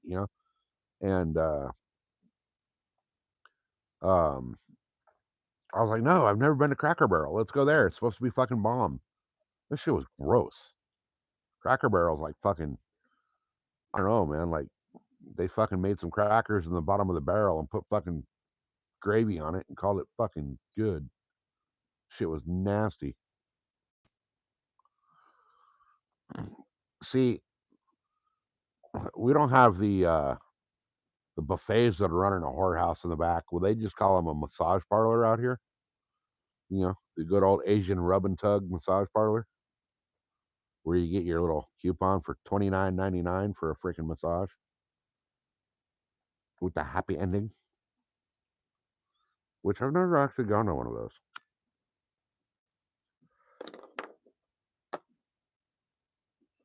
I've actually only had like the professional massage thing done once, and that was because one of my old clients um, gave us a gift card for the 1 hour massage at Massage Envy. And I'll tell you what, that chick was more fucking all about talking on the phone. She had her little fucking earbud thing in, talking on the phone the whole fucking time she was doing my massage. And when I was leaving, she was looking at me like, "Oh, where's my tip? Where's my tip?" And the the girl at the front desk was like, "Oh, you know it's customary to tip 15%, right?" And I was like, "Yeah, I do. But you know it's also customary not to talk on the fucking phone the whole time you're doing a massage on a client. So her tip is get off your fucking phone. There's your tip." They try to sell me like the membership and all that shit, and I'm like, "Nope, thanks. Not fucking doing it." Yeah, they love you short time out here at the fucking massage place. "Oh, we rub your back and we rub your winky and you go home now and you pay $25." Now, down in Tijuana, there's a couple places down there. I was talking about them the other night. I think it was on I think it might have been on Arizona's live. Um I think for his live, I think I might have went a little too far, but it was fucking hilarious. So down in Tijuana, there's a place called the Chicago Club and another place called Adelitas. And they're, they're both like they're like a bar nightclub kind of Tijuana thing, but at the same point, they're not. The bar is for the customers that are hanging out at the bar, you know, waiting to pick out the girl of the hour, I guess you'll call it. And a lot of them are like college girls from like, you know, up here. But you go in and you pay your entry fee, which is like $50, and they give you your little wristband to get in. And for that $50, um, you get in, you get choice entertainer for the evening, and they hand you 2 condoms and a towel on the way in the door. And I was talking about on I think it was on the stream. I made the comment of you got to see the way they look at you when you walk into that place with a fucking bowling pin and a mallet. All right, Munchie's sick. What I missed? Oh! I thought you were talking about like sick in the head. Yeah, he said he's not feeling good. Mrs. SoCal sick as fuck too.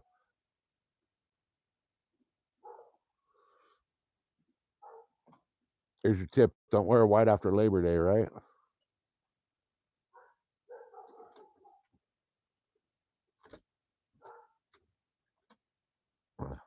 Yeah, I've never really had like the real, actual, like good freaking professional massage. Which I'll tell you what, I need it. My back and my freaking shoulders are so knotted up and freaking painful all the time. But I don't want to go pay $100 for like some weird fucking chick talking on the phone the whole time. You know, that left a bad taste in my mouth. I'm sure that was like not the norm, you know, but you know, I actually need to go in and freaking do a real fucking massage. But I don't want to pay for it. If somebody were to send me like a gift card for it, then I'd go do it. But I don't want to freaking come out of pocket for that. You know?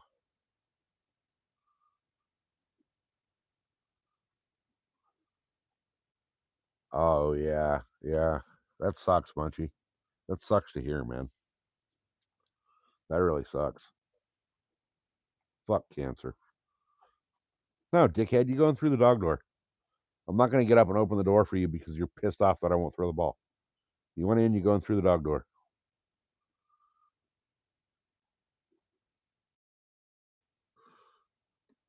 Oh man, I need to go fish, guys. I really need to go fish.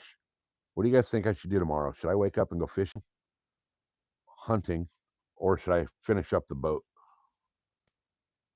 Should I finish up all the deck lids and the bow and the stern of the boat?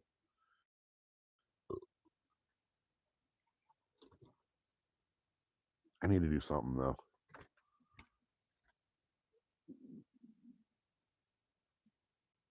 I want to go hunt, but I want to go fish at the same time.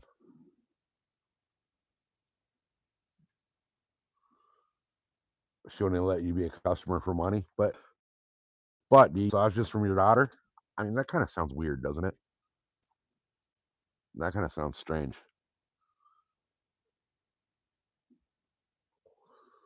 That didn't come out right. That didn't sound the way it should have sounded.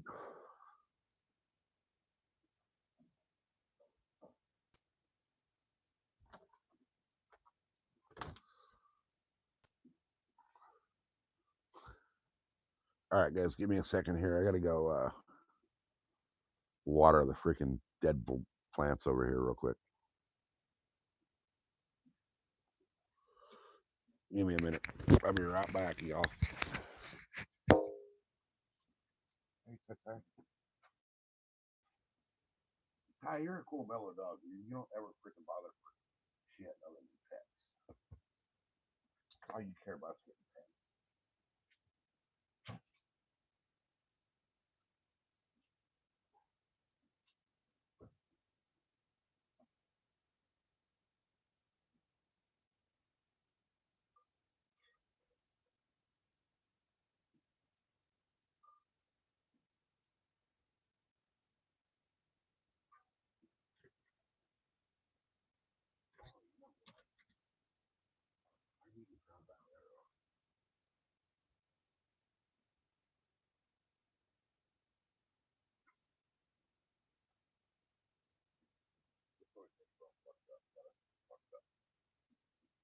Hey, Josie. Miss Josie J, little sister. I have a specific question for you. What arrows are you shooting? Like what size and what length? Like what spine weight? I have these arrows that I got. These things, right? They're fucking teeny tiny little freaking arrow. Like the shaft is freaking tiny, right? It's teeny tiny thin little arrows. They're supposed to fly fucking super fast and hit, but they're a 400 spine and they're too short for my they're way too short for my draw length. Like right here where I'd be anchored, the broadhead, as you can see, would be in my hand. I can't shoot these arrows. They're way too short. If they'll fit you, let me know. And they'll end up in the box with the saddles and all that shit. They also have the nock on it small, so it doesn't fit my bow as well. I cannot shoot these. I have I think I have a dozen of them. But they're a 400 spine and they're kind of short for me. Well, they're short for me. I mean, yeah, they're way too short for me to shoot. They're actually dangerous for me to shoot with a broadhead on them. So if they'll fit you, let me know.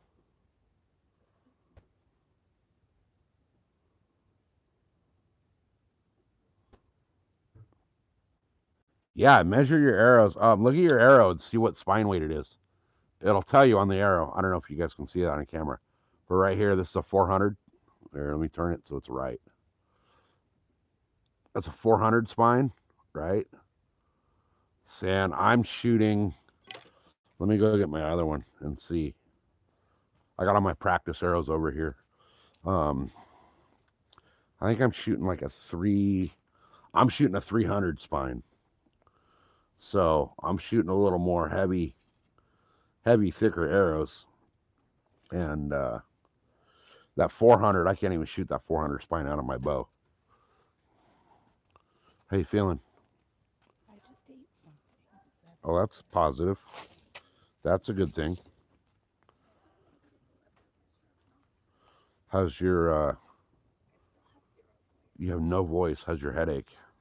The headache is kind of residual right now. It's on the top of my head, behind my ear. Oh, that sucks. That sucks. It's just a migraine, but I definitely have like a cold or something. Okay. No fever. No fever. Good. All right, you're shooting Easton's. All right, give me a second, guys. I gotta go grab a freaking hoodie. It's getting cold out here. It's like what, 70? Oh shit! Sorry, bud. Oh, you were in the trash, you asshole. What the fuck are you doing over there? What are you doing? Go lay down now. Go to your bed and lay down. Right here. Lay down right here. Lay down. In your bed. You stay there for a while. You're in timeout. Jerk wagon. Freaking walked in the door and opened the back door and sacked the dog and whacked him with the door because his freaking head was in the trash can. Asshole. I guess it's time to put a lid on the trash can. I didn't think I was going to need to do that with these dogs. The other one, I have a problem with him. He doesn't do that shit. All right, hold on. Got to throw in my hoodie, guys, because it's chilly outside.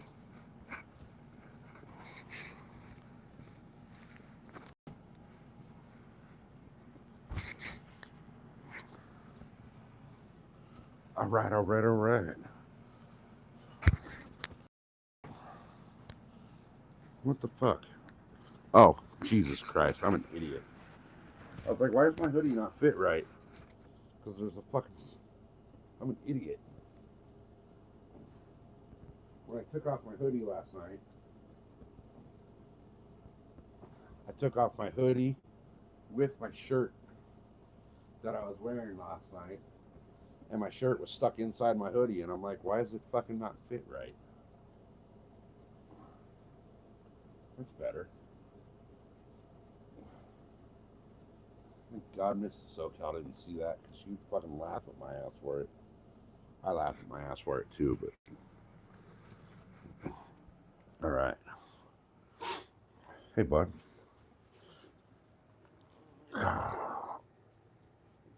So, poor Ty, his vision is all screwed up. So, no, don't be jealous, asshole. Go back to your bed. You were in the trash. Go back to your bed. His vision's all screwed up, so he has trouble seeing, like, if there's shadows or whatever on the floor. It fucks him up and he'll, like, get stuck in the hallway.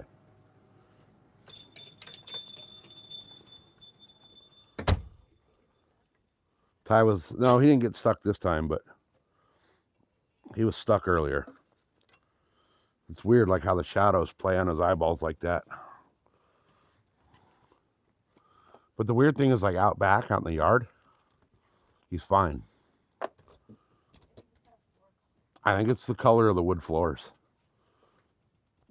I really do. Yeah.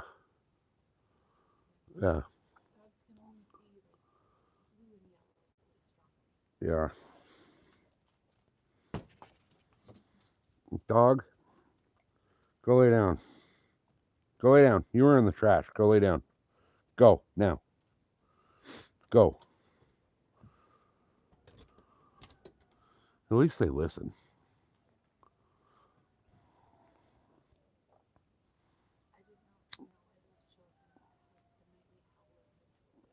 That's Selena's kids.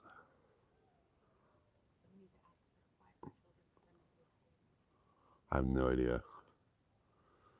I don't know. I have no idea. I think she's on drugs. Yeah. All right, let me catch up with chat because I didn't see chat while we were.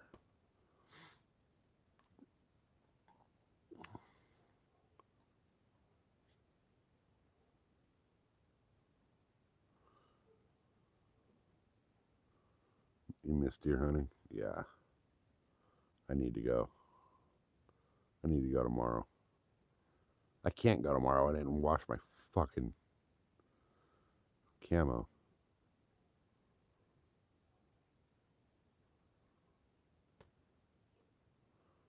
Yeah, these are just I don't know what brand are. These are Fractura. They're just some arrows I got. They're supposed to be practice arrows, but they don't fit my bow. All right, so you use 2112 24-inch arrows. I just freaking scrolled chat like way the wrong direction.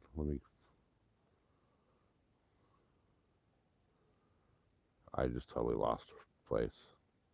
Oh, we're way back there. I'm so bad with chat, you guys. I usually keep you on track, but I don't have a voice to. Yeah, you're good at it. I'm not. Okay, so there we go.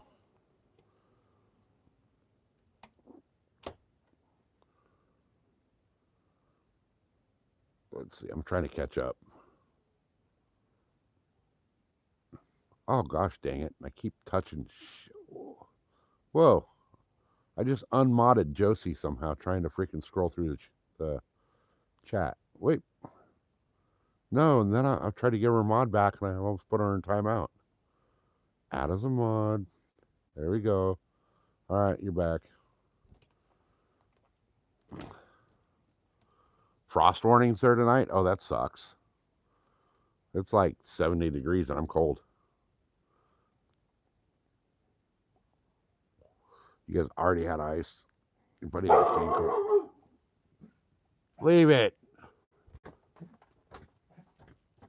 It might have been a Yodi coming to the water.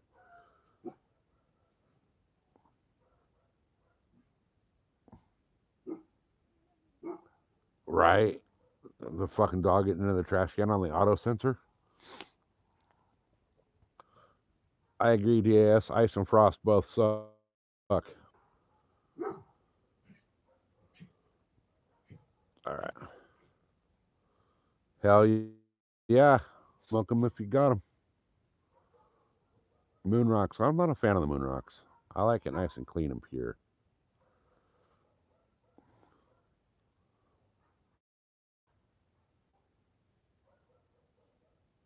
Lawnmower's dead, so the yard's overgrown. Wait. Oh, okay. Yeah, there we go. So if you guys scroll back, Josie's green for a minute, and then she's back to blue because I freaking screwed up and somehow unmodded her while I was scrolling the chat.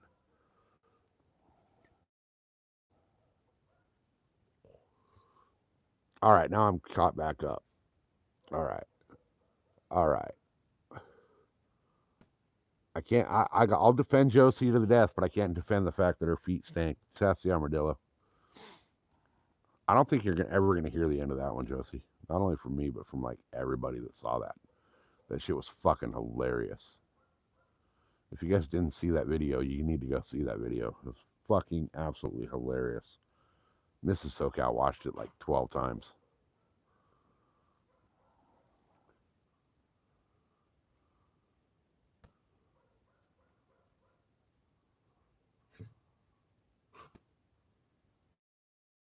Josie's back in town. Yep, she got her mod back. I took it away for a quick second while I was scrolling and then gave it right back. Dog, what are you doing? He's over there tripping on something.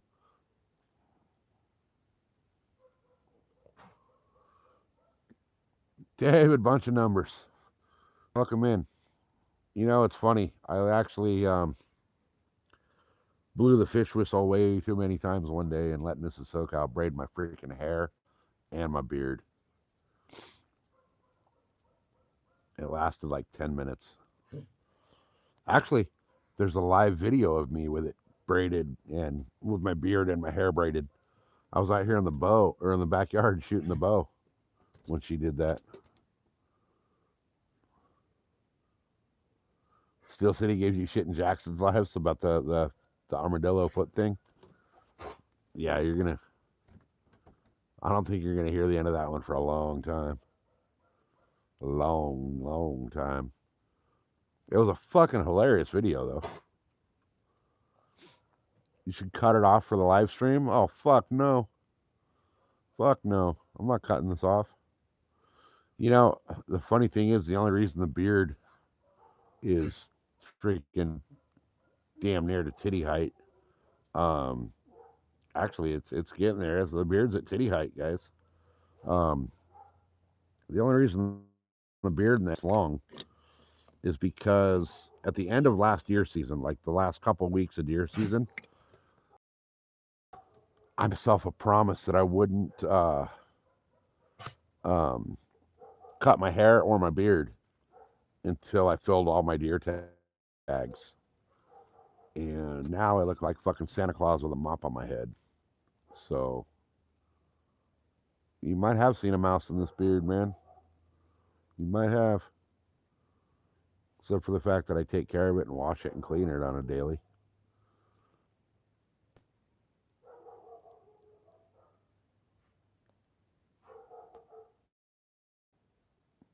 There's a song here in Australia.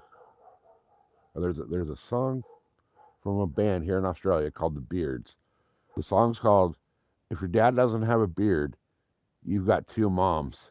That's hilarious. That's hilarious. That is so true. So true. Hey, the beard keeps you warm in the wintertime out in the deer woods. It is kind of annoying though sometimes because I wear the um I wear my hex gear. And those of you guys that don't hunt won't understand hex, but hex is like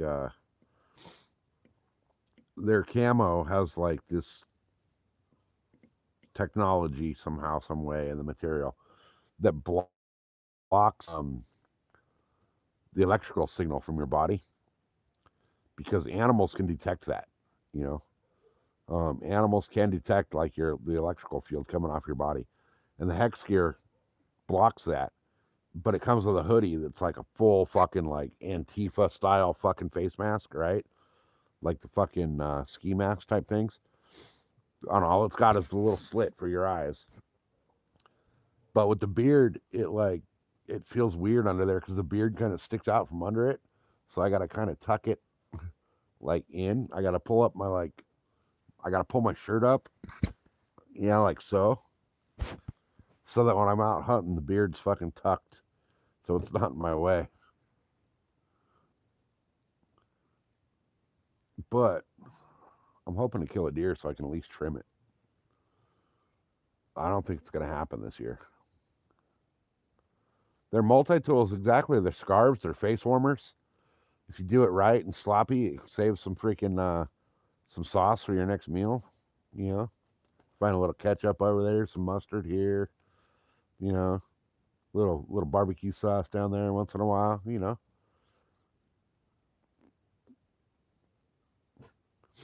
Yeah, I'll tell you what. If Josie's growing a beard, you guys, she's taking some weird fucking pills.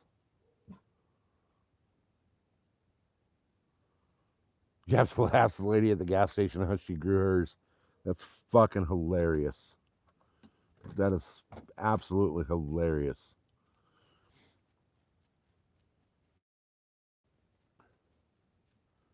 Right? I can hide all kinds of shit in my beard. I gotta close the door to the shed, guys. The every time the dogs run past, the freaking light in there goes on because it's motion sensor.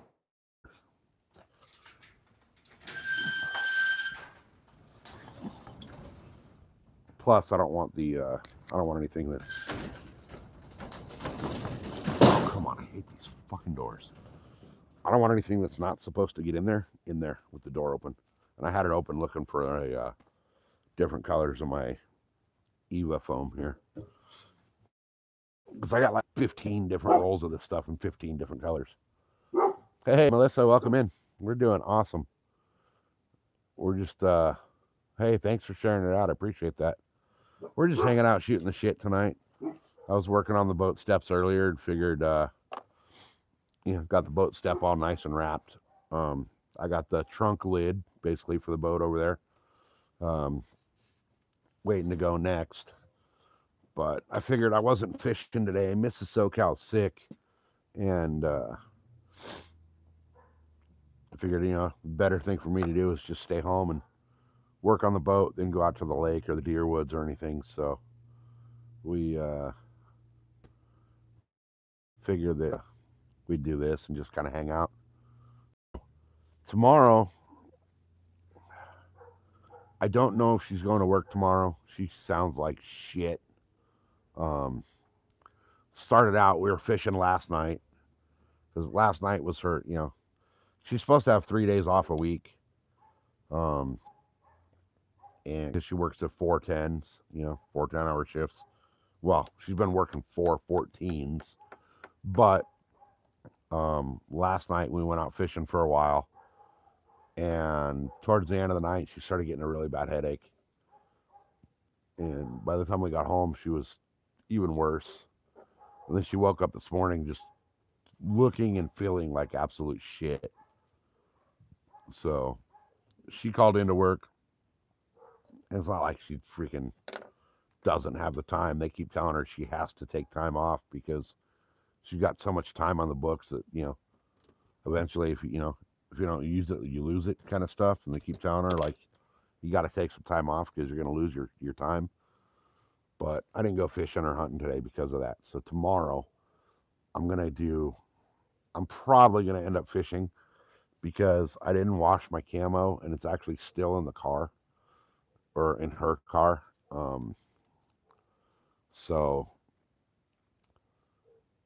I'm anal about my camo. So I got to wash it again before I go hunt. So I'll probably go fish tomorrow. I might just go shore fish the home lake tomorrow. I don't know. Maybe I'll go down to that place we were at last night too. Who knows? But I need to get out and catch some fishes. The little local pond over here is now unfishable, basically. It's always been a no fishing area, but now they're starting to really, really heavily enforce it. They're actually talking about gating it off. So I might just go to the home lake. I want to go check the home lake out anyway. I haven't been down there in a little while. Boat ramp without dragging the boat all the way down there and make sure the boat ramp is actually usable right now. Hey, Colt, welcome in. Welcome in. We're just kind of hanging out, shooting the shit, chilling right now. Not fishing, not hunting tonight, but we're going to do one or the other tomorrow. So, you woke up the same way, feeling like shit. And yeah, it sucks, man. She's got like zero voice right now. And, 90% of her job is talking. So, she's always talking to somebody, so with her having no voice and all that shit, she's better off taking a couple of days off. It's not like it's going to hurt her. She still gets paid. She still has so much freaking vacation and other time that, it's not like it's killing her freaking sick days or vacation days. She's got a shitload built up. So, boat ramp closed. They took the dock out. Is that for like the winter time or? Because I know that you guys freeze, right? Your lakes freeze. So, our problem with our boat ramp is the water is just so low right now that I don't know if I can actually back the boat in far enough to get it off the trailer on the boat ramp. So I got to go take a look at it tomorrow and see. I've been saying for the last like 5 days I need to go down there and look at it, but just been other shit going on. So, and I really need to go out to the deer woods because I need to go out there and talk to. There's a certain individual I need to go out and talk to, and he hunts rain or shine, sleet, snow, wind, hail. Fucking that guy will hunt through a hurricane. He's a rifle hunter, and he will be there every single day of rifle season until he fills all of his tags. He's got 2 rifle tags every year, and he will be there until he fills both tags. No, Thanksgiving, he'll be there. Halloween, he'll be there. You know, so there's unless he's like absolutely too sick to go hunt, he will be out there, and I need to talk to him. So the river's way too low. Yeah, our lake. So the only thing that fills up my home lake is rainwater because it's one of the highest lakes, one of the highest elevation lakes here in San Diego. And there's nothing that flows into it except regular rainwater and runoff from the mountains. But we haven't got the rain. They dropped 9 feet of water out of that lake into the lake down below it in the chain. Because the way the reservoirs here in San Diego work, they're all on a chain basically. You have my home lake up in the mountains, and then a lake down below that, elevation wise, and then a lake below that, elevation wise. And then, they just keep stepping down in an elevation until you get to the lowest one. And that one's at like sea level. So it depends on water from all the other lakes to keep it full. So what they'll do is they'll drain a lake into another lake. And when that lake's at capacity, they'll drain that lake down to the lake below that, and so on and so forth. So my home lake's the one that always gets fucked up and never has water in it. So I don't know if I can actually launch the boat in there tomorrow. I know I can't launch it tomorrow. I mean, I could, but I need to go put eyes on that boat ramp before I try. I don't want to tow the boat down there and drag the boat down there and figure out that I can't freaking launch because it's a teeny tiny little launch. I'll take some video of it tomorrow when I go down there. Teeny tiny little boat launch, and there's only one spot that you can actually turn around with the trailer to be able to back up to the lake. And if you blow it, you got to go freaking all the way out and back around. So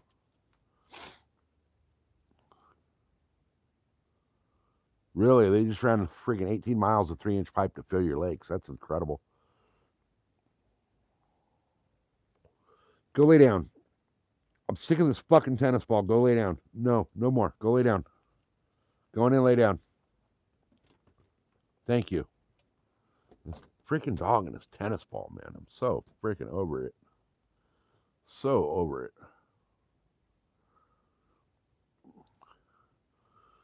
Sometime in the Crystal Lake, Michael Myers showed up. Happy Halloween. Aldridge. No shit. Aldridge, man. Good to see you. Haven't seen you in a fucking long ass time, brother. How you doing? Hell yeah. Welcome in. Thanks for jumping in. It's been a while, man. Hope all is well. Hope all is well.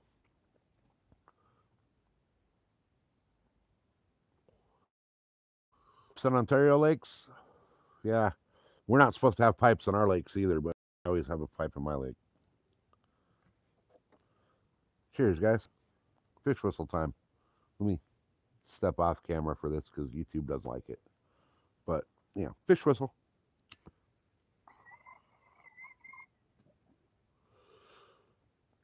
All right.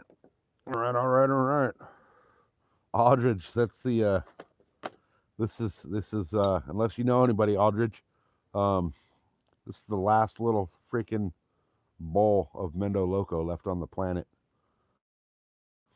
Anybody that's got it, I'm looking for it again. I lost the mother and the father, so I can't remake it. I have some seeds, but you know how that goes. So let's see. No pipes on Ontario lakes.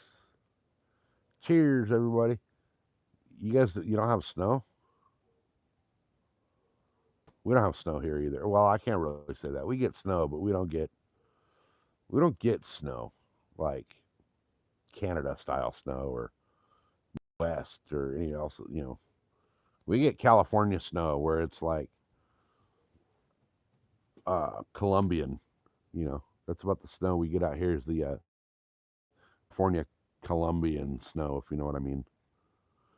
But no, when it snows out here, like we'll get. I think last year the most we got was like knee deep for like a couple of weeks. Yeah, someone has seeds. Someone has it. Someone has it. Um, I know a couple people that may still have some, but what I'm looking for is I want a male and a female in the Mendo Loco again, so I can do the Mendo Loco again. You know what I mean? Because I really like that one, but I'd love to be able to redo it. What I really want is that pheno that uh, Double Tap found. Double Tap Farms. I don't know if you saw that. It's on my IG. I don't use IG anymore, but he sent in some pictures of that pheno that he had. It was fucking beautiful. Everyone wants their family back, right? Looks so fun down skiing down a mountain. I tried snowboarding once and I pulled a Sonny Bono, and I'll never fucking snowboard again. Everybody told me like, "Oh, you grew up surfing and you grew up on skateboards and shit, riding vert ramps and all that. Like it's the same. It's just kind of like a combination of the two."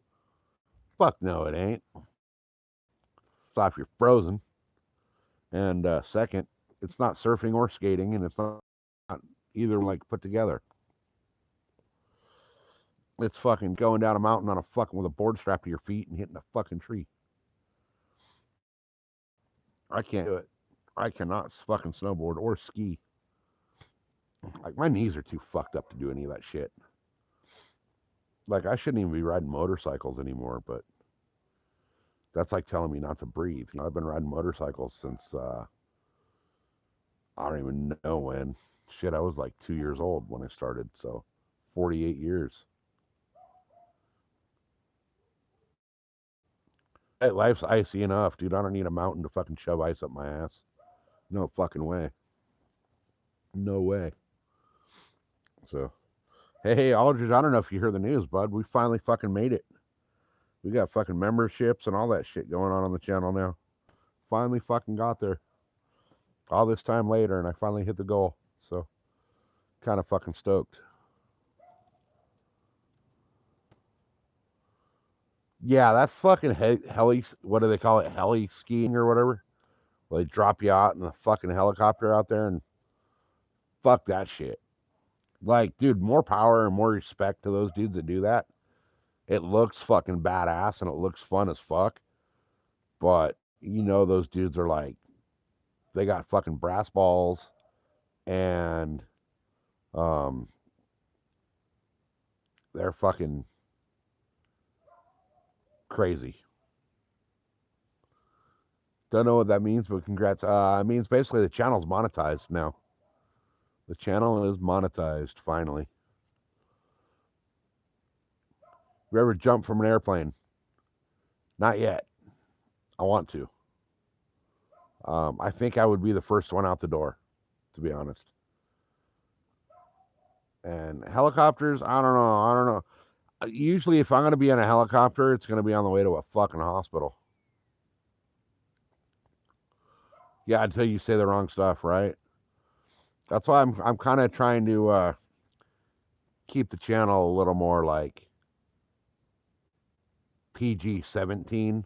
You know, I don't want it like G-rated, but you know, I want to keep it. I want to keep it fun. I want people to be able to come into the channel here and hang out in the chat and speak their mind and say what they want to say. You know, within reason. No sexist and no racist shit, but and like keep the religion and the politics out of here. But you know,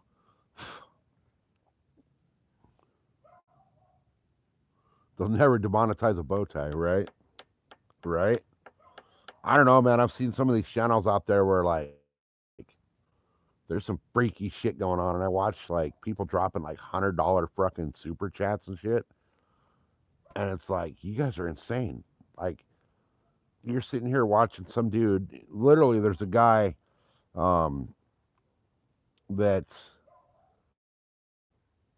goes down into his mom's basement. He's like 30 something.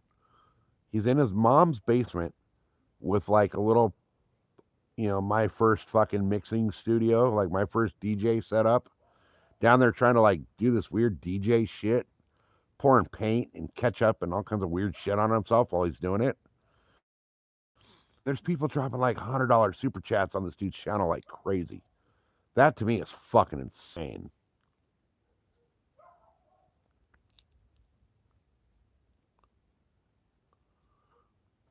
You can do crazy shit if it's educational. It's nuts, literally, and shit, right? Exactly. Exactly. Base diving scary, no room for a mistake. Or you jumping from the fucking plane, you got lots of time to fucked up. Yeah. So there's a bridge out here. It's called the Pine Valley Bridge. It's the tallest bridge on any interstate. So that's a freeway that goes from one state to another. We're not talking just like, Highway 12 in freaking Podunk, middle America. This is the tallest bridge on any freeway that goes from state to state. Not too far from me out here. And a few months ago, my good friend's wife, who they also live out in this area, she was driving to work one morning and she noticed a truck parked on the side of the road right before the bridge. And as she got like halfway across the bridge, she saw a dude climb over the rail and jump off the bridge.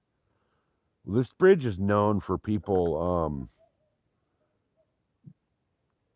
basically jumping off that bridge to take a permanent nap at the bottom. So she thought this dude just freaking jumped off the bridge to take a permanent nap, and it scared the shit out of her. So she called 911. Um, Went to the next exit, turned around, and went back. Come to find out, it was a base jumper. So she thought she just watched a dude complete the ultimate freaking sacrifice of life to himself. And turns out he was a fucking base jumper and doing it for a TikTok video. So yeah, Mrs. SoCal is sick as shit right now, Aldridge. Um, we were out fishing last night, and she was, towards the end of the night, she was like, "Oh, I got a migraine. It's time to pack it up." She wasn't feeling good, so we drove home, and she ate some food, figuring that like I'll eat some food or to help the headache, I'll take some Tylenol. Go lay on the freaking heated mattress for a while, and she'd be okay. Well, she ended up falling asleep. Woke up this morning just looking like absolute shit and feeling like absolute shit. And she didn't even go to work today. She called out. So she sounds and looks like shit right now. She has no voice. So she can't talk or nothing. So you've base jumped? You've been charged base jumping? So what kind of a fine and shit do they give you for that?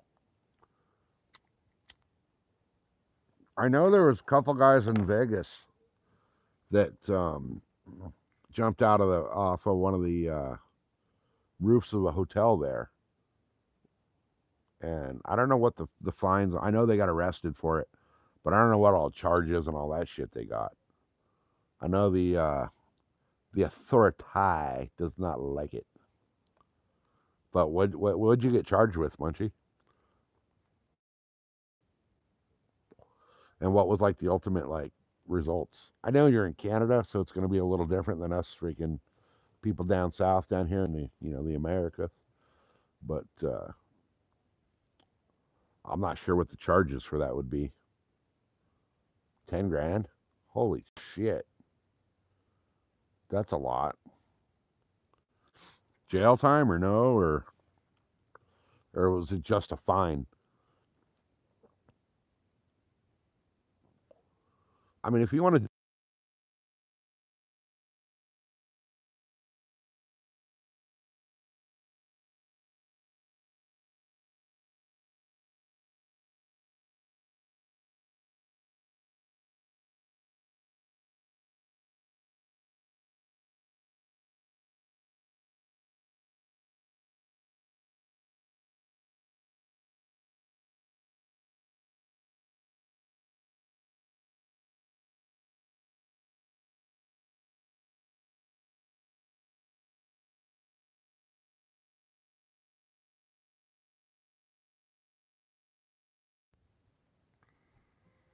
Are we back? Do we come back? The mic shut itself off somehow. Good? Bad? Yeah, we're back. Okay. I guess the mic. Uh-oh. Are we back? Are we out again? I remember Evel Knievel. Guys, I'm gonna go get the other mic. Give me 1 second. This one might have died.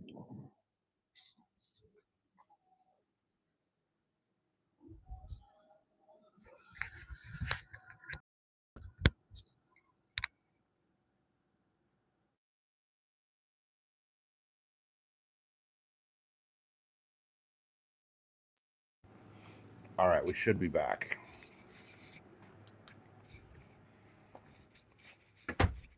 All right, we should be back. This one just came off the charger, so it should be back.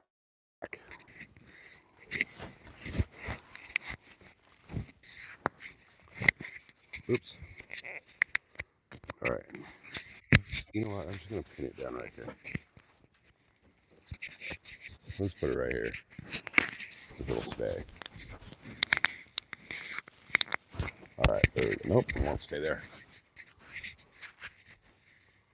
Here we go. Use the camera to see what I'm doing. I can't see what I'm doing because of the beard. All right. How are we back? Are we good? We have audio. I like the other mic that made my beard glow green, but those are in the lake. They didn't want to work. So this one's got a little bit of a white glow, but you can barely see it, only from like the perfect angle.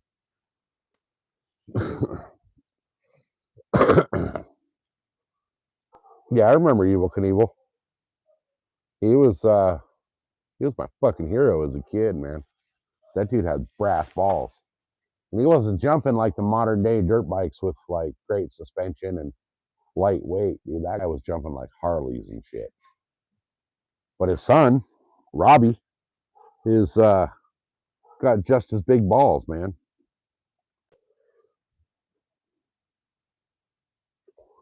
When I was a kid, me and my friends on the ice on Lake Ontario, and it broke free from shore, and we had to be rescued. Cost your parents a lot of money. Oh shit, that's insane. Hey, welcome in, Jeff. That's crazy, dude. I know that search and rescue is definitely not free, but some of it should be. Right? I remember though. Yeah, I remember when they came out with the bicycle. It was the freaking Evel Knievel replica. Those were badass. Like every kid in the freaking planet wanted one. Hey, stop it! Stop the barking. Thank you. Hey, no more. God, my neighbor's dogs have been barking for going on 4 hours.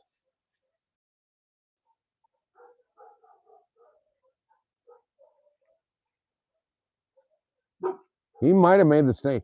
I'll tell you what, man. Yeah, the fake gas tank, the whole 9 yards on those bikes. Those things are badass.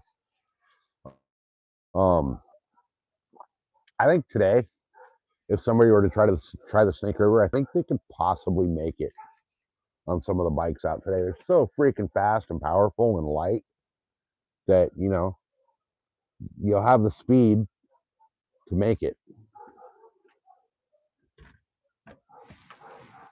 No, I'm not throwing the ball. No, no, absolutely. See, I don't remember watching it on TV like as it happened, but I remember I've seen the videos and all that shit. Um, the one, his son jumped the fountains at Caesar's Palace in Vegas, which sounds like, oh, big deal, it's a fountain. But if you've ever seen the Caesar's Palace fountains, they're massive. Like, that was an impressive jump. That was impressive. And then I think he did rooftop to rooftop too on a hotel, which is pretty insane.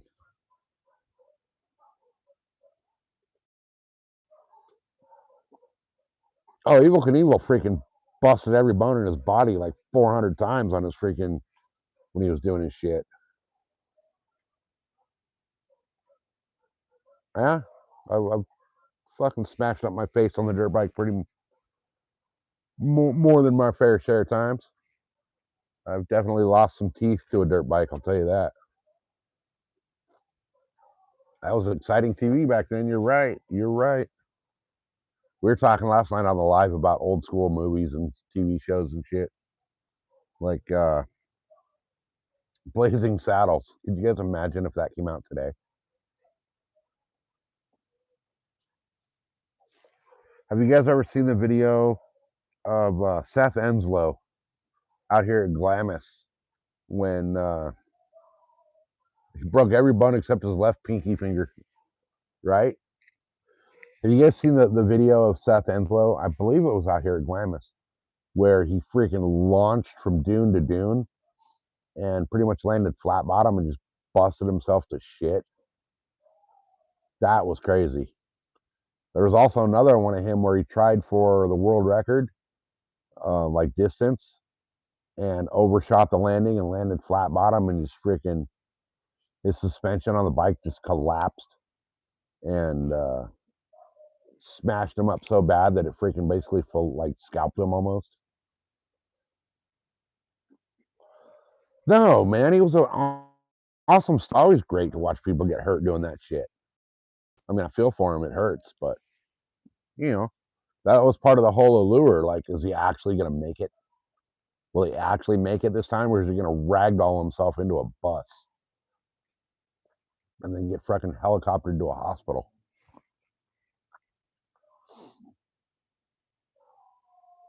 And then the crazy flying Wylindus, right?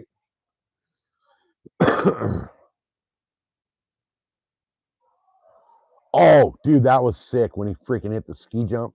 Yeah, that was sick. Um, what was the other one? Who's the other one that's freaking cool to watch? Robbie Madison. So if you guys go up and type in on YouTube, look for Robbie Madison. That dude put a ski on a motorcycle on the front tire. He put a freaking like a water ski on it, and the dude's like riding waves on a freaking dirt bike. That to me was fucking awesome to watch. That's freaking awesome. That was so cool to watch. I'd love to try that. I would absolutely love to try that. Because I've done the thing on the bike where you hit like a little lake and you hit it hauling ass and you stay on top of the water. But, you know, riding across the freaking face of a wave on a dirt bike would be sick. Spanky, who are you talking about, Bunchy? Crushed all the records. I'm not sure who you're talking about. Guys, I've been live for like 311 minutes. What's that translate into freaking hours? 120 and 120 is 240. That's 4. We're going on like hour 5, I think. Oh, that sucks. That sucks, Munchy.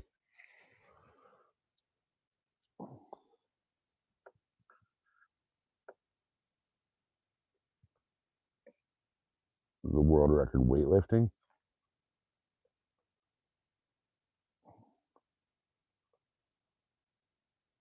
Have you guys seen all those like little shorts and videos on YouTube where there's like a weightlifter dude that freaking dresses up like a janitor at the gym and goes and freaking lifts all this super heavy ass shit that like all these big old swole up dude are like having problems lifting it, and this dude goes up and picks it up like it ain't nothing. That shit's kind of funny. Spanky's a stunt guy that never got hurt. Never heard of him. Never heard of him.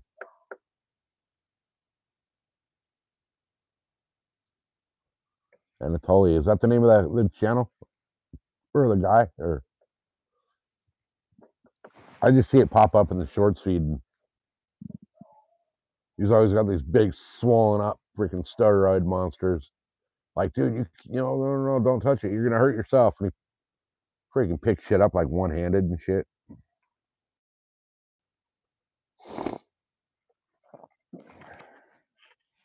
Man, it's getting chilly out here. It's like probably 68.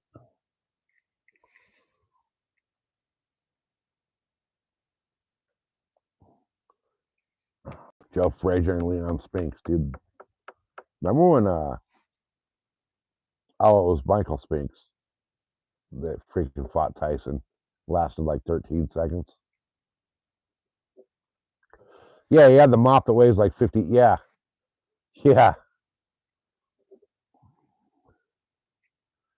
Yeah, he looks normal, and then he picks up just like he looks like this little weak suck freaking janitor. Then all of a sudden he goes over and like freaking deadlifts like 1,000-pound freaking thing and mops underneath it while he's doing it. You know, that shit's hilarious.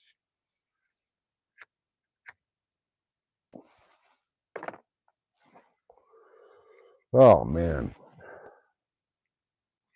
I've been talking a lot on the live. You guys don't realize it, but you know, when you talk this much, your throat starts kind of like getting hurt. When Tyson bit his ear, no, that was Holyfield he bit.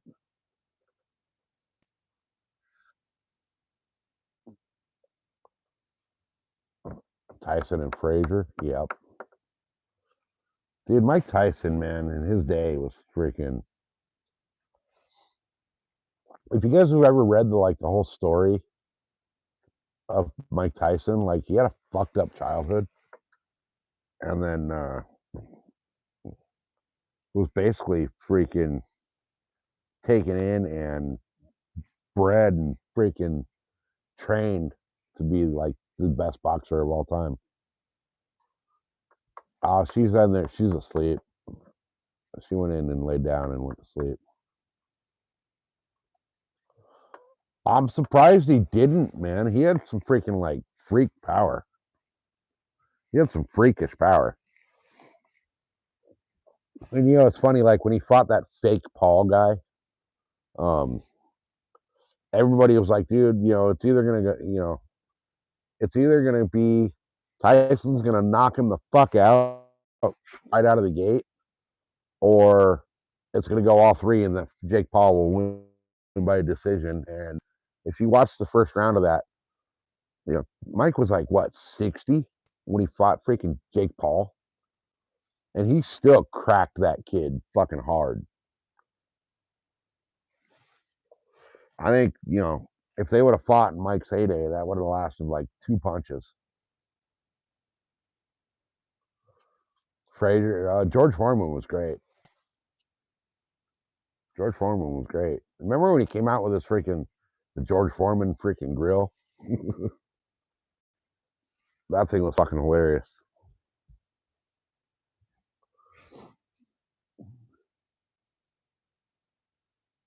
Mike Tyson has the same mental issues you have, and you're heavily medicated and a support dog. Well, dude, you can't be beating the head as much as a boxer does and not come out of it with problems.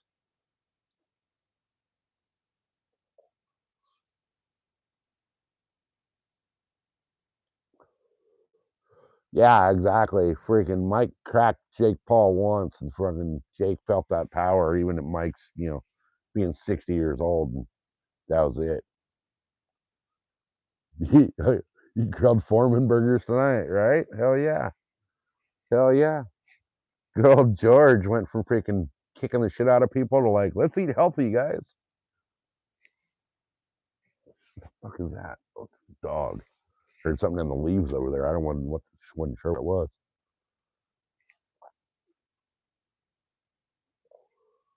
Oh shit, man. Should I go hunt or fish tomorrow, you guys? What do you think? The lean, mean grilling machine, right? I don't know. I'm not 100% sure. George was a freaking puncher, dude. That guy would, yeah. George was a true boxer, man. True freaking. He was natural talent. Funny thing is, like, he named all of his kids George too, and then his daughter Georgina. George Foreman's dead. Yeah, I thought he was dead.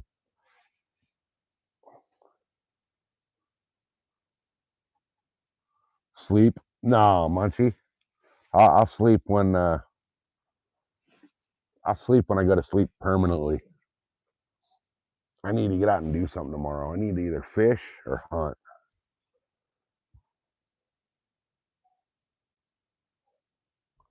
I know how much cleaning of the game I want to do, right? Right? That's the worst part about hunting. The hunt itself is badass. Work doesn't start until the animal's down. And then it's a pain in the ass. Munch fish. I should go fish tomorrow, but I should go hunt tomorrow. See, the problem is it's 10 o'clock and my camo's not clean. So. But then again, man, I can go out there and freaking Levi's in a t-shirt. Jackson, welcome in, brother. Good to see you. I was watching you fish for a while. How'd you do? Did you end up catching anything?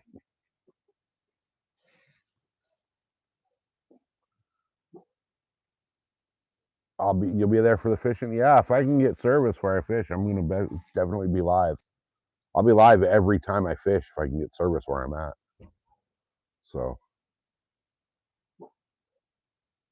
we're watching the boat. Yes, I went out and stared at the boat long enough that the steps finished themselves. So we got this done. Steps all nice and wrapped. It's going to look really good. It's a different color than the bow, so it's going to stand out. So you'll be able to really see the steps. We got like this right here is the color of this is the material I put up on the bow. And so the contrast will be really good so that, as you're walking around the boat, the steps are going to stand out. You're not going to trip over them. You're not going to, you'll be able to see them. The boat's moving or whatever, you'll be able to see the steps, which was what I wanted. I wanted the steps to stand out and be visible. So more of a safety thing than anything. 3 white bass and a channel cat. Nice. Nice. Going grocery shopping and then getting drunk. Hell yeah. Hell yeah. That's the way to do it. But yeah, I think this is gonna look good. Because you can kind of see how the pattern's gonna look. The diamonds the diamonds go the opposite way on the boat, but it's gonna look good. There will definitely be contrast there, so you'll be able to see where you're walking, which is what I want. You found the nursery. Okay, that's hilarious. Hey, that's all good though. At least you caught something, you know. I've been skunked the last few times I've been out. I'm actually 4 fish behind Mrs. SoCal right now on our fish bet. So I need to go relearn how to fish again or something. I want to take the boat out, but it's in a spot right now where I could go throw it in the water right this second if I wanted to, but um I want to get the decking and all that done before I go out on the boat again, which I'll have that done in the next couple days. But especially with the grinder wheels that I got to sand all the freaking old carpet glue off. So you smashed me the last couple days. That's awesome. You guys know I've never targeted crappie. I've never fished for them. Never actually caught one in my life. And I know that my home lake has some big crappie in it. So got a boatload of white bass. It tasted like oatmeal and cardboard. That's not good, man. Never seen a white bass, but you have big ass largemouth. So I'm chasing the lake record at my home lake. And the lake record at my home lake right now is 19.4 pounds. And I'm thinking that the state record is 21 and some change, 21 pounds and a few ounces. I'm really thinking there's a possibility that there's a state record swimming around my home lake because if the lake record's 19. You know, there's got to be something in there. Even that fish, that same fish, is bigger now. You know, so I really want that lake record bass. Well, that's the problem is they don't tell you when they're stocking the lake. So I'd love to make a video of them stocking the lake, but basically to do that, I'd have to be there every single day, all day long, and just happen to be in that spot when they stock it because they don't talk about their stocks at that lake. So, but I want the lake record bass, cat, carp, and crappie out of my home lake because the only one they have on file is the bass. They don't have um, a lake record for the cat, the carp, or the crappie because somebody, one of the volunteers that works there, lost their record book. So they have to start all over. And so far, nobody's registered anything as the lake record. So I'm going to be registering the cat, the carp, crappie, and hopefully the bass. And if I get the lake record bass, it could very well become a state record as well out of there. So let's see. We use the Marabou jigs, white with the redhead, trolled at 40. That's not bad. Whoops. So yeah, oh okay, nice crappie from a few years ago. White bass tastes like any panfish, same as rock bass.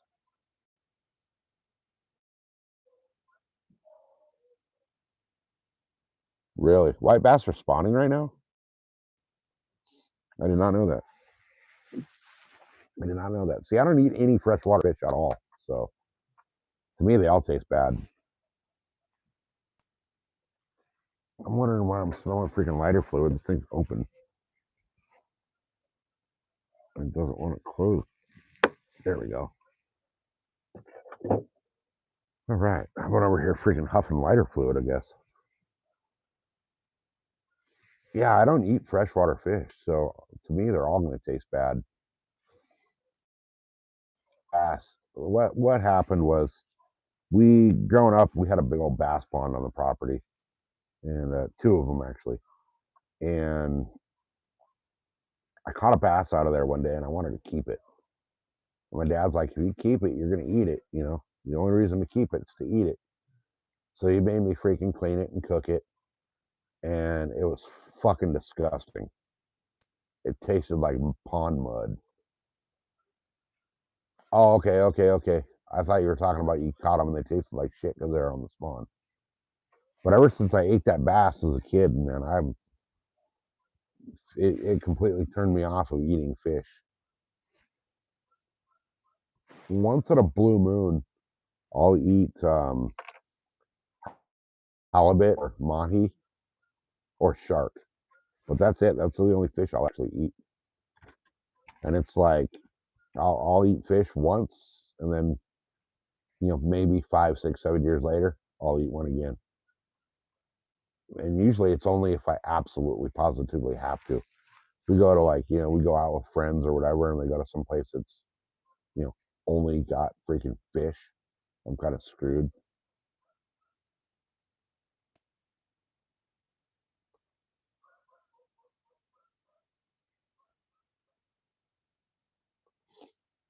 You're right. The warm summer months and shit, when raccoons are gross though, from what I've heard, no matter when you shoot them.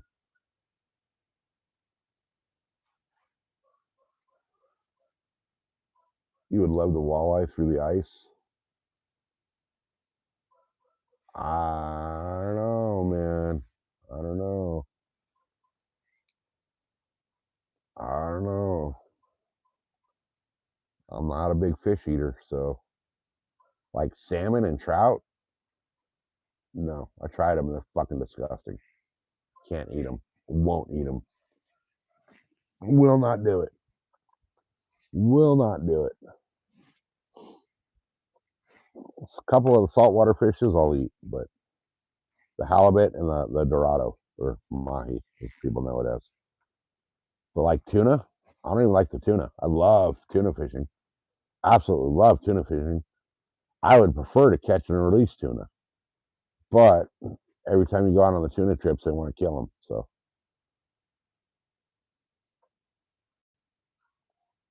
steelhead, never tried steelhead. Walleye tastes nothing like trout. Yeah, trout was like, I tried rainbow trout, man, and that was like straight up just fishy as hell. It was like they added extra fish to it. But the mahi and the halibut don't taste fishy at all, so I can deal with those. But not the if it tastes even slightly fishy, I can't do it. You love the rainbows. Rainbows are fun to catch. Well, the stocked ones out here are fun to catch because that's all we got. But they stock big old rainbows out here. Hey, right on, Jackson. Have a good night, brother. We'll see you next time. Where did you go? I don't know. Where'd you go? I don't know. You're right there, man. Yeah. Fucking Dave's not here. Oh man. All right, I'm gonna have one more freaking smoke, and then I think I need to call it and go. Orp, what's happening? Orp, welcome in. Orp. Orp is one of our. Actually, guys, Orp, big old fucking shout out to Orp. Orp was our first titty level member. Hell yeah, welcome in, Orp. What are you up to, man?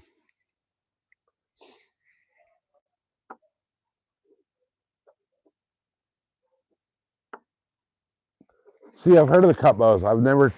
There's so many fish that you guys have in other states that we don't. Like, we kind of get screwed on the fishing out here, man. We got like catfish and stock trout and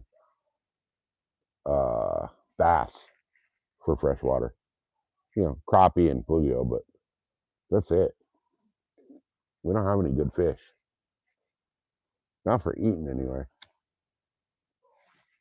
Now they do stock, and I don't know if Orp will be able to answer this too, but I think they do. But when they stock the trout out here in the lakes,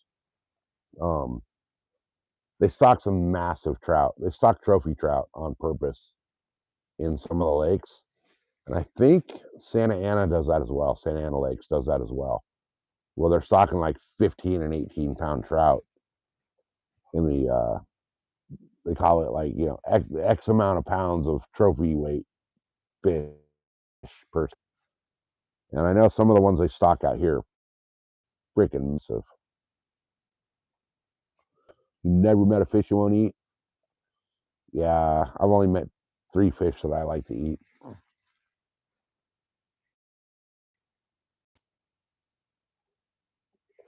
Ontario, all over the place, man. All over the place. You can catch different fish. Like smallmouth, for instance. We don't have smallmouth here. If I want to go fish for smallmouth, I got to leave the county and go fish a tributary of the Colorado River. Yeah, they're stocking in the next couple of weeks. I know Cuyamaca out here has already started stocking trout, and they've already started stocking trophy trout, from what they say. So maybe I'll go fish there tomorrow and catch some freaking big old trout.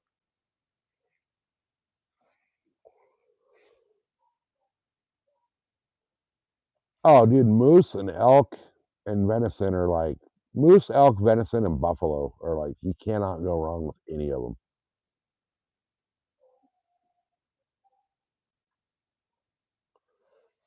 See, I've only caught 2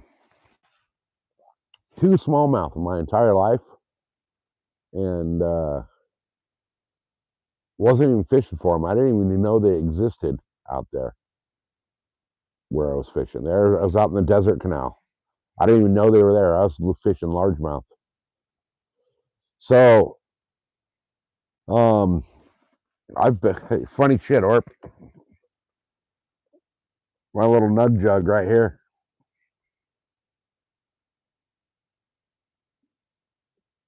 This was my last trip up to Big Bear. Cool little nug jug that I got. But usually when we go to Big Bear, it's with the Jeeps, and it wasn't to fish. So I've never fished that lake.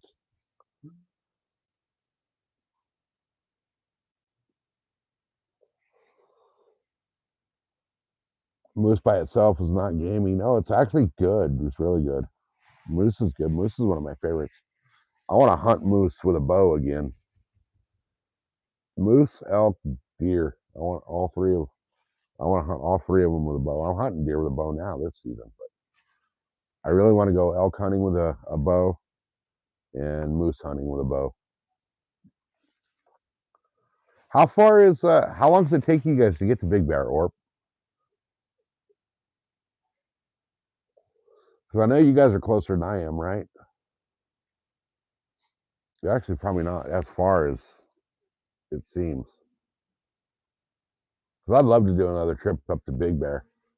I know it's going to get pretty there in the next couple months, though. It's going to be snowy as shit. So, but I've been all over Big Bear on the dirt bike, or not on the dirt bike, on the dual sport, on the street legal dirt bike. Been all over Big Bear on the bike and all over in the Jeep. But I've never fished the lake.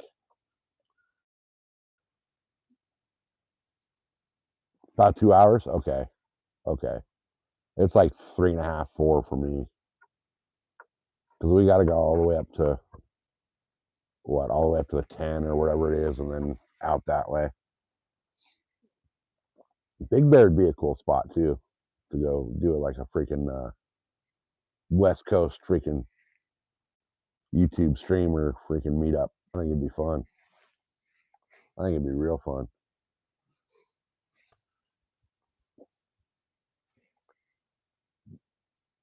But I've never fished that lake. I've heard it's a great trout lake. I've just never fished it. I know it's super low. Last time I was up there, I was surprised at how freaking low it was.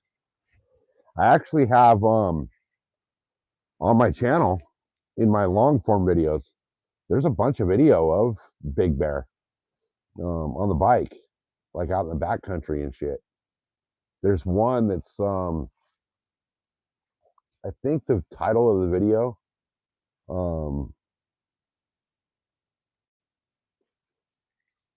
yeah, I'm wearing my Big Bear hoodie straight up. This thing's so fucking comfortable. But there's a video on my channel I think it's titled like Insane Downhill or something, where we were out there freaking riding through Big Bear, and my buddy sees a little single track fucking trail. He was like, "Oh, let's take this," and turned out, I think it was the fucking like game trail. I think it was a fucking deer trail down a hill like this. And on that big ass heavy bike I was riding, it was fucking scary. I had the front brake and the back brake locked up, and I was still sliding down the hill at points.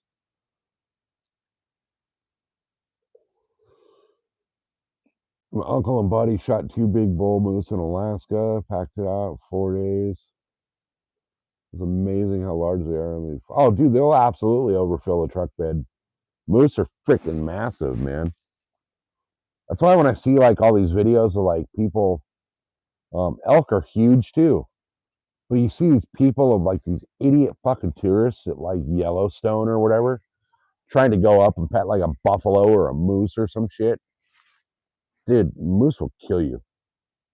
Moose will stomp you to freaking death. By the time that moose is done stomping you out, they're gonna bury your body in a Tic Tac box. It's a goddamn horse with antlers. And until you're like right up on one, you don't realize how freaking big they are. But another thing about moose is you don't realize how freaking well they blend into the forest. You can be 10 feet from a moose and you won't see one.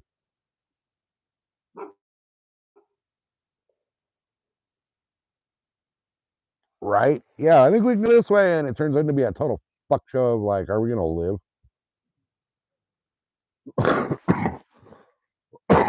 Yeah. That video on my channel is pretty crazy. It was such a gnarly ride down that hill that somehow, some way, it freaking knocked the freaking shutoff valve off on my gas tank, and I started freaking draining gas out of the bike like crazy. And actually, when the video cuts off, it cuts off right when my buddy noticed all the fuel draining out of my tank. You see him like, "Oh shit, your bike," and then the video cuts out. Like you see a real quick little clip of the gas just pouring out of the bottom of the tank, and then it cuts out. But that trail was gnarly. We've done some trails up there that were freaking insane in the Jeep too.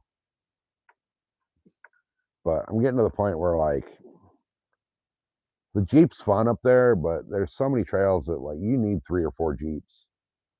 And the people we used to go out with the Jeeps, I can't fucking stand them anymore. I won't even fucking talk to them unless it's in the next time I talk to that guy, it's going to be in court. And literally, we're going to court, labor court. Dude owes me freaking tens of thousands of dollars, and I worked for him for a little bit, and he totally screwed me over on payroll. So I filed my fucking labor claim against him, my labor board claim, because he was fucking. Not only was he fucking me over on payroll, but he was fucking over everybody that worked there on payroll. So next time I talk to him, we'll be in court. We already had one court date where they basically said that you know, he admitted that he fucking screwed people's payroll. So now it's going to the next phase of the courts, and they're going to determine exactly how much he owes me, which their last dollar amount was in the 30,000s, and they said that they're going to go even farther back because they only went back 6 months. We went down a chute, kicked out by a ski patrol, ski run down the bottom of the hills, little dots instead of the skiers. Yeah, it's fucking gnarly. That's gnarly. I've been down some. See, I don't ski and I don't snowboard because I know I'll break myself in half. But I've been through some stuff on the dirt bike that's like, how the hell we make it through there? Why did we go there? And what the hell were we thinking? There's some good video on the channel of the dirt bike stuff. There's one little short. Is it short? No, I think he got put into my long form videos for somehow. YouTube uploaded it to my long form. It says something about like small waterfall on the DRZ. We're actually riding down waterfalls on the dirt bikes. Dude, right? I remember when I was young and immortal and nothing could hurt me and freaking I was going to live forever. And now I'm like, shit. Waking up in the morning, like the first 5 steps of the day hurt because of thinking I was immortal.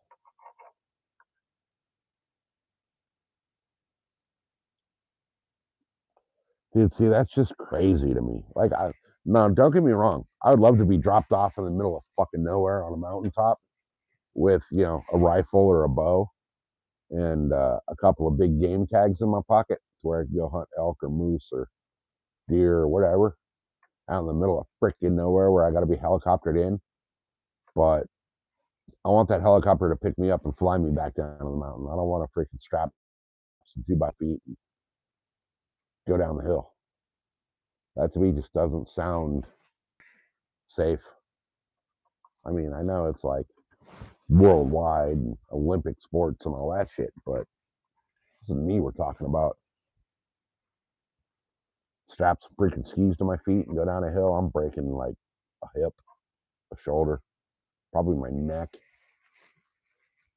Probably going home in a helicopter or going to the hospital in a helicopter.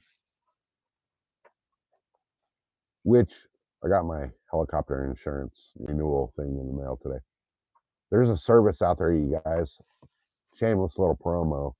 Reach Air, if you're listening, sponsor me. So it's called Reach Air, and they do it's basically like medevac flights, right? Life flight or whatever it's called in your home state. But when you get freaking in a car accident on the freeway and they got to take you in a helicopter to the hospital, Reach Air is a huge service now that is insurance for that. If you get picked up in a helicopter to go to a hospital, it costs you $1,000 a minute. And Reach Air for $100 a year covers you to where if you got to get picked up in a helicopter and taken to a hospital, it costs you $100 a year. It covers your freaking medical flight. So I go like skiing or snowboarding or mountain bikes or whatever. Freaking look into that because it's definitely worth it. Motorcycles, you're never going to convince me motorcycles are more dangerous because I know that every time I get on the bike, I could die. I know that. But it's something that, like, it's ingrained in me so hardcore that I'll never stop doing it no matter what. I've been on motorcycles since I could ride a motorcycle before I could ride a bicycle. I was like 2 years old when I started riding motorcycles. So it's just the one thing that, it'll always be ingrained in me. Stood on a mountaintops in Oregon alone, infinite trees and nobody else, 50-mile radius. I'm the same way, man. I'm the same way. You drop me into a city in the middle of nowhere, like that I've never been to, and I can't find my fucking way out. But you put me in the mountains or out in the desert and tell me to freaking find my way home, I'll be home before you. It's like, it's just, I don't know what it is about nature, but man, I hear all these people like, oh, this deer hunter got lost. And it's like, bro, if you can't find your own self in the deer woods, how are you going to trail the deer you just harvested, There was back in the early 2000s, 2003 and 2007, San Diego County pretty much burned to the ground. But one of them, I think it was the first one, the big one, the first big fire that burned all the way from the mountains to the ocean, was started by, oh, she will know, she's walking out the door right now. What fire in San Diego was started by a lost hunter that burned all the way? What was the one that burned all the way down to the ocean? No. The other one. What year? It was either 03 or 07. I think it was the 03 one. Oh, no, this reminds me Cedar. of the 07 one. My friends looked up. Yes. So I'm intimately familiar. Yes. But there was the other one that was started up in like Ramona area from a deer hunter that got lost and tried to start a signal fire. That was 07. That was Witch Creek. Where was the Cedar fire started?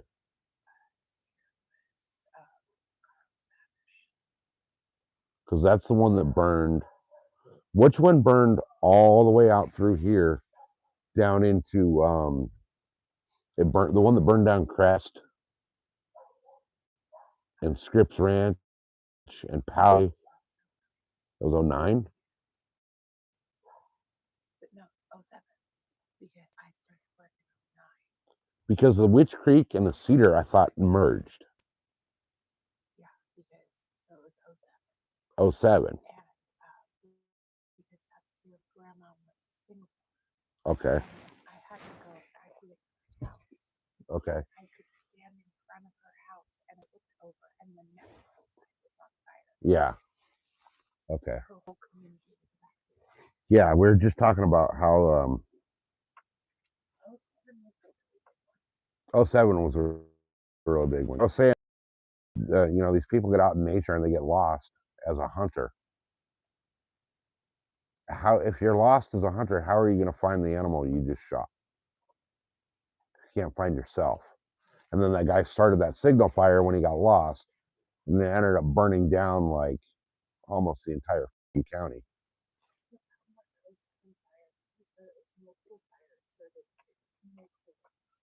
Right. It was Witch Creek that started in the middle, Cedar, which was up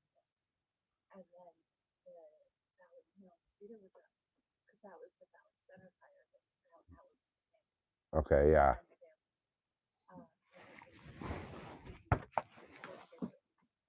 Right. And since then, we have in 2013 Carlsbad fires. And then the one out. Took out a bunch of Carlsbad, part of Baldwin, and part of Canada. Yeah. Big that was the Okay. Yeah. Hey, fat cat, welcome in. We're just hanging out. We were working on the boat step. Now we're just hanging out talking shit. No fishing today or any of that. Unfortunately. I don't know, the Cedar fire was 2003. 2003. That's, That yeah. was caused by Los Angeles signal fire. Yes. Fueled by Santa Ana winds, keeping largest wildfire in California history at that time. Yes. Largest wildfire in history in 2003 at the time was here in San Diego, and it was started by a freaking deer hunter that got lost and started a signal fire. Burned down freaking hundreds of thousands of acres, and it burned down entire neighborhoods. Burned, yeah, a bunch of neighborhoods. So the Witch Creek fire, Yeah, me talking crap? No way, right? I'll never talk crap. We're just hanging out shooting the shit. Most people panic when they're in trouble, exactly. And yeah, it was a freaking city slicker that LA. It was a city slicker, freaking deer hunter that got lost. Which I don't fucking know how you get lost when you're hunting deer. But he gets freaking lost and then burns down like half of the city. 280,000 acres. That was insane.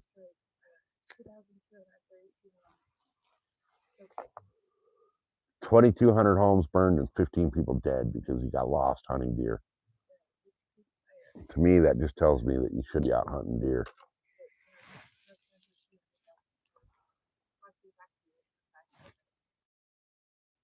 1,000 acres burned and freaking 500,000 people evacuated. That's insane. fire was unique because it burned a part of the California, the San Diego, Yeah. So there's that. Oh, that's insane. That's insane. This was the Witch Creek. It burned a whole bunch of San Diego County. Yes, it did. Cedar Fire got kind of the amount of it. That burned a lot. Yeah. The Cedar Fire was difficult because both the orange and the pink areas burned. Yeah. That was crazy. But Cedar was was a hunter that got lost. Cedar Fire was the last major fire that had happened before that. Yeah, that's right. None of that had burned to the 70s. Up in, the Laguna fire burned in the 70s. Yeah. Yeah. And that one, I believe, was started by Hunter as well. It was either a hunter or a camper, one of the two. But hey, Munchie said hello. She's feeling like shit. She says hi, Munchie. Oh, Powerline started that one. Okay.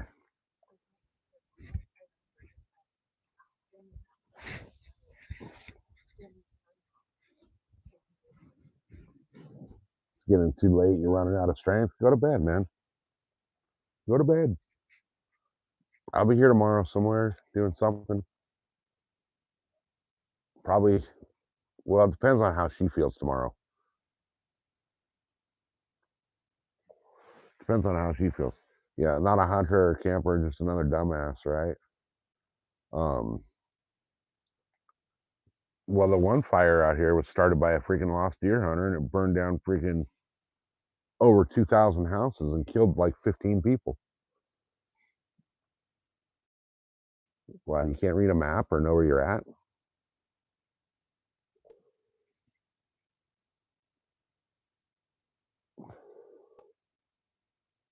Yeah, exactly. I don't know what it is. Like some people just have that built-in freaking mapping software in their brain. Like I know I started here and now I'm over here somewhere and I got to go back this direction.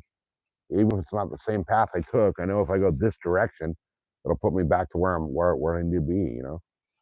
But I guess that's why they tell city slickers to stay the hell out of the deer woods. I should have washed my camo so I can go hunt tomorrow.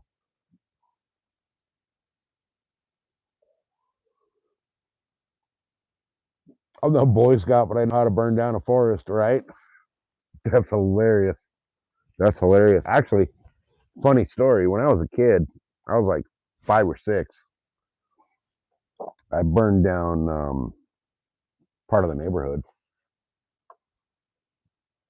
There's a little dirt bike track that we used to go ride all the time, and I don't know how or why or what, but I know somebody had matches, and I lit like one of the big tall weeds because the weeds were like chest high to us when we were kids. You know, they'd be like waist high now, but I lit one of the weeds on fire with the match, and the one weed like burned down to the ground, and like one blade of grass like type weed, right? Burned down to the ground and went out. And I was like, oh, that looked really cool. So I did it again. And that caught the one next to it on fire, which caught the one next to it, which caught the entire freaking neighborhood on fire. That was an experience. That was not fun as a little kid to have to go through that shit.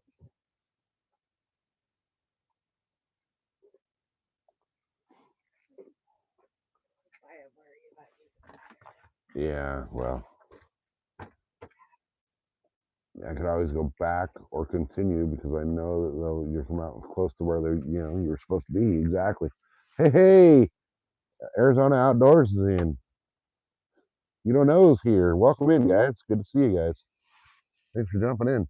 Appreciate it. We're just kind of hanging out, shooting the shit. I'm kind of deciding whether I should hunt or fish tomorrow. if I hunt, I got to be up for at least another 4 hours because I got to wash and dry my camo and all that stuff, which takes a while. If I fish, I can just go fish whenever I want to fish. People don't realize that a fire will burn against the wind. If it has something to burn, it will. Fire will create its own wind. They will create their freaking weather system.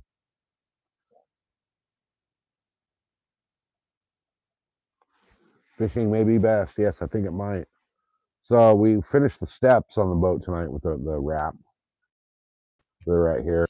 I did them. If you guys remember that weren't here, I did the bow in this material right here, and the steps that go up to the bow I did in this camo color, this black and white camo, and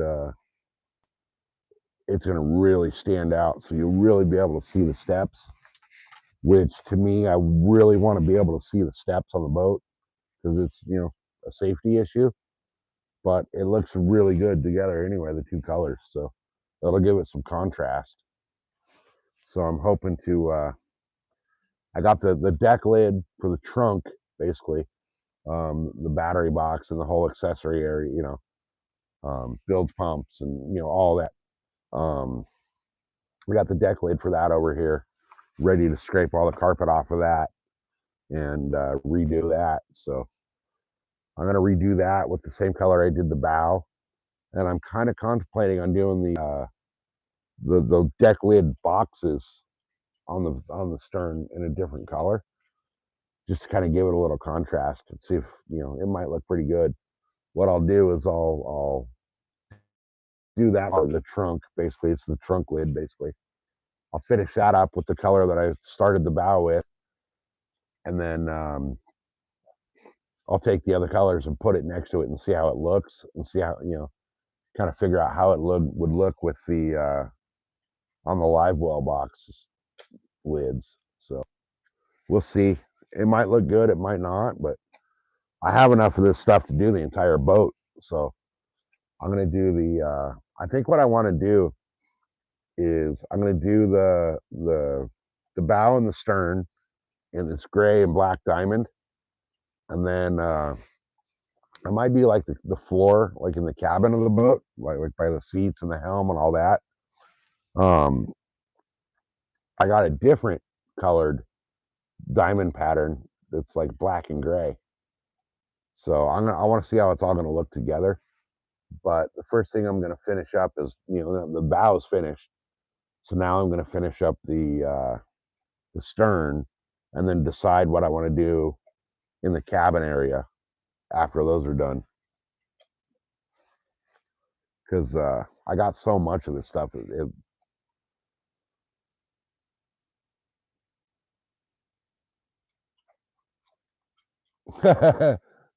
Girlfriend is in Egypt and waking up about now, so she'll be blowing up her phone. Right on, man. Thanks for jumping in, Ellie Kelly. Appreciate it. Appreciate you being here.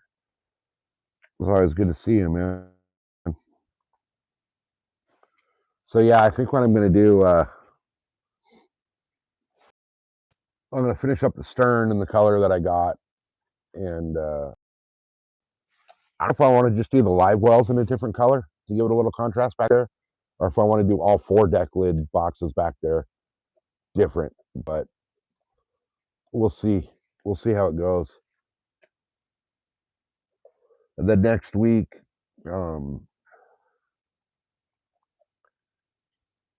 probably, hopefully Monday, either Monday or Thursday, we'll be out on the boat fishing. So I got the battery charger and on it right now. Charging up the battery, the main battery. I'm going to, once that battery is fully charged up, I'm going to put the charger on the other battery, and hopefully the other battery will run the electronics and stuff. So I'll have just the cranking battery for the motor, and then I can run everything else off the other battery and hopefully be good to go. So, But we'll be on the boat fishing next week for some big old fatty girls. I'm going for that lake record. I want that freaking record out of my home lake, and the only way to get it is to be out there and catch her.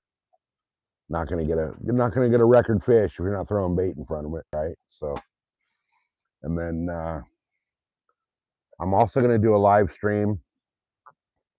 According to good old USPS tracking, my bass box of the month that I won from Crappy Man should be here tomorrow. And I'm going to take that and all of my Crappy Man jigs stuff, and I'm going to go fish my Lake Murray with Crappy Man stuff. Because if you guys are ever in Crappy Man's live and he's talking about fish in the lake or whatever, I always make the joke that I need to come out there and fish, his Lake Murray, because he's at the real Lake Murray and our Lake Murray out here sucks. So I'm gonna go do a Crappy Man Baits only live stream fishing my Lake Murray from the boat. So that'll be a fun one. That'll be sometime next week as well. So I'm gonna go fish. I'm gonna go hit at least 2 lakes next week on the boat and do some live streams out there. I'm really hoping that now that I switched over to Verizon, from it, that I still get good service on my home lake. It's pretty darn rural, and I know that Verizon service is not that great out there. So I'm hoping that I can get cell service on my home lake. If not, I'm going to have to fish other lakes until we get the Starlink going on. And then once we get the Starlink going on, there's no holds barred. We're going to fish anywhere and everywhere we want. And then,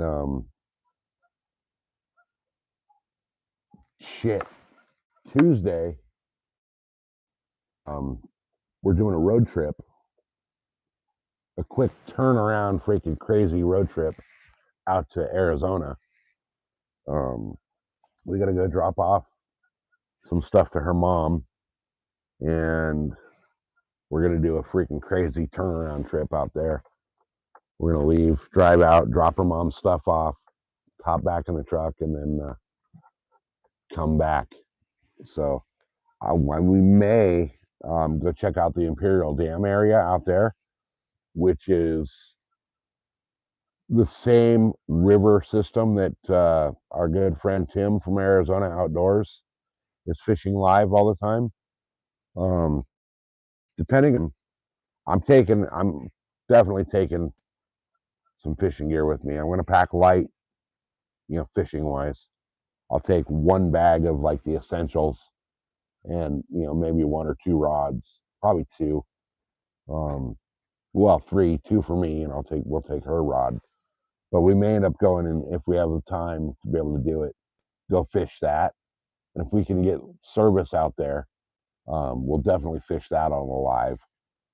But once I have the Starlink up and running, we're going to definitely be fishing some really, really cool spots. We'll be doing some road trips to fish some really cool spots too. So yeah, we will have the live stream going on next Tuesday. Doing the road trip to Arizona. So I kind of want to be able to go out there. The problem is now though, without her mom and my dad living in our house, we can't leave for too long because of the dogs. Somebody's got to be here to feed the dogs. So we can't really take off without having a dog sitter unless we take the dogs with us, and the dogs don't do too well in the truck. So you watch a lot of people drive, it puts you to sleep. Nice. Driving puts me to sleep as well. So you might see like, dash cam footage of car accidents with me driving all the way to Arizona. Something about being in the truck, man. It just like, it lulls me to sleep. But I'm really excited about the the membership members only lives that I'm going to do are going to be some really fucking cool spots. And then once we get the Starlink, we're going to do some really awesome shit. We're going to do some stuff in the Jeep with the Starlink, where we're gonna go hit up some places. Outdoors will know the area I'm talking about, but we're gonna drive all through the Anza Borrego Desert State Park in the Jeep, where there's some stuff out there that it's just geological wonders. So right now, Fat Cat, we're looking at our plans kind of changed on where we're looking at moving. There's some new requirements that we have for the property that we buy when we leave California. Go lay down, go lay down, go lay down now, go lay down. We want a property where we have a lakefront property where I can shoot deer or elk or both in the backyard and park the boat in the boat dock in the front yard. So a few spots on the list right now. Tennessee is leading the list for her. The problem with Tennessee is there's too many people from California moving out there.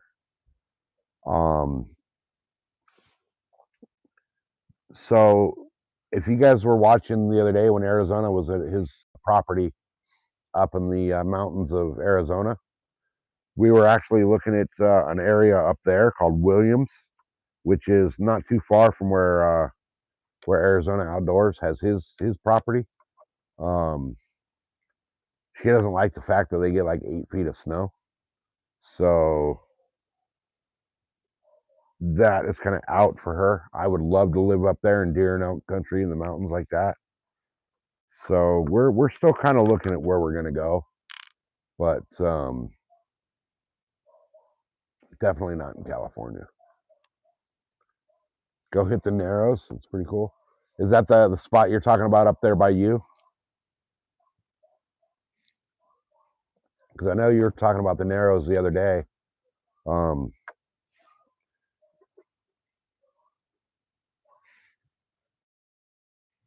Williams is very expensive up there. Yeah, it's expensive up there. One of the things that I don't like about Williams is there is no water. Even though you're so far up in the mountains, there's no water. You gotta have you gotta truck in all your own water. So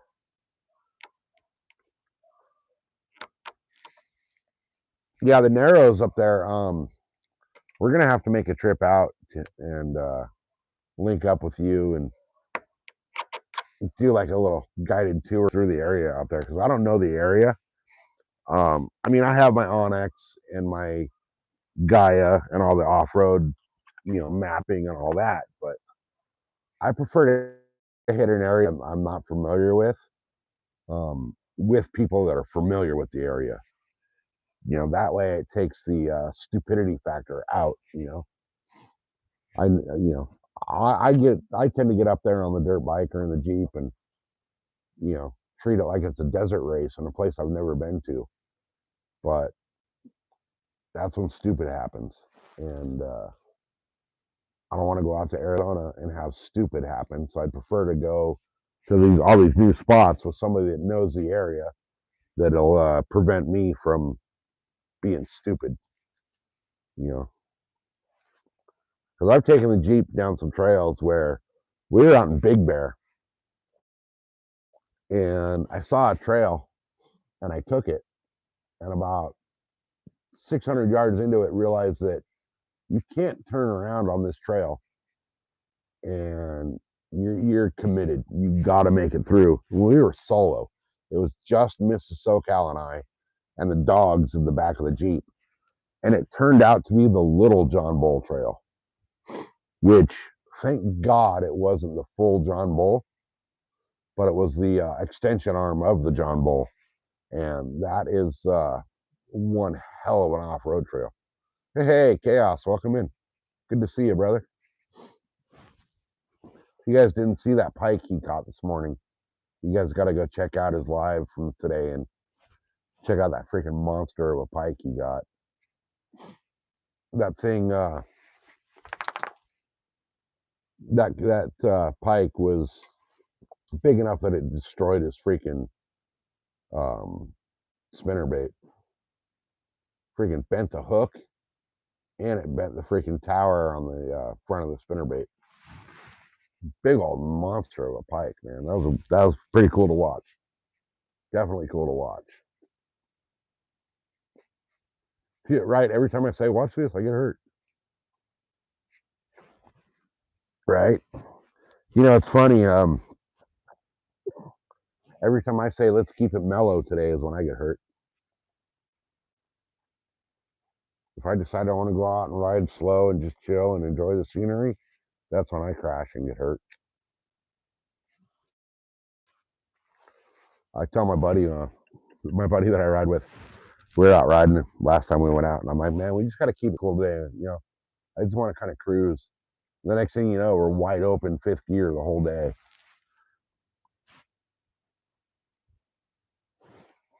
It's always when I say I just want to cruise that I get hurt.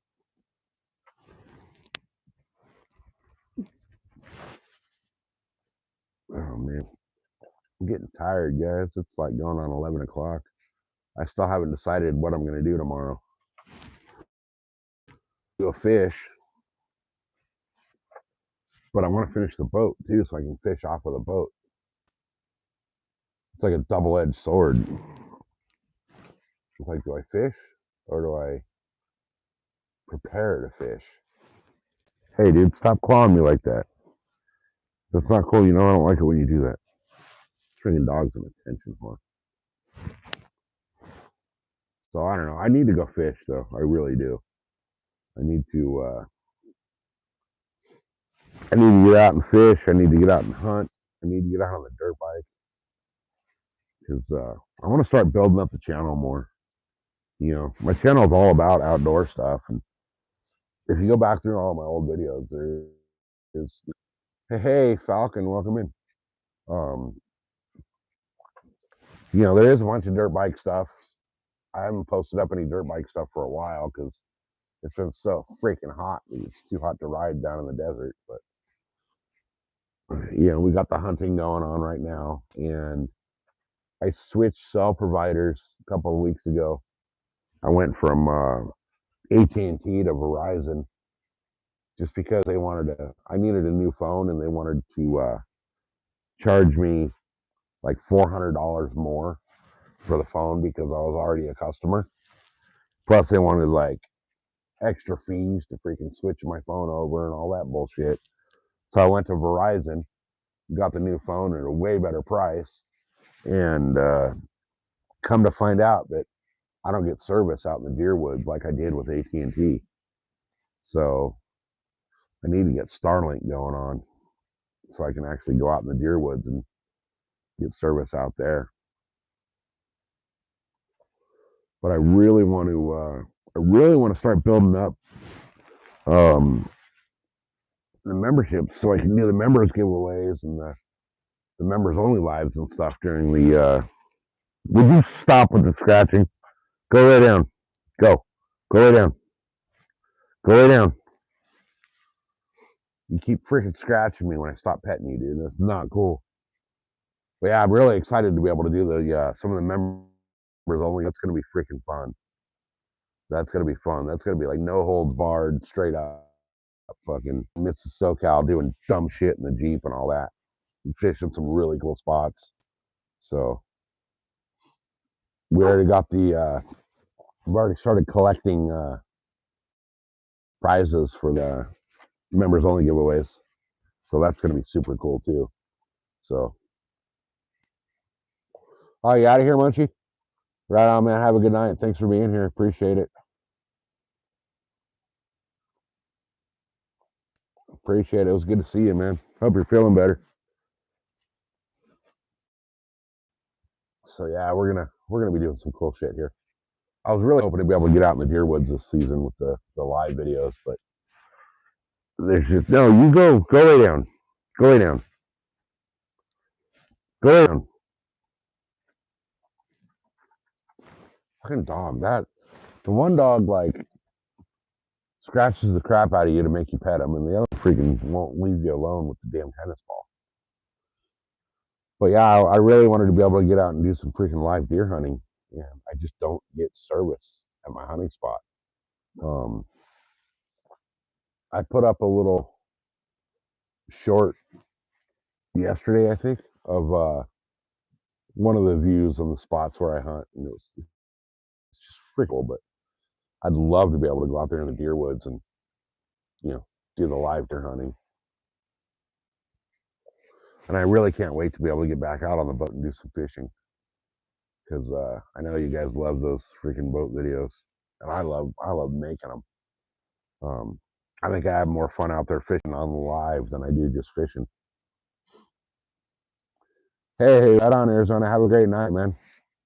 Are you fishing tomorrow? Or are you gonna do the Halloween thing with the kitties? I'm hoping to be not here when all the kids are trick or treating. I'm hoping to be on a lake somewhere. So, but yeah, it's gonna be some fun shit coming up. Fun shit. It is, dude. It's like almost more fun to freaking bring everybody out with us to our spots than it is to just go cruise the spot on your own. Are you guys are going on a cruise? Nice. Hell yeah, have a blast with that. Have an absolute blast with that. Be back in a week. Right on, right on. Enjoy. That sounds like it's gonna be one heck of a time, man. Hope you guys have the freaking time of your lives. That's gonna be awesome. Mrs. SoCal's trying to talk me into a cruise, but I keep telling her that like there's no freaking way you're gonna get me on a boat where I can't fish. Like what's the point in being out in the ocean on a boat? I can't fish from it. No, you can't fish off the cruise ship.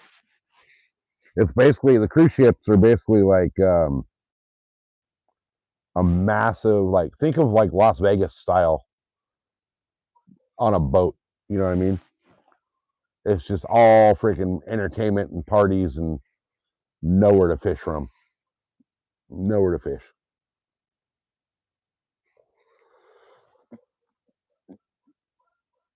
But yeah, Drew, we're gonna be back out on the boat here. I've got the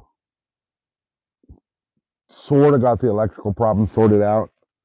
I had to unhook everything except for the motor, basically, from the batteries.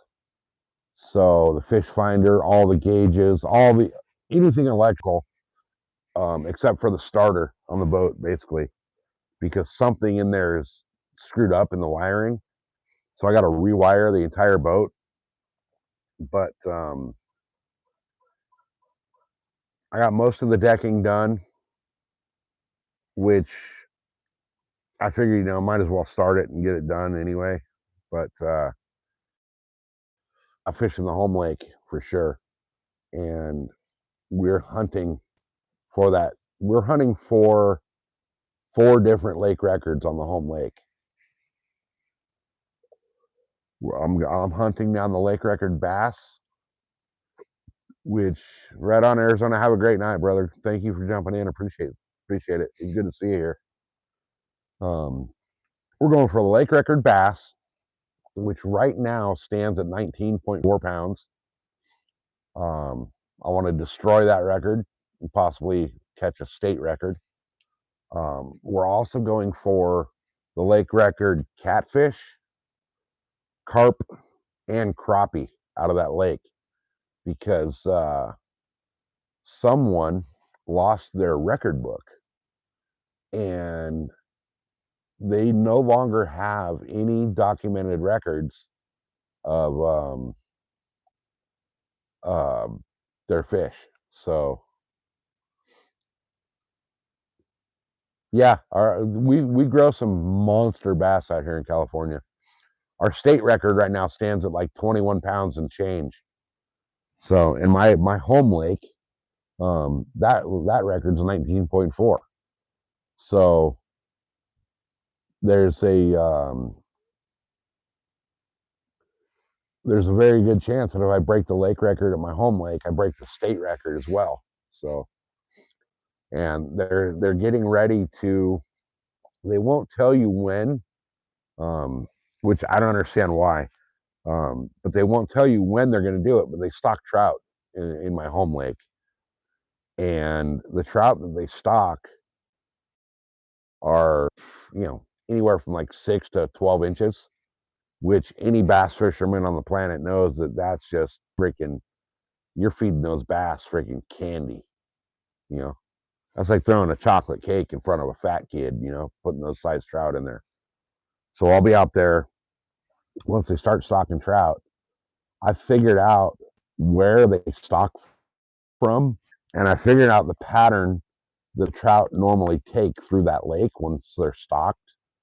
So I'm going to be following that, basically that freaking travel corridor for the trout and fishing some big swim baits for the bass. And then at the same point, I'm going to be focusing on crappie, carp, and catfish there because, like I said, one of the volunteers that works there somehow, some way lost their record book, and the only thing they have on record is that bass, and that's only because the bass was posted on the internet, and that record was posted on the internet, so they have record of it. So, but the other 4, they don't have a record. So, or the other 3, they don't have records of them. So I might as well be the one that goes out there and throws my crappie man baits that catches the lake record crappie, and then whatever I catch the cat and the carp on. If I catch a cat or a carp over 15 pounds, I'm basically going to register those as a state record or the lake record because they don't have anything on file. So why not put my name in the record book and be able to go out there and continue to break my records, So we'll see how it all goes, though. But next week, we'll definitely be fishing on the boat. 100%. I will be having the boat in the water next week. I found an anchor. I didn't realize I had, so I have the anchor. I just need to basically get both batteries charged back up, and don't have the trolling motor, so that's going to be a little odd, but I'll be able to use the trolling motor battery to power all of the electronics that I need to power on the boat while I'm out, and still not worry about the starting battery dying. I don't know if you guys saw the last I did from the boat, where I ended up having to be towed in because all the batteries died and the trolling motor fell off and landed in the bottom of the lake. So that was a circus of a day. That was also the day that I ran over a prop or a rope that got wrapped up into my prop. So somebody had got their anchor snagged and just cut the line and let the rope float there, and the rope was a couple inches under the water, and I didn't see it, and it got chewed right into the prop. So anchor was still attached somehow, some way. It was enough force to rip the anchor out of whatever it was stuck in, and the anchor came and hit the prop, so it chewed the living snot out of my prop. So I got to get a new prop for the boat, but it's at the home lake. I'm not too worried about it, because I can only do like 6 miles an hour on that lake anyway. They have a lake speed limit of 10 miles an hour, but I only do like 5 or 6 on that lake usually because there's so many hidden hazards on that lake. There's rock piles that are 2-3 inches under the water, so you don't see them.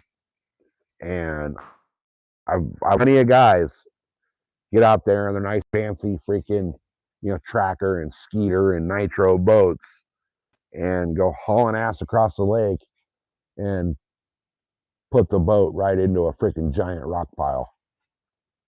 There's also trees and bushes and all kinds of stuff out there to screw up your boat. So I keep it pretty slow on that lake, and it's not that lake's not that big anyway. It's only like 1,400 acres, or no, yeah, 1,400 acres. So it's a small lake, but it's got monster fish in it. So there's a few videos on my channel of some of the fish I've caught out of there. I have about a 4-pound average out of that lake when I go fish it. So I'm really excited to get back out there on the boat and fish that lake because you can't really fish it from shore. Um, there's only like 3 spots that are accessible to bank fish. So a lake is like 80 acres. Okay, so it's, yeah, this one's tiny, 80 feet deep. See, ours is my home lake is I want to say it's 1,400 acres, and at the deepest point, when it's at full capacity, is like 126 feet. Right now, the water is down like 15 feet. So I actually need to go there tomorrow, whether I fish it or not, and just put eyes on the boat ramp because I'm not sure I can actually launch my boat there right now with the water levels. And that, even at her, that launch ramp is flipping sketchy. So you pull, you back your boat down, right? And when you're backing up down, down to the launch ramp to launch your boat, to your left is a little courtesy dock, which is tiny. And then to your right is a bunch of rock piles. And then behind you, right off the end of the courtesy dock, is a big old grove of trees, like literally trees growing out of the lake. So you have like this tiny little area that you can launch your boat out of. The problem is the wind, the prevailing wind, blows right down a funnel of a canyon right at the boat ramp. So when you're trying to get the boat off of the trailer and back onto the trailer, the wind is trying to push you back into the dock, and it's a very challenging boat launch, and that's with high water. So with low water, it's going to be even worse. And they don't do very much maintenance on that boat ramp. So there's big old chunks of concrete missing out of the actual ramp. So you'll back the boat in, you'll be backing down, and all of a sudden you'll see your trailer fall in a hole, and your boat's like super crooked because the trailer's down in the hole so deep that that like the trailer's actually touching the frame of the trailer is actually touching the concrete on the boat ramp, but you have the other tires up on the boat ramp, so you're in these holes, and you got to either pull out and like move over a little bit. You only have a few feet you can move over to either side, but you got to get around those holes to even to get the boat in the water. So I'm curious to see what the ramp's like right now because there used to be a channel. You could back the boat off the trailer and kind of let the wind push the bow around and go out there a little channel there that was perfect with the wind blowing you. But that channel is dry.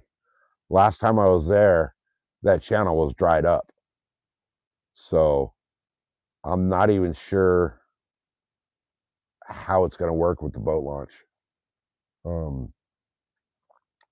there's a good possibility that I'm gonna have to, if I can get the boat off the trailer, I'll have to basically like tie a leash to the boat and turn it around so the boat's facing backwards on the courtesy dock. You know, bow first and stern first on the little dock, and basically go out to my left. But while I'm starting to move, I can only go 15 or 20 feet before I hit the trees. So I got to launch the boat and immediately turn and go out.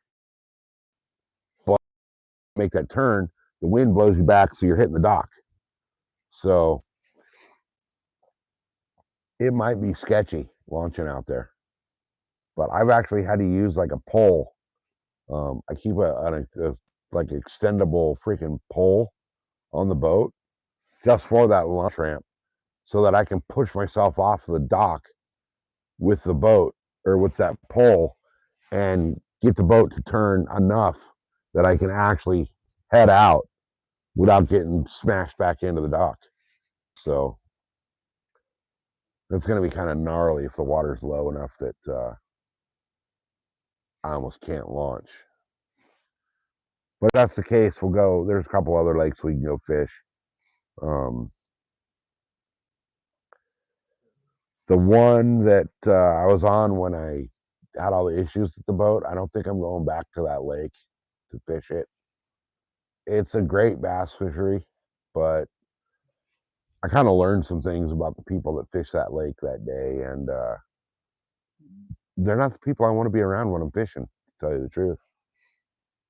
When you have somebody on a boat blowing an air horn at you, yelling, screaming, doing everything they can to get your attention, and holding their paddle up in the air, you know, your oars, to freaking try to paddle your boat back. I was holding up like the orange life vest, you know, flagging them down with the orange life vest. I did the SOS thing with the freaking horn, the whole 9 yards. And I actually had a guy, I was trying to flag him down. He went cruising by on his freaking, you know, Napoleon style freaking bass boat and gave me the finger. Now, to me, that dude should be punched in his head. I'm the guy that if I see somebody trying to flag me down out in the middle of the lake on a big lake like that, and it's obvious they're having issues, I'm stopping to help, man. You know, but there was like 6 or 8 people out there that just basically looked at me like, yeah, screw you, and went right by without trying to help. So because of that experience, I've learned the type of people that fish that lake, and these are not the people I want to be fishing around. So even though it's a big lake and you probably won't see anybody, you know, I'd rather go to my home lake where I know that if somebody sees you calling for help out there, they're going to help you. So there's a few other lakes out here that I haven't fished on the boat ever. So I've only put my boat in 3 lakes out here. So there's a couple others I want to take the boat out and go fish those, because I used to kayak fish them and did really well. So we'll take the boat out and do some of the fishing on those this year. Lake Murray, perfect example. I'm going to go do a Lake Murray stream from our Lake Murray, using only Crappy Man baits at that lake. So that'll be a fun stream. I might do that one next week. It really depends on, it's going to depend on a few things. It's going to depend on weather, and it's going to depend on how this road trip to Arizona and back goes. Because that's going to be a kamikaze run. That's basically, we're loading up the truck Monday night, waking up Tuesday morning, driving over to Arizona, unloading the truck, turning around and coming home. So it's, you know, 10 hours of just driving and then whatever time it takes to unload, and obviously we're going to have to stop for food and things like that. So it's going to be a very, very, very long day on Tuesday. So I don't know what's going to happen Wednesday, but Thursday for sure I'll be out fishing. I'll be for sure fishing Thursday. I'm not going to fish our lakes here on the weekends because they're so overcrowded. So weekends, I think I'll be working on the boat. I won't be in the deer woods on the weekends because, too many flatlander city folk out there with guns that don't know what the hell they're doing. They tend to seem to think that deer climb trees. So, but once this boat's like dialed in, we're going to be all over the place. We're going to be all over the place. I'm not going to worry about rewiring it just yet. I plan on fishing my home lake more than anywhere else, hopefully. But once I get the rewiring done, we're going to hit every single lake in San Diego.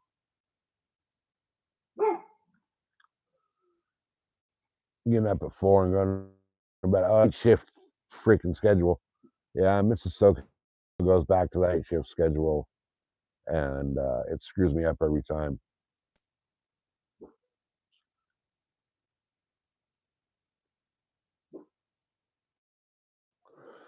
Yeah, see, I've heard about the people up there, and I heard Lake Paris has got really bad too. But like, it's a lake, man. Don't be fighting over spots. You know what I mean? Like, that's just childish and petty. Clear Lake is on my list to fish just because it's not a lake that I have access to every day. But I've heard a lot of horror stories about the people that fish that lake. Yeah, no worries, Falcon, man. You're on the opposite schedule of me right now. So if you're, I don't expect you to be up, during sleeping hours watching the stream if you're sleeping. Speaking of sleeping, guys, I've been on the live for 400 minutes, which whatever that translates into hours. I should probably call it, go in and have some food and go to bed because I need to get up and do stuff tomorrow. Whether it's working on the boat or fishing, it'll be a game time decision. I will for sure be going to check the home lake tomorrow. Whether I fish it or not. I'll probably fish it because we're going to go down there and going to fish. But I need to go look at the boat ramp. So, but guys, I'm going to call it. Final shameless plug. Remember, we got memberships available now, and we're going to be doing the members only giveaways here coming pretty soon, and some members only lives and things just as a thank you to everybody that's been supporting the channel for so long. So get them while they're hot. But on that note, guys, I'm out of here. Thank you to everybody for hanging out. I greatly appreciate it. I couldn't have got my channel this far without you guys. I'm just some monkey behind a camera, and it's actually you guys that are the ones that are responsible for this channel growing because you're the ones watching the content and hanging out, and I greatly appreciate it more than you even know. So thank you again, guys, and we're out of here. We will definitely see you tomorrow, either working on the boat or fishing. Most likely, hopefully fishing. Peace, guys. Have a great night or morning or whatever it is for you, and we'll see you next time.